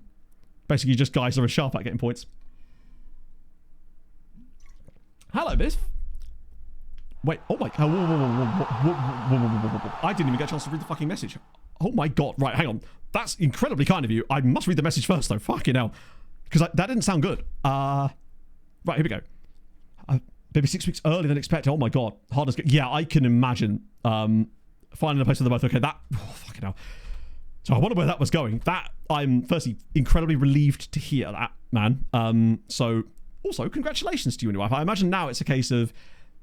Now that you're sort of out the woods on those things, you can start to celebrate the birth of your child more and actually enjoy that rather than be in a state of anxiety the entire time. So firstly, thank you very much for the 10 gifted subs. That is insanely kind of you and very unnecessary as always, but I am eternally grateful for that, and more grateful for the fact that your baby is in good health. It's great. Now that's what you love to hear, innit? It's just great. It's what my kids have... So my kids that have got friends. That's what they always say. It's what my friends that have got kids always say. Joe 1L, thank you as well for dropping the prime. That's very kind of you, sir. There's been a lot of primes lately too. I'm genuinely very grateful, friends. A lot of new. Today's been a strange one. Lots of new followers and lots of primes for some reason, but I'm very grateful. So I do appreciate that. Whitaker signed a new contract at Brookbet, and we are just a few moments away from our game against Atletico de Madrid. Was there another game in Europe before then? Just want to check if there was a Europa League first leg or something. No, it's the same week as us. That's fine. I believe it's only the first round of matches where they're weirdly off-staggered. Hiding the kids, yeah. I don't know if I would have the maturity to be a father, but I imagine it's the sort of thing that brings the maturity out of you afterwards, right? Manager of the month, shocker. Yeah, Pogon, that kind of does make sense. They are in the relegation zone, so I wouldn't expect... Also, actually, we haven't looked at the second tier. Just one of you, please get promoted. I beg of you. Make it happen. Hopefully, it's just because Radomiak are focusing on other things. But losing to Polonia Beatom is not a way to go about it. They really can't afford to. Also, sad news, if it's just to get relegated, this guy's going to be back at the club. But I wonder if we could turn him into a wingback or something crazy, because he's clearly very good. Oh my day, what the Let's get this party started. That's what the hell. Waterford Wizard, what the hell? Thank you very much for the 1,500. I haven't done anything. For the 1,500 bit. Thank you, man. That's very, very kind of you. I really do appreciate that. See if we can top 29 degrees in this room today. I suspect if we do something cool against Atletico, I very much will. With the scouting for the time being, since we're out the window now, what I'll do is I'll just get rid of anyone that's bad, which is surprisingly nobody. And then with those guys, I'll send them round again. And then I'll select or send them round again. That way we don't lose them. We can have a proper look at them next stream. Oh, holy shit. There's been a lot of new babbies being born in chat lately. Oh my days. Chat will do anything to stop me from progressing the save. Oh my day. Elstoily with the Elstoily, thank you fucking hell for the 5 gifted subs as well. Stop it. I'm very, very grateful. Seriously, thank you so much. That's seriously very, very kind of you. Have I just... Oh, I haven't done VOD comments either. Fuck's sake. I pressed my button on my stream notes thing and it was like, VOD comments, Matt. I'll do them right before we do the Atletico game. We just set the team up for this match. Right. Everybody's fresh for the most part. Oh my Jesus Christ. So bye-bye you. Bye-bye you. We're going to have anyone on the bench in this match. And then coffee to start. Wait, no, I'm an idiot. We're not playing this system, are we? Just casually rocking up against Atletico with that shape. I'm going to have to move this around a little bit. Which means Gomez gets dropped. But that's okay. Centre back. Oh, shit. So that was a bad idea. I forgot about the fact we may have to go back to 3 centre-backs when I loaned out 2 of our other centre-backs. Agapong is back again, which is good. Then we can do John, Kowalski, Coffee. Gomez will drop out. Should we just remove anyone from the bench? Just who's left.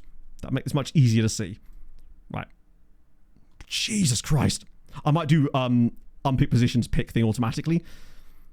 So, Enrique's back. Joao Carlos is also back, so that's okay. In fact, probably drop Jens as well, to be honest. This is utterly beyond belief. What is going on here? My very same question to you. Supporting the FM band best. Oh, thank you for the £5 donation. That's extremely nice of you as well. Fucking hell, chat. Stop it. Dude as well with the prize. Did Japan score the Rocket League goals? As long as they weren't shouting what a save afterwards, it's absolutely fine. Right? Something? Thank you, man. That's very, very nice of you. That'll be okay, right? Just check the footedness. Strong right, very strong left. Yes, that's fine. Mompa, El Shankiti, and then I'll just fill the rest of the bench with whoever. Wait. Oh, do I actually have to have the squad visible before he'll do that? Right, try again. Unpick positions only. Assistant, bro, put players on the bench, you melon. Right, we'll have you, Carol, and possibly Zane, actually. We may need him. Does he just not consider them real players? To replace Liverpool. Did Liverpool get injured? Oh, the other guy's head was kind of rocket. Yeah. That game was a weird one because the first half was dead, but second half kind of popped off a little bit. I like watching Japan. They're just a fun team. Okay. Right. Oh, dear. Those are those black helicopters I've heard so much about, Andrew. They're there to take you. I'll be back in just one moment. We're going to have a quick wee break, and then we can lock in and get through Atletico, both legs, and youth intake. Let's go. I'll be back in just one moment, friends. You get to learn about some lovely players.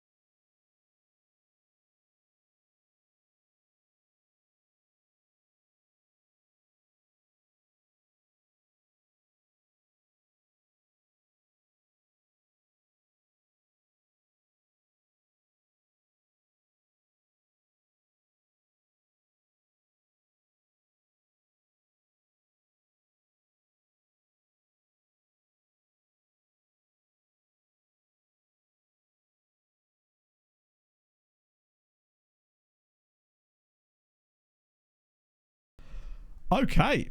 Inferno absolutely cooked on that one, along with Rob. Andrew, nowhere to be seen. I mean, still miles clear at the top, but still, it's better. Movement happened, at least. Oh, right, back we go. Oh, bloody hell. I'm assuming this is the song request that came up from El Stoily. I'm guessing. Inferno's getting there. Fuller was leading for such a long time as well. Well, I say so, until Andrew came along. Then again, that was a hell of a 9 in 1. That equals the record. I don't think you've got double digits yet, ever. Okay, right. Quick little sojourn into... Where's it gone? VOD comments. We've only got a couple today. The leg muscle thing, which I just found funny, because it is just from carrying around all that extra weight. No, you didn't, Story, but Don did a song request when you gifted subs, and he just put your name as the song request, and this is what Spotify cooked up for us. So you're welcome, I suppose. But yeah, I noticed it more yesterday, though, from doing... What was I doing yesterday? Was it Goblin Squat? No, it was reverse lunges. They're a pain, quite literally. I just have really weak calves, apparently, as we've already established. And I was listening to Alcott's podcast earlier, and they were talking about the hydration break thing, and it's just... It kills momentum so much in matches, and you see them like... It's basically like a 3-minute mini half-time where they can rearrange entire teams. And I know there was the whole thing about, oh yeah, goalkeepers going down injured all the time to get those tacticals. Now we just got that in the actual game itself. And I feel like all it's going to do is benefit the larger nations that have got these giant video analysis teams. And it's just, I don't know. It's like a byproduct of that. And I kind of hate it, to be honest. So there we go. Right, Atletico. I can't remember we're away first, which we do like. I'm worried a little bit about Santos here. But we move. The Powerade Power 3 Minutes, brought to you by Pfizer or Hyundai. Right. Let's go.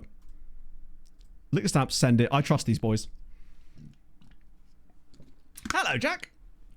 Czech League, a good league. I don't know, and you think I would do, given we actually managed in the Czech League in the beta this year. I can't remember. I cannot remember what the rules were like.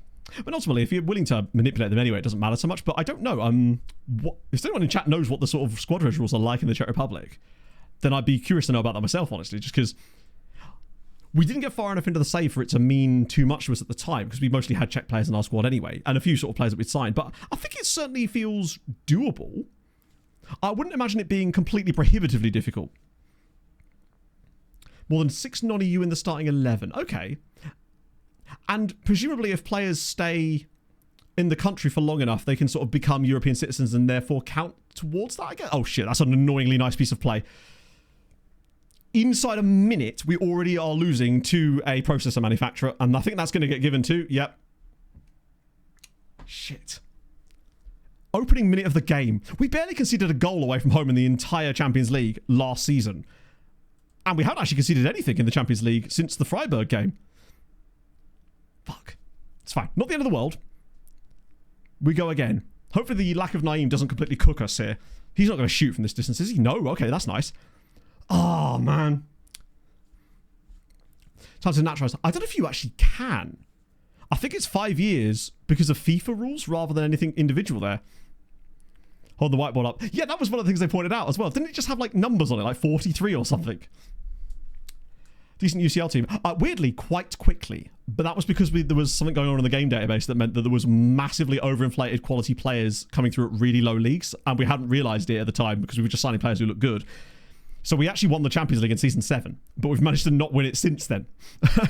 Our entire quest has been getting back to that ever since. Alshan Kiti's not had a good game. I mean, ultimately, we've dominated in areas where we'd like to dominate. But they've got the goal.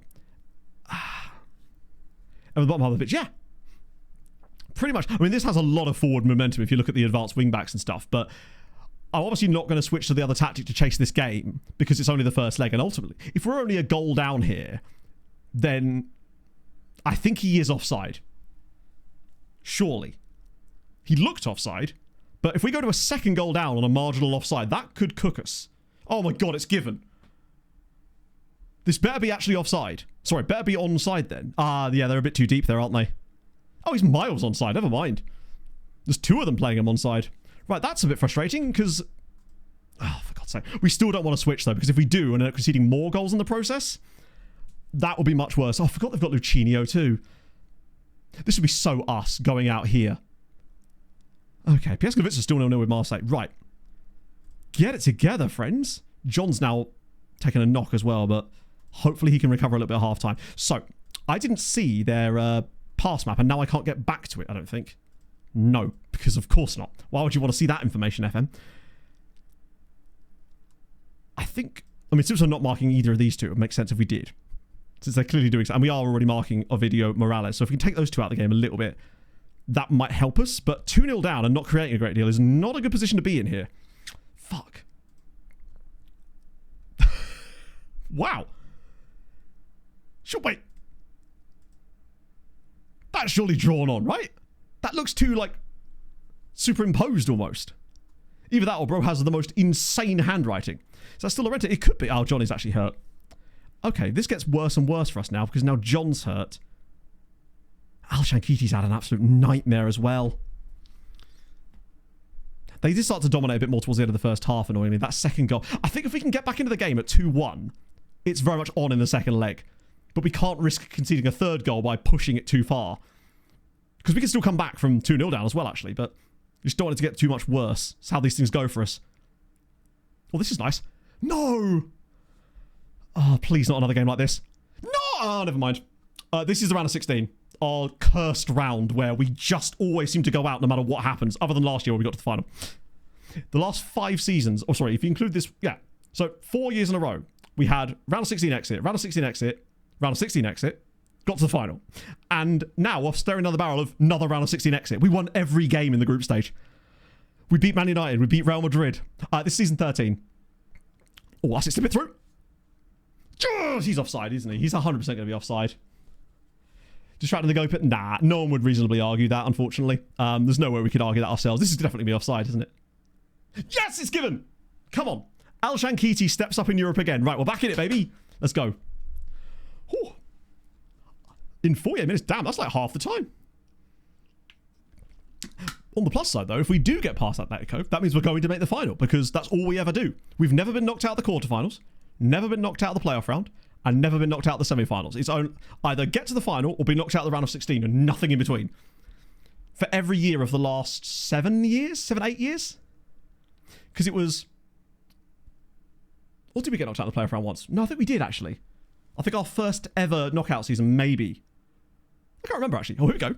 Right, Alvarez again. Drop it across. Montparnasse, and it's blocked again. We're definitely improving in the second period now. I think that little tweak to type mark their 2 deep line playmakers has definitely put more pressure on them and allowed us back into the match a little bit. We've certainly been much better in the second half. The problem is, without Coffee on... Without being able to bring on Coffee and Alvarez as substitutes for later in the game, we are going to have that little bit less sort of intensity in the wide areas in the latter stages of the game. However, it may not matter if Coffee puts us back on level terms here with some kind of good cross. Oh, that's an easy foul. Come on. You won the FA Cup. Fair play. Wait, I thought you'd already won the... Oh, no, you were in the final, weren't you? Fair play, though. That's impressive. Right. Ball in. Oh, edge of the box. Smash it. Go on, Coffee boy. Oh, no. Somebody put a foul in. Oh, well played, Kowalski. Hell yeah. I'm loving that new energy that he's got. Considering he was such a sort of like... Oh, well. Oh. I don't like the look of this. Get a touch in on him. Oh, no. Somebody get across, please. I beg of you. Fucking hell. Medina puts Atletico back 3-1 ahead. We've had the chances in the second half. Just nobody put the touch in at the right place. What's the stats? Yeah, we are very unlucky to be 3-1 down here. Just like we always were in the round of 16 games. Fucking hell, man. Right, okay. Plenty of time to go in the game. The subs are definitely way less... We just have way less options to change the match now, sadly. That's the problem. Right. But fresh legs will do. Keeper's anxious, and he's had... has he had a terrible game? There's not much he could really do. The defensive line has been dreadful today, though, in fairness. Montparnasse has been terrible. But Geisler?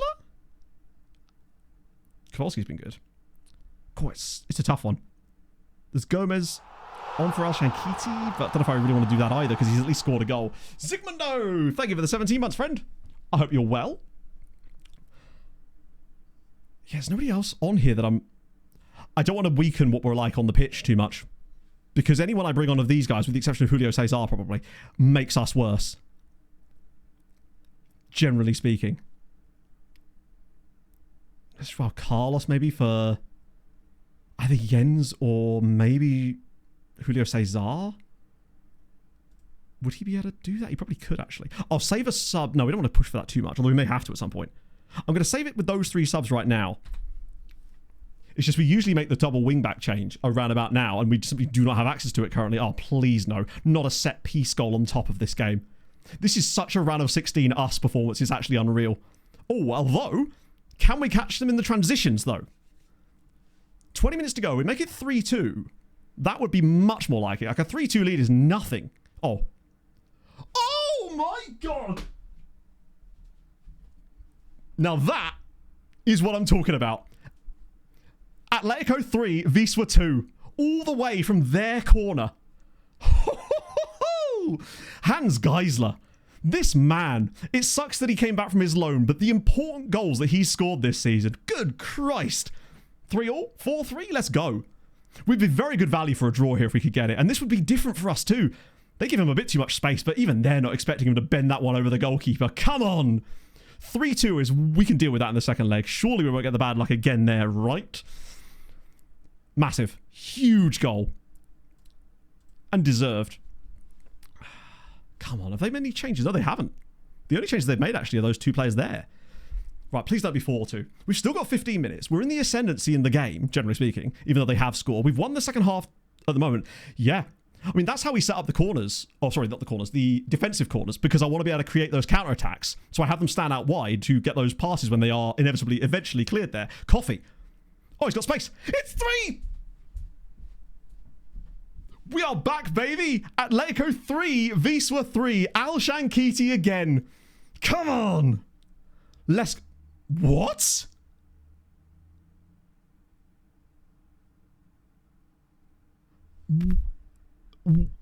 How? How could he possibly be offside? He's literally onside!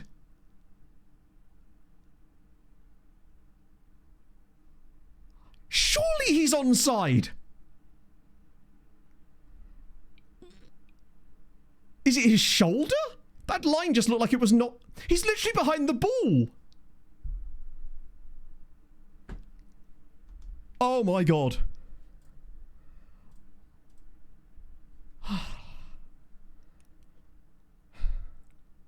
Larger on the ball. Oh, well, the ball is what the issue was. Because you can be behind the ball, so that's where the line is. Oh, dear. Kowalski. Kowalski's saved. As if that's been disallowed. Oh, I hope we don't go out by a single goal. I can't believe that. Maybe it's his shoulder or something? I don't know. I'm just baffled. Oh, when we're getting those little... when you need a break, we're not getting it today, are we? Santos. That should have been it. I mean, 3-2 is still not bad, but 3-3 and all of a sudden it's just win the home game and you're kind of good, right? I still think we can get the equaliser here, but it's Al Shankiti again! Fuck you, referee. Eat my ass. Let's go. 3-3. Take that one away. Disallow it. I dare you. Come on. A hat-trick for Al Shankiti. Wait, a hat-trick? No, it's not a hat-trick, is it? Because guys have got the goal. What a look at this little touch. Just takes it around the defender, drills it. Should have been a hat-trick. This should have been the winner. Come on. Oh. What was that? His 12th goal in the Champions League. He must be top scorer. Well played, lads. Deserved. Massively deserved. The old Wisła, we wouldn't have had this happen. We would have gone down with a whimper. We'd have had the same level of chances, but we would have missed them. We would have lost this game 3-1 probably before. Oh, go for 4-3. Oh yeah, we just leave it on. Like we should be 4-3 up already. Morally, we're already 4-3 up, but hey, one more goal. Oh my God, he's given it to him. Al Shankiti! That was difficult for him, to be fair. That was very difficult for him to finish that. We'll take a 3-all draw away from home. It just needs a home win now. Annoyingly, Piastovic losing to Marseille, though, sucks. We deserve more. We should have won the game based on that. We were the better side, but we've been in so many positions like this in the past where, I mean, look at that second half. With the exception of literally their goal, we just completely dominated them. Oh, it tried. I think maybe it's that his shoulder is there and he's leaning, but it looked to me like he's behind the ball and it looked like the line was drawn weird, but I know that there definitely have been way more mistakes in the offsides since the patch came out. I've seen some absolutely egregious ones where they're like 5 yards onside. It's incredible. From 0-0, hey. So I guess my question, Cold God, is what are you going to spend it all on? Your new £0. You should buy a guy for nth money. I hear they're really good. Yeah, just going into that home game, needing to just have a win. Thing is, Agapong is dreadful in the sense that he's conceded 3 goals, but I'm just not sure what he's supposed to do about them. Like, they're very good chances that they created. Like, one of them's a header at the back. I don't know. I feel like the keepers get punished for the weirdest things in FM sometimes. Who was the man of the match in the end? Silly question. The Shank, of course. Player of the match award. My guy. Oh, we were definitely robbed of a win there. Well, what a win that would have been as well. The comeback from being 3-1 down with 20 minutes to go. If we'd have actually won the game, and it would have been a hat-trick for Shank. But hey, it's fine. He'll score a hat-trick in the second leg. Mark my words. Gonna yell at them anyway. Definitely looked a bit sketchy in the defence at times in that one, but that's okay. Whoa. Need to make sure I rest the team. Yeah, we just need John's injury to not be too serious. I think it will be relatively minor. It's only a yellow injury. What should be out for 5 weeks now? Tight thigh. Did he even really need to come off at that point? But sure, we'll accept that. That's not too bad. Naeem's never going to be back for the second leg. That much we do know. So Coffee did okay, actually. Considering he played the full 90. I was pretty impressed with him. We'll rest the players and we'll rotate against Lechia. Because sod that, right? God damn it. It's never easy, is it? This would just be this would honestly feel like more of a curse breaker than it would last year for some reason. I don't know why. I think it's just because it looked like it was heading a certain direction, and it still nearly did. Rotated game. I will leave the same tactic in as well. So I don't know. Marion did end up going to Tottenham. Our hope is that he plays enough matches for Spurs that we're actually able to complete the sale. If he plays 10 matches, they owe us £63 million. Let me just check on him, actually. He probably hasn't played any games yet, but if he has, he's already played 4 games for Tottenham. They're just starting him over Docampo. They are literally gonna...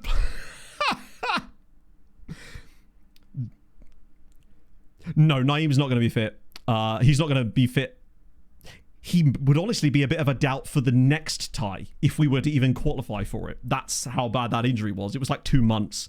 I think he could maybe return for a semi if we were to get to it. I think it looks like Marion's gone. I feel a bit bad for Docampo. They didn't even sell him. And yet, for some reason, they spent the money.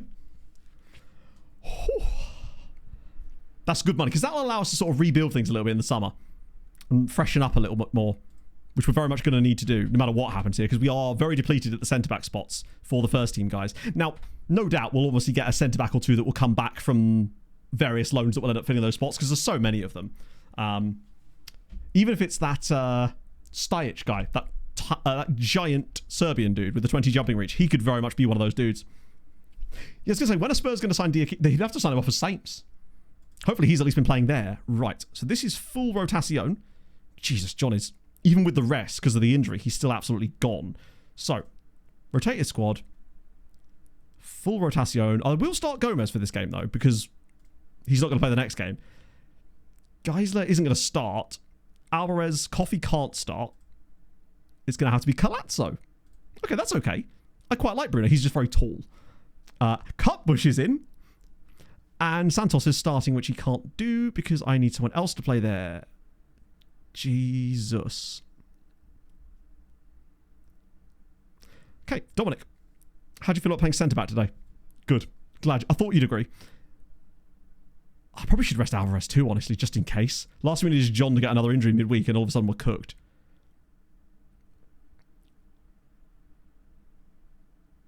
I'm going to put Julio Cesar at left back there. Morris for John. Yeah, I'm just thinking Morris for both of those two. Sod whatever result we get out of this. This is not about this game. It's about keeping everybody fresh and ready for Atletico. Oh. Watch the ball take it. Well, to be fair, they can't really take it. They just can't give it to us. We should be okay, though. 4-2 win. Geisler, Coffee. Still come off the bench. Oh my god, I thought that was one of our guys. Well, it is, but you know what I mean. Oh, great. He plays one game and all of a sudden he thinks he's Messi. Just a casual hat-trick from Hans Geisler. And a hat-trick of assists for Gomez. Okay, sis. Pop off. Big for you. God, Geisler was so good. Does make me think that there's an argument that maybe he could start a game for us, but that maybe that's an argument for another day. Because he's been very, very proficient, particularly now that he's had that extra game now. I will, of course, rest that whole squad too, just so he's available at least and fresh. Squad size that big? Well, to be fair, our squad size is actually fairly small these days because I loaned out some very important, not very important, but those second level players in January to Radomiak because they were actually willing to put bids on. So I figured, fuck it, why not? We didn't keep a clean sheet, did we? That'd be dumb. See you later, Hans. Hopefully, on Thursday, we will still be in the Champions League. That's the hope, at least. Just got to get it done. Trevor Chalobah. Yeah, I was surprised by that, but I'm assuming Livramento is injured, right? So let me just throw... Fuck, I'll just rest the entire lot for a day. They'll still find a way to get injured. Okay. He wants an improved deal. We're just going to deal with that later. Now, there would have been some knockout matches for the Europa League, right? And the Conference League. Oh, no. Oh, it's not till next week. Oh, it's this one that's got the stagger. And then the Conference League is... Arca won 1-0 away at Antwerpen. Amazing. That's the one. So they've won the round of 16 first leg, which is great. Do we know who they get in the quarterfinal? No, we don't. Okay. Things are boding well. But we just need to get through. Hey, calf trains are no joke. Ask me. I know all about them. He's literally the top trainer at the club. God, he's going to be the best finisher in the world. 6-3. I guess you'd have to make so many mistakes, but you'd end up being bailed out, but not by you, but by one of your defenders or something. That's the only thing I can think of that would allow that to happen. Here's about Julio Cesar. Is it the same thing as before? Because I think he's still got a reasonable contract. He's got 4 years on it. New contract. No, go away. Do what Hans did and maybe we'll talk. Haven't injured. I don't actually get injured that much. Actually, no, I'll say. I mean, I had that little stress fracture last year on my foot. The calf thingy. And I did pull that intercostal muscle last April, which was really painful. Make handsome penalty take. I did not, no. Just because the last thing I'd want is for us to accidentally be in an important game and for that to actually come and bite us in the arse. Right. That's fine. Monotonous injury. Am I? I don't know. I'm just existing, I suppose. Like, I'm happy to not talk about him. I had a calf injury. That was the thing. My apologies, I guess. That was just the thing that happened. I have injured my calf twice this year, to be fair. But I think it's probably the same. Really? 2 to 3 days. I think he might be back. Maybe. 2 to 3 days, and the game is in 3 days. If he has to play with a dicky tummy, then he's going to have to play with a dicky tummy, basically. He's got no choice. He's going to be throwing up all over the pitch and we'll be all right. Oh, God, the heat, man. Still not got to 29, though. Counter could be scary. True. If he's playing in goal, then yeah. But not when he's playing in his true position. That is a little different. Papa C, get a bit of that too. Player of the week, Steve Winwood. That's a good sign, at least. And Victoria Pilsen. Maybe, yeah, if you project... I mean, that's a good tactic, really. I wonder what would happen in that situation. Would that be a foul, as far as football is concerned, if you were to be sick on another player from the opposing team? Could that be considered gaining an advantage? I'm not sure what advantage you'd really be gaining, given that you'd be the one that's probably crawling on the floor holding your stomach, but you never know, right? Okay. So that day there is the judgment day as far as the youth intake goes on the 17th. Unsporting behaviour. I guess it would be, right? Probably a yellow, if nothing else. Depends what you've eaten, I guess. Nobody in the Champions League that we matter about, because obviously Marseille are playing on the same day as us. They could turn it around, but I'm not content with... I don't think that's likely to happen. Then again, it is at home, so you never know. Maybe. Matters on the play. What, so that the defender slips in it? Somehow. Absolutely sickening decision. Belushi's fractured his ribs. Falling off. They always seem to fall awkwardly. Like, just learn to stand up straight. Problem solved. Last 2 years. Yeah, I mean, So last April was when I did the muscle in my ribs when I was putting the washing line up. That was fun. That was really painful. And then I did the stress fracture thing in my foot, which sucked. And this year it's just been the calf thing. Really. I think it was just a recurring issue that I got back onto it too fast. Was doing some exercises that I was hoping would help strengthen it, but probably overdid it with those two, and then it caused some problems there. But today, no issues, so that was good. Right. Second leg. Steinbergen isn't unfit, which is nice. And it looks like the bench has got a few more options for us. No, it's not. It's the same guys as before. Right, okay. Hopefully no one new has been taken ill. Okay, good. It's going to be the same lineup, I think, though, because, right, what can we do here? Still no Naeem. Okay. Geisler, I mean, he's got 12 goals this season. Compared to Joao Carlos and Paulo Enrique. Kwasiopud is on loan. So he and Hernandowski both went on loan to Radomiak in January. I wasn't expecting both of them to go, but they did. And I thought, you know what? It's a risk, but we took that risk. We just can't afford to get any centre-back injuries now. I didn't realise just how light we were there. Because we sold Lucinho in the summer as well. So that's 3 of the 6 kind of went in that same window, or in that same kind of era. Okay. Paying for Radomiak. They probably haven't had enough games yet. They wouldn't have been able to register. Oh, they might have done. Because they can only register 3 new players, in fairness, for the Europa League. And I think they took 3 off of us. So hopefully they registered them all. Because they had Aranda as well. Do I start Geisler or is he super sub? Yeah, the window finished. We'd have to deep from him, but there isn't really much actually here. We were very devoid of centre-backs for once. No, I think we go with the same lineup to start. Geisler off the bench because he's got such an impact there, which he can make, and just hope that they can do it this time. I trust them. I believe. Let's go. We do need our back 3 to have a better performance, though, because they did not exactly do great in the last game. Particularly for, I mean, we still should have won, so I'm not going to blame the team too much because we were still very good, and that was the away game too. We're generally speaking better at home anyway, so hopefully we come good here. I think the second place player in the intake was a centre-back, or was it a wing-back? Maybe it was wing-backs, actually. But we could definitely do with the goalie too. We've just got too good in the loan farm at places where we can now actually get nearly first-team players out on loan into the farm, which is fine and all, but I may have overdone it slightly. I probably should have kept one of them back. Like, whoever went first, they got to go, and then I kept the other one. But I was too tempted to see what Kwasiopud and Hernandowski could both do in that Radomiak side. It might be enough for them to push all the way to a Europa League final or something. And ultimately, if I get those 2 loans out and they end up winning the Europa League because of it, it would probably be beneficial for the save overall, even if, say, we ended up losing like a Champions League semi later on. Piast already winning. Okay. Imagine if they end up actually going through and we don't. He's got a bit of a move on there. It's been a slow start from us, really. First 22 minutes, not a lot happening in the game, which is okay. But these kind of performances worry me ever so slightly when it was these types of games that would catch us out before, where their first chance of the match would be a goal. Luckily, that was their first chance of the match, and it was easily handled by Ashipong, so that's not too bad. But it has been a very slow and plodding start. One thing I do want to check, actually, is the footedness of our centre-backs. Is Santos comfortable on that side? Oh, he's more left-footed, actually. Could have swapped those 2 over. Let Santos play on his stronger foot. That might help us a little bit more, just so that he's not put in as many awkward situations, perhaps. Particularly he's already on a yellow card, and the last thing we need is a red card for a centre-back in this game. Because if we did, I might actually have to switch to the other tactic were that to happen. Because it's only got 2 centre-backs in it. We might just have to be forced to switch to the other system if we got an injury there. John! Oh, it's just wide. First opening of the game for us now. Plus, we're sort of letting the half play out, see what happens. And in theory, we should be able to make those same tactical adjustments at half-time once we've sussed out who's controlling the play for Atletico. Although what I do want to know is,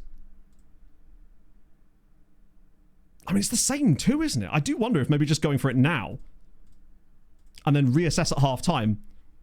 Oh, El Shankiti's got space inside. Okay.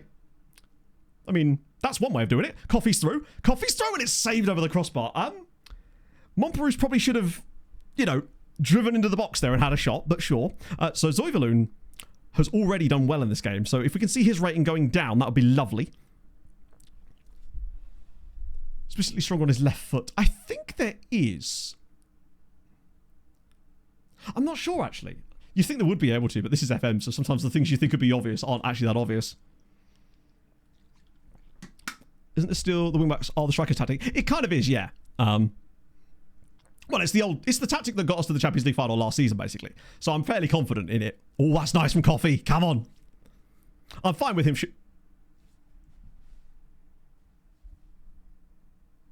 Hang on, chat. I'm not sure. Did this cross the line? Close one. But no, I think we can all agree that did in fact not cross the line. Thanks, FM. Cheers, Jeff. What are we doing here? It's good to know that information. You never know when that's going to come in handy. For God's sake. Atletico have definitely had the better of the opportunities in this match so far, though. But while we're still in with a chance at... Oh my days. Coffee was so pushed up there. Please get across to him. Don't foul him, though. Nice. Although... Okay, this should be... What the hell? They've just allowed a looping header to drop out of nowhere into the box and they've scored. This tie is cursed, man. It looks like their striker pushes our centre-back in the back to stop him from getting to this. Like, it's whipped in here. He just misses it. Who was that? Santos. Oh, Santos, buddy. You've got to be hit. Just head the ball. Just head the ball. Okay. God's sake. This round, what are we doing now? Oh, Insta highlight straight from the kickoff. We've been bad in this game, so no. Don't concede off your own kickoff. I beg of you. Keep the pressure on them. I don't think he even jumped there, no. In his defence, he has been thrown into a situation that perhaps he was not entirely prepared for. No, please, I beg of you, not 2 goals off the same fucking kickoff. Oh my God. Atletico have been quite good in the second leg, to be fair. Yeah, what did we do to offend the round of 16 goals? Because we've been bad, actually, in the second leg. It's a genuinely quite bad performance from us. But if it's 1-1 at half-time, then we can sort of sit on it and accept it. Oh, saved.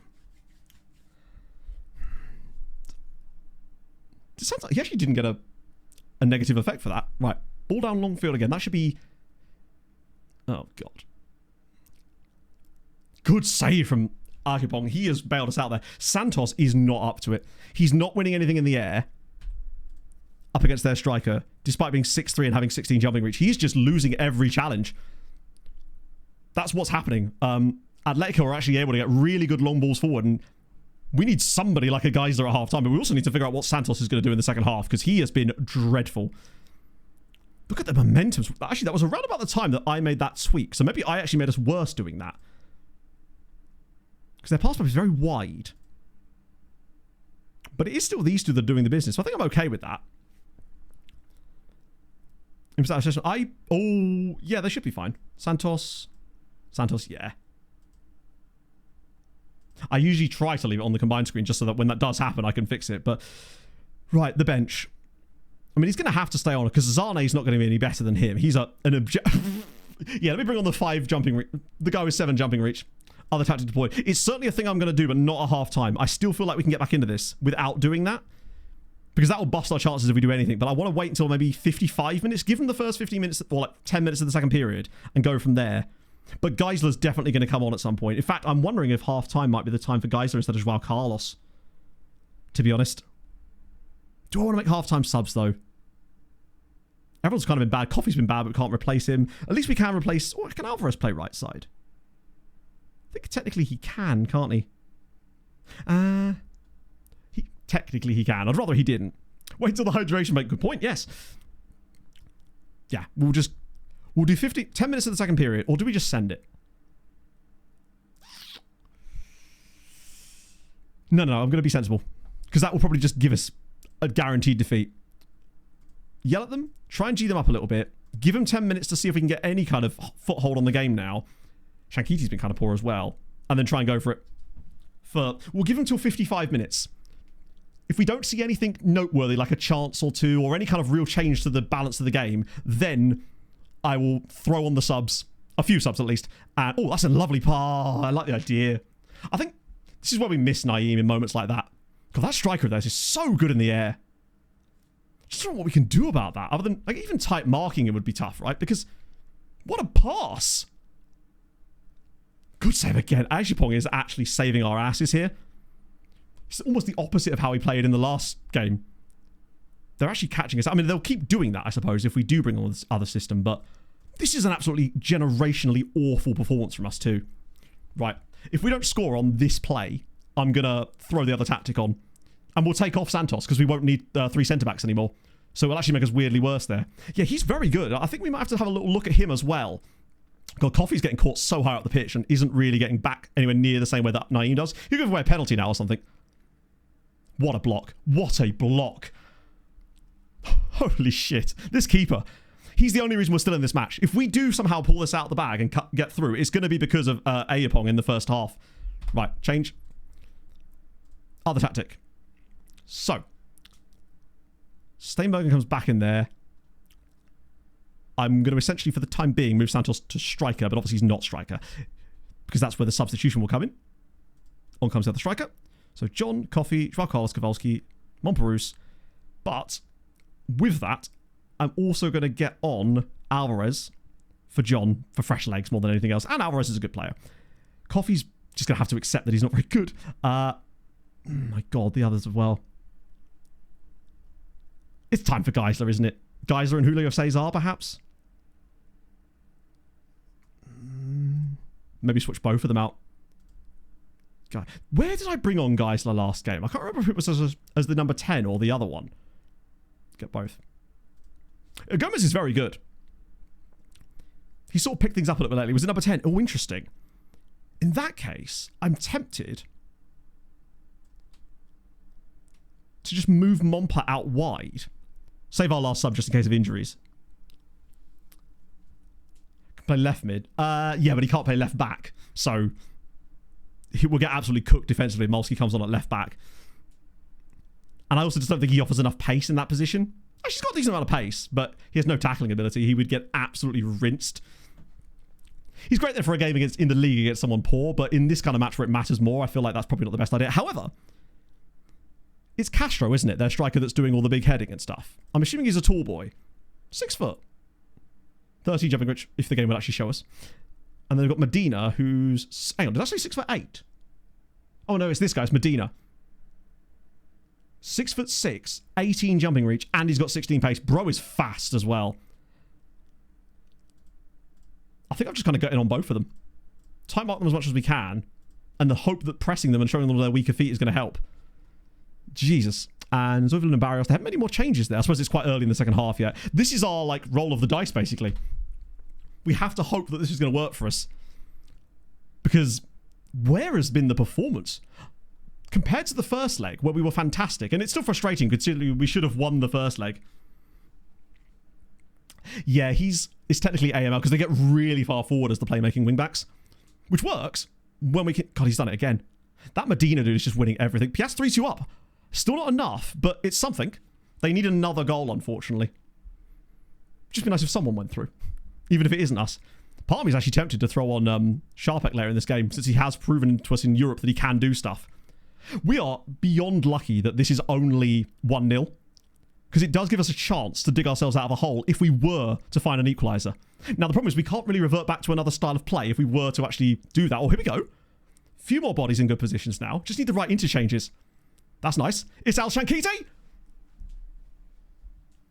Bro has to be burying that.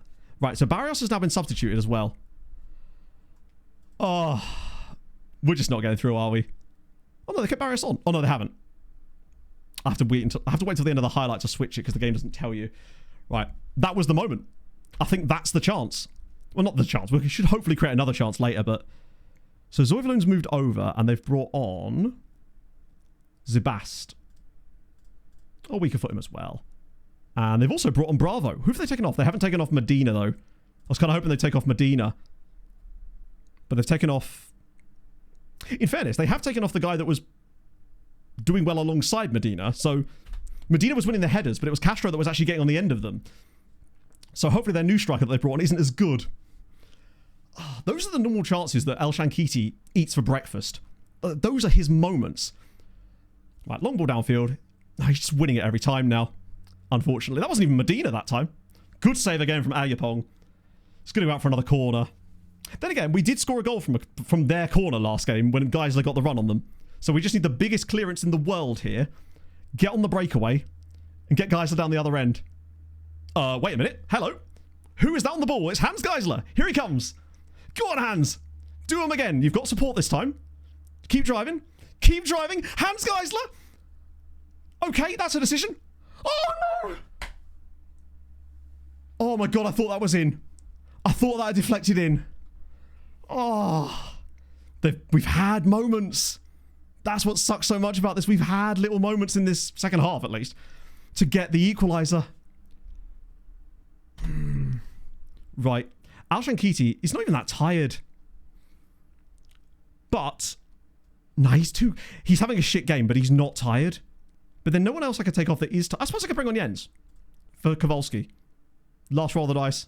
It's been awful. He has, but like bringing on a much worse player isn't going to make us better.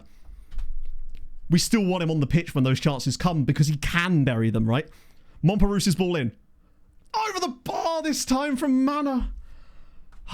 Do I go very attacking for the final 10? I might have to, you know. We're doing it. It means the goalie's coming up and all sorts. Second half, we've definitely improved, but I think we're going to go out with a win. But I don't think there's going to be another highlight in this game. 3-3 in the other game as well. No more highlights. Game ends.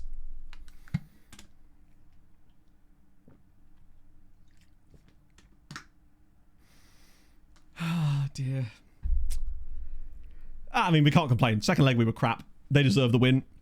First leg, we deserve the win. It is so frustrating to go out in the round of 16 when we had a clearly onside goal disallowed. But that would have still only taken this to extra time at 4-4. Fucking hell.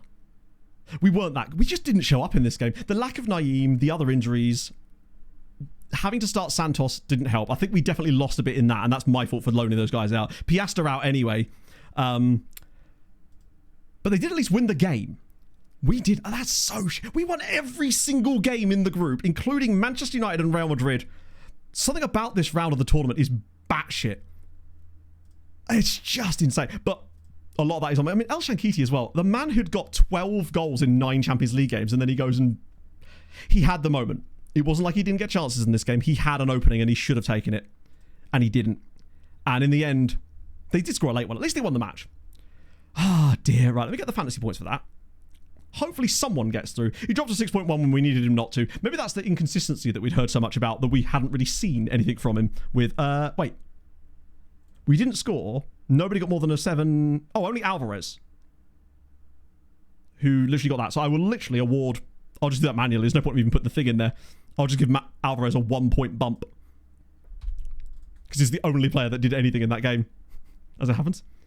Simeone. I mean, I guess however old he is in real life, plus 30, I guess. Oh, good teams. I mean, inconsistency doesn't really care about the good teams. Maybe he hates big matches. Inconsistency is just inconsistency. It doesn't care about who the team is. Fuck, that sucks. Thursday better be good. Yeah, I think the Naeem injury does make a difference. Your average star rating, maybe an issue if their average was higher. I don't even know what that means. What do you mean average star rating? The average star rating of your players is not relevant. Well, I mean, it is, but not on a game-by-game basis like that. Also, stars are kind of ultimately meaningless, so they also count form now. They're not meaningless, but it doesn't mean anything in this context. Them having some good players does not mean we also don't have good players. Also, remember, this is a Atletico side that finished, like, what, 14th in the group stage? Right, Marta better go the whole way with those guys now, since she's taken all the Polish sides out. We need some good stuff from the lower Polish sides now. We need Europa League. We need Conference League cooking. Hopefully we get that. They haven't played because they don't play till next week, of course.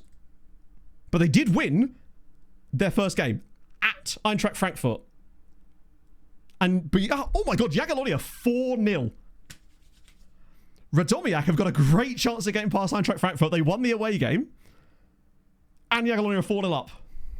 Yeah, Mike, we went a bit longer today.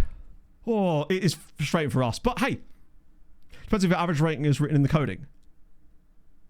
I'm not sure I understand what you mean by average rating.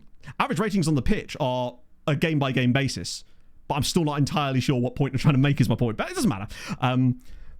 Put it this way. If you're judging every game by they had better star ratings than I did, then it's not... You're not going to have a lot of luck doing that because the star ratings are based on form, they're relative to your own team, not their team. It's all a bit of a mishmash. Ultimately, just signing good players, right? And our players didn't turn up. Right, so, Conference League. Oh, you fucking...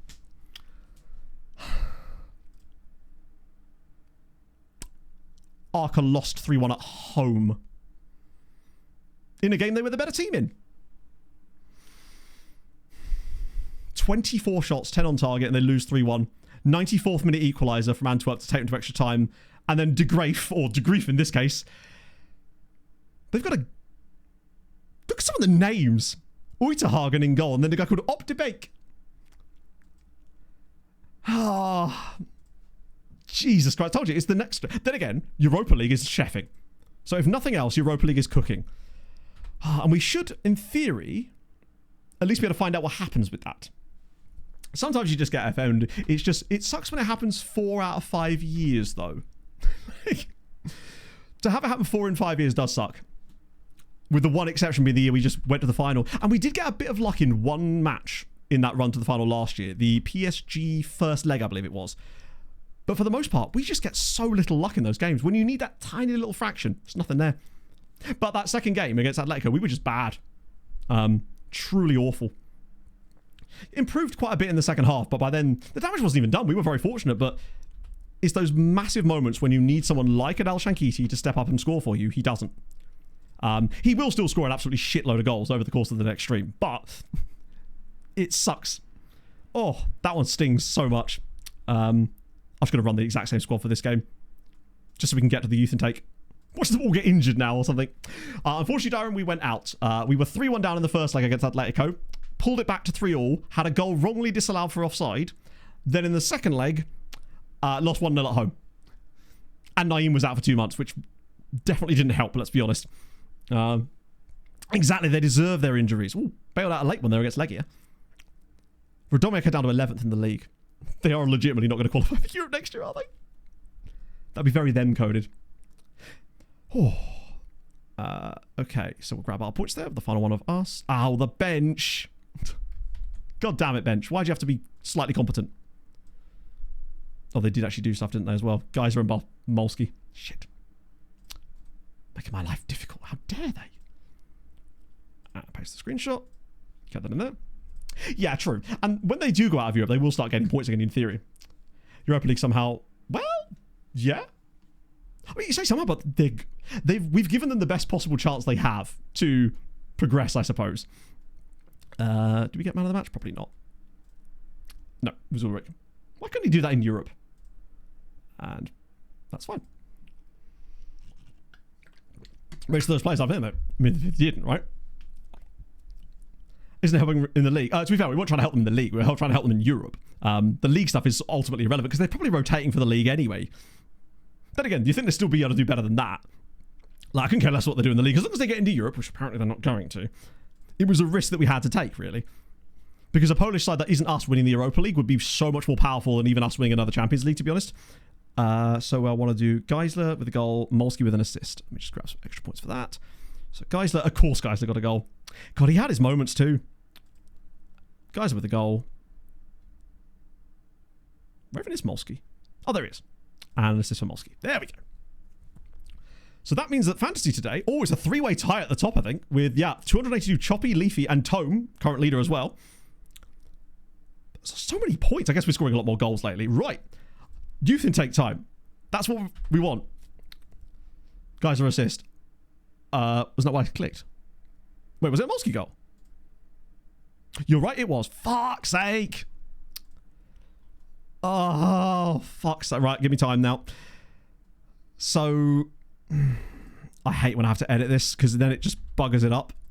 It removes double points for some reason. So Molsky gets a goal. So that I take away Geisler's 6 points. So I move him down to 48. Then I give him the assist. Then he push it back up. Well, no, it does affect it because... Right, that's the new updated version. And it actually remains... Oh, no, doesn't it remain exactly the same? We do have a tie at the top, though, but it's Choppy and Leafy this time. Whew. Right, okay. Youth intake. Please cheer me up with a youth intake. It's the 17th on the Wednesday. Squad are unhappy. They can stay unhappy, damn it. Maybe that doesn't help. Oh...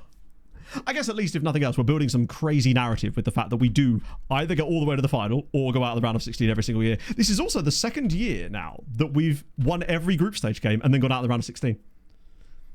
That's an impressive achievement. Not kind of the achievement I'd really want on our record, in fairness. Right. Let's do that. Send that. I suppose 55, isn't it? Right, okay. God, I'm going to need to sit in the garden, I think, after stream, honestly. Just to cool the hell down. Done that. Select all. We just Flat track bullies. It's also funny as hell because it's not obviously we did have a slightly easier go to Europa League second leg. Yeah, we're going to go to the Thursday game so we can at least see who's got there too. Oh, we did finally cross 29. We'll do youth intake, then we'll go to the Thursdays to make sure we can see what's happening there as well with your garden. It does need a lawn cut, to be fair. It's like Jurassic Park at the moment. Oh, good. Uncertain. I will give him well, actually, to be fair, he's got 4 years on his deal. He can suck it up for a little bit. What we need to do next year is get as few points in the group stage as possible. Sneak through in 24th. Well, there's the intake. Top.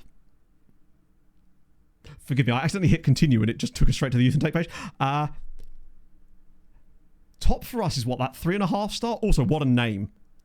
If nothing else, bro has a name. Second or first, yeah, pretty much. That's all we've done in the last few years. One mid player, yeah. It is him. Oh, he's Swiss. Okay. So here is he. Oh, dear. He's at least agile. Dario Dan Wurstenberger. Presumably from our Swiss affiliate club. I'm guessing, at least. He's from Zurich. Oh, yeah. He likes the left side of his box loads. He's not quite the backup we were hoping for, is he? Unambitious as well, which is not the end of the world. Level-headed. Positioning's okay. Reflexes are okay. One-on-ones are awful. He's not my favourite burger. I'll be honest with you. Oh, damn it, man. The sausage mountaineer? Suddenly, I'm more interested in... Wait, I've just literally gone for our... He's the only player with Wurstenberger in his name. Does he have 15 finishing? Good question. I can't find out until we sign him up. Dario. At least we got a Swiss player in it. Never get assignment. Well, the thing is, we got them. So if we can get them once, we can get them again. I get the feeling he will disappear. Yeah. We've also got a Dominican called Francisco Luis, which is kind of fun. No idea how we've ended up with him, but that's kind of sick. Where was he born? Yarabacoa in Dominican Republic. How bizarre. Oh, no, I know there's a way to check, but I'm exhausted. Cape Verde guy, here you go. The flag is indeed a big plus for sure. The best Polish player in here is Kamil. Okay, he's not awful. I mean, he is. But PA-wise, he's probably not great. We've got Łukasz Weiss. Sorry, Łukasz Weiss. They're okay. They probably just don't have that ceiling. Because oh yeah, no, we're obviously going to sign him up because he's the best player in the intake. But we're not likely to see him long term. Because I almost would be willing to bet the next stream we'll immediately see a goalkeeper who's better than that. Because we just do another transfer room as well. Yeah, that's true. We've at least got someone with experience of stopping Spanish scourges. And Sharpek's ready to go. God damn it, man. We'll sign them all up. They'll benefit from the other guys. So, going to just quickly show Sharpek. And also, then we've got to see what the other Polish sides do in Europe. Looks like we're just going to be... Hopefully next stream is us just supporting loads of Polish sides in Europe. But in this case, 2. I mean, surely they can't balls it up from here. What the fuck? First team? Lads? Oh, he's there. Sorry, I forgot that he can technically be a right-sided winger as well. If he could stop getting injured, we can give him a run of games, because he's only made 18 appearances this year. I think what we'll do next stream is make sure that he gets more game time up front for us with El Shankiti, alternating him and Gomez and El Shankiti around a little bit, just to let Mateus start to develop a little bit more, because just a run of... I don't know, how many games have we got left in the league? A run of 8 matches up front, or at least playing it a lot, could certainly do the job. Doing a youth academy, building a nation save. I think you've asked me this every other stream. But yes, no, I haven't, because that would be... Unfortunately, it would be incredibly boring to watch. Because... maybe it wasn't you that asked this all the time, but I'm pretty certain someone does ask this every stream. But no, because if you're doing youth only build a nation, how do you actually build the nation? You can't sign anybody. You'd have to rely on your own intake to get anyone to bring in, and therefore you wouldn't be able to build a loan farm. You couldn't sign anybody for the loan farm. So you sort of couldn't really do anything. You'd be lucky if you did anything with your own team, like in terms of just developing a team. Bro, stop getting injured. He's never going to get those ones. It just wouldn't give you good enough players. Even if you did it in Brazil, you simply wouldn't get enough players. Hopefully my assistant does want to sign up the right guys. I'll see who he signs and I'll make extra ones as well. Yeah, it would be purely accidental, really, at that point. If you're going to do Building a Nation, you can't really have any extra requirements on top of that either. I think these games would have happened now, so... Europa League. Surely they're both through. Radomiak, they are through. Come on. Did they win? Did they at least win the matches too? That's the previous round. I was like, wow. They won both legs. Fucking what? Even if you got a network of feeder affiliate clubs, you're still only going to get 11 or I think it's 14 players in your intake every year. The likelihood of one of them even being good enough is very unlikely. So you never make any progress. We work without mods. Harbour Town win the league. What? While you were taking a break. Sorry, what was the? I don't understand the ref. Hang on, sorry. F27 Harbour Town win. What? I don't understand what we're talking about. Sorry, my apologies. I'm very confused. One second. I'm just going to dig into that game as well. Worded badly. No, I just wasn't sure what the connection was. It's probably just me being dense as usual. Right. How on earth did they have a 5-all draw? Oh, dear. Like, take them to the Football League or even win the Prem. Yeah, no, sorry, I understand that, but I'm not seeing the connection, is my point. Forgive me. Oh, play Harbour Town. Oh, yeah, no, obviously not. Sorry, my apologies. I misunderstood. Yeah, no, I don't. There'd be no reason for me to do that, essentially. I think some nations you could do Youth Academy only. Okay, I disagree. And I think I'm right on that particular occasion. There is no nation that you could do... Take Australia. Is there even coefficients that you could use Australia with? Which club would you even be managing? But yeah, sorry. Trying to do a Building a Nation save with using Youth Academy only would simply not work. You're welcome to try it, but you will fail because it will not work. You wouldn't be able to load it. We've discussed this. Anyway, so yeah, a 5-all draw. They were actually losing 3-1, 4-2, 5-4. Why can't we score like that?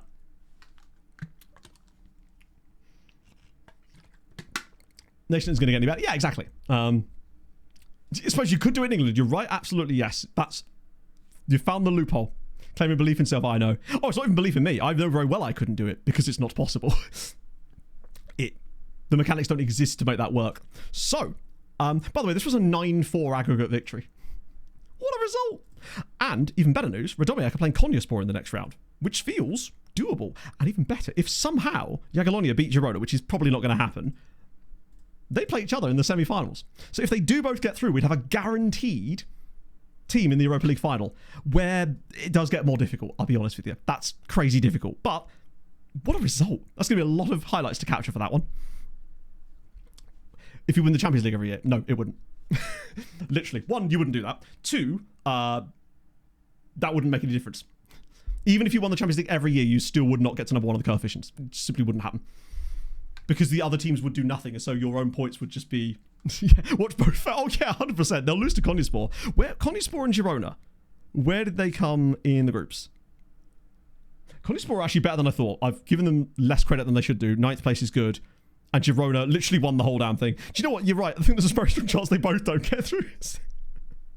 Yeah, 9-4 in aggregate with a 5-all draw. Thankfully, they won the first leg 4-0, otherwise they could have been a real heap of trouble there. Oh. What does that do for our coefficient score, though? We should have gained a little bit, right? 19.9. Jesus, even without us doing anything, they could still do quite business. Wouldn't be to be number 1 of the coefficients. Right, so it's not a Building a Nation save then, is it? I see. So as long as we move the goalposts and make it an entirely different save, we could still do it. Hey chat, did you know that I can win the London Marathon if I just run it by myself and I only run 7k? And don't get me wrong, that would be a fun save for you to do, but it isn't a Building a Nation save. And again, that's fine also. Next season in Europe, same as now, so still 7, because we'd stay in 5th place, which gives you 7 teams. And we've still got 2 left. It is Building a Nation, take a lower nation, build up nation. So that's not... Okay, you can call it that if you like, but it isn't that. It's just a youth challenge, and that's fine again. But that isn't what a Building a Nation save, at least by my definition, is, right? Even when you're by yourself. To be fair, I'd probably conk out around about mile 15. I've just remembered how many kilometers there are in a marathon. We'll get to number 1 submarine ever. Correct. That's the point I'm making. So, coming back to the part where it's not possible, I realise that this is one of these situations where you're not going to take anything I say on board, and that's fine too, right? I'm ultimately just a person offering an opinion. Would I consider trying? None of them.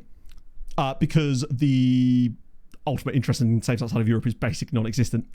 And the coefficients are very strange outside. It's not quite as complete a system as you would expect. We had a little look at the coefficients in Africa when we were managing there on a different save, just because it was sort of interesting from time to time, and it was out all over the place. It's actually a burger, is it? Hell yeah. Tasty? Chat, have you ever considered doing an 1860 Munich save? But yeah, Africa has them, but they're very strange, basically. Show fantasy points. Oh, excuse me. We found out custom icon save. You think it would actually, yeah. Genuinely, but again, same problem as the others. People talk about my idea after only suggesting it. What? What? What? I don't even know what me searching for context. We weren't talking about that at all. We were talking about something completely different. Right, I'm going to rate Kempi before something else happens. How strange. Yeah, no, we weren't discussing that at all. That was a different thing. Inferno said it, did he? What? Inferno said you can't, they've gone out of business. Oh! We were just referencing that as a safe. Sorry, yeah.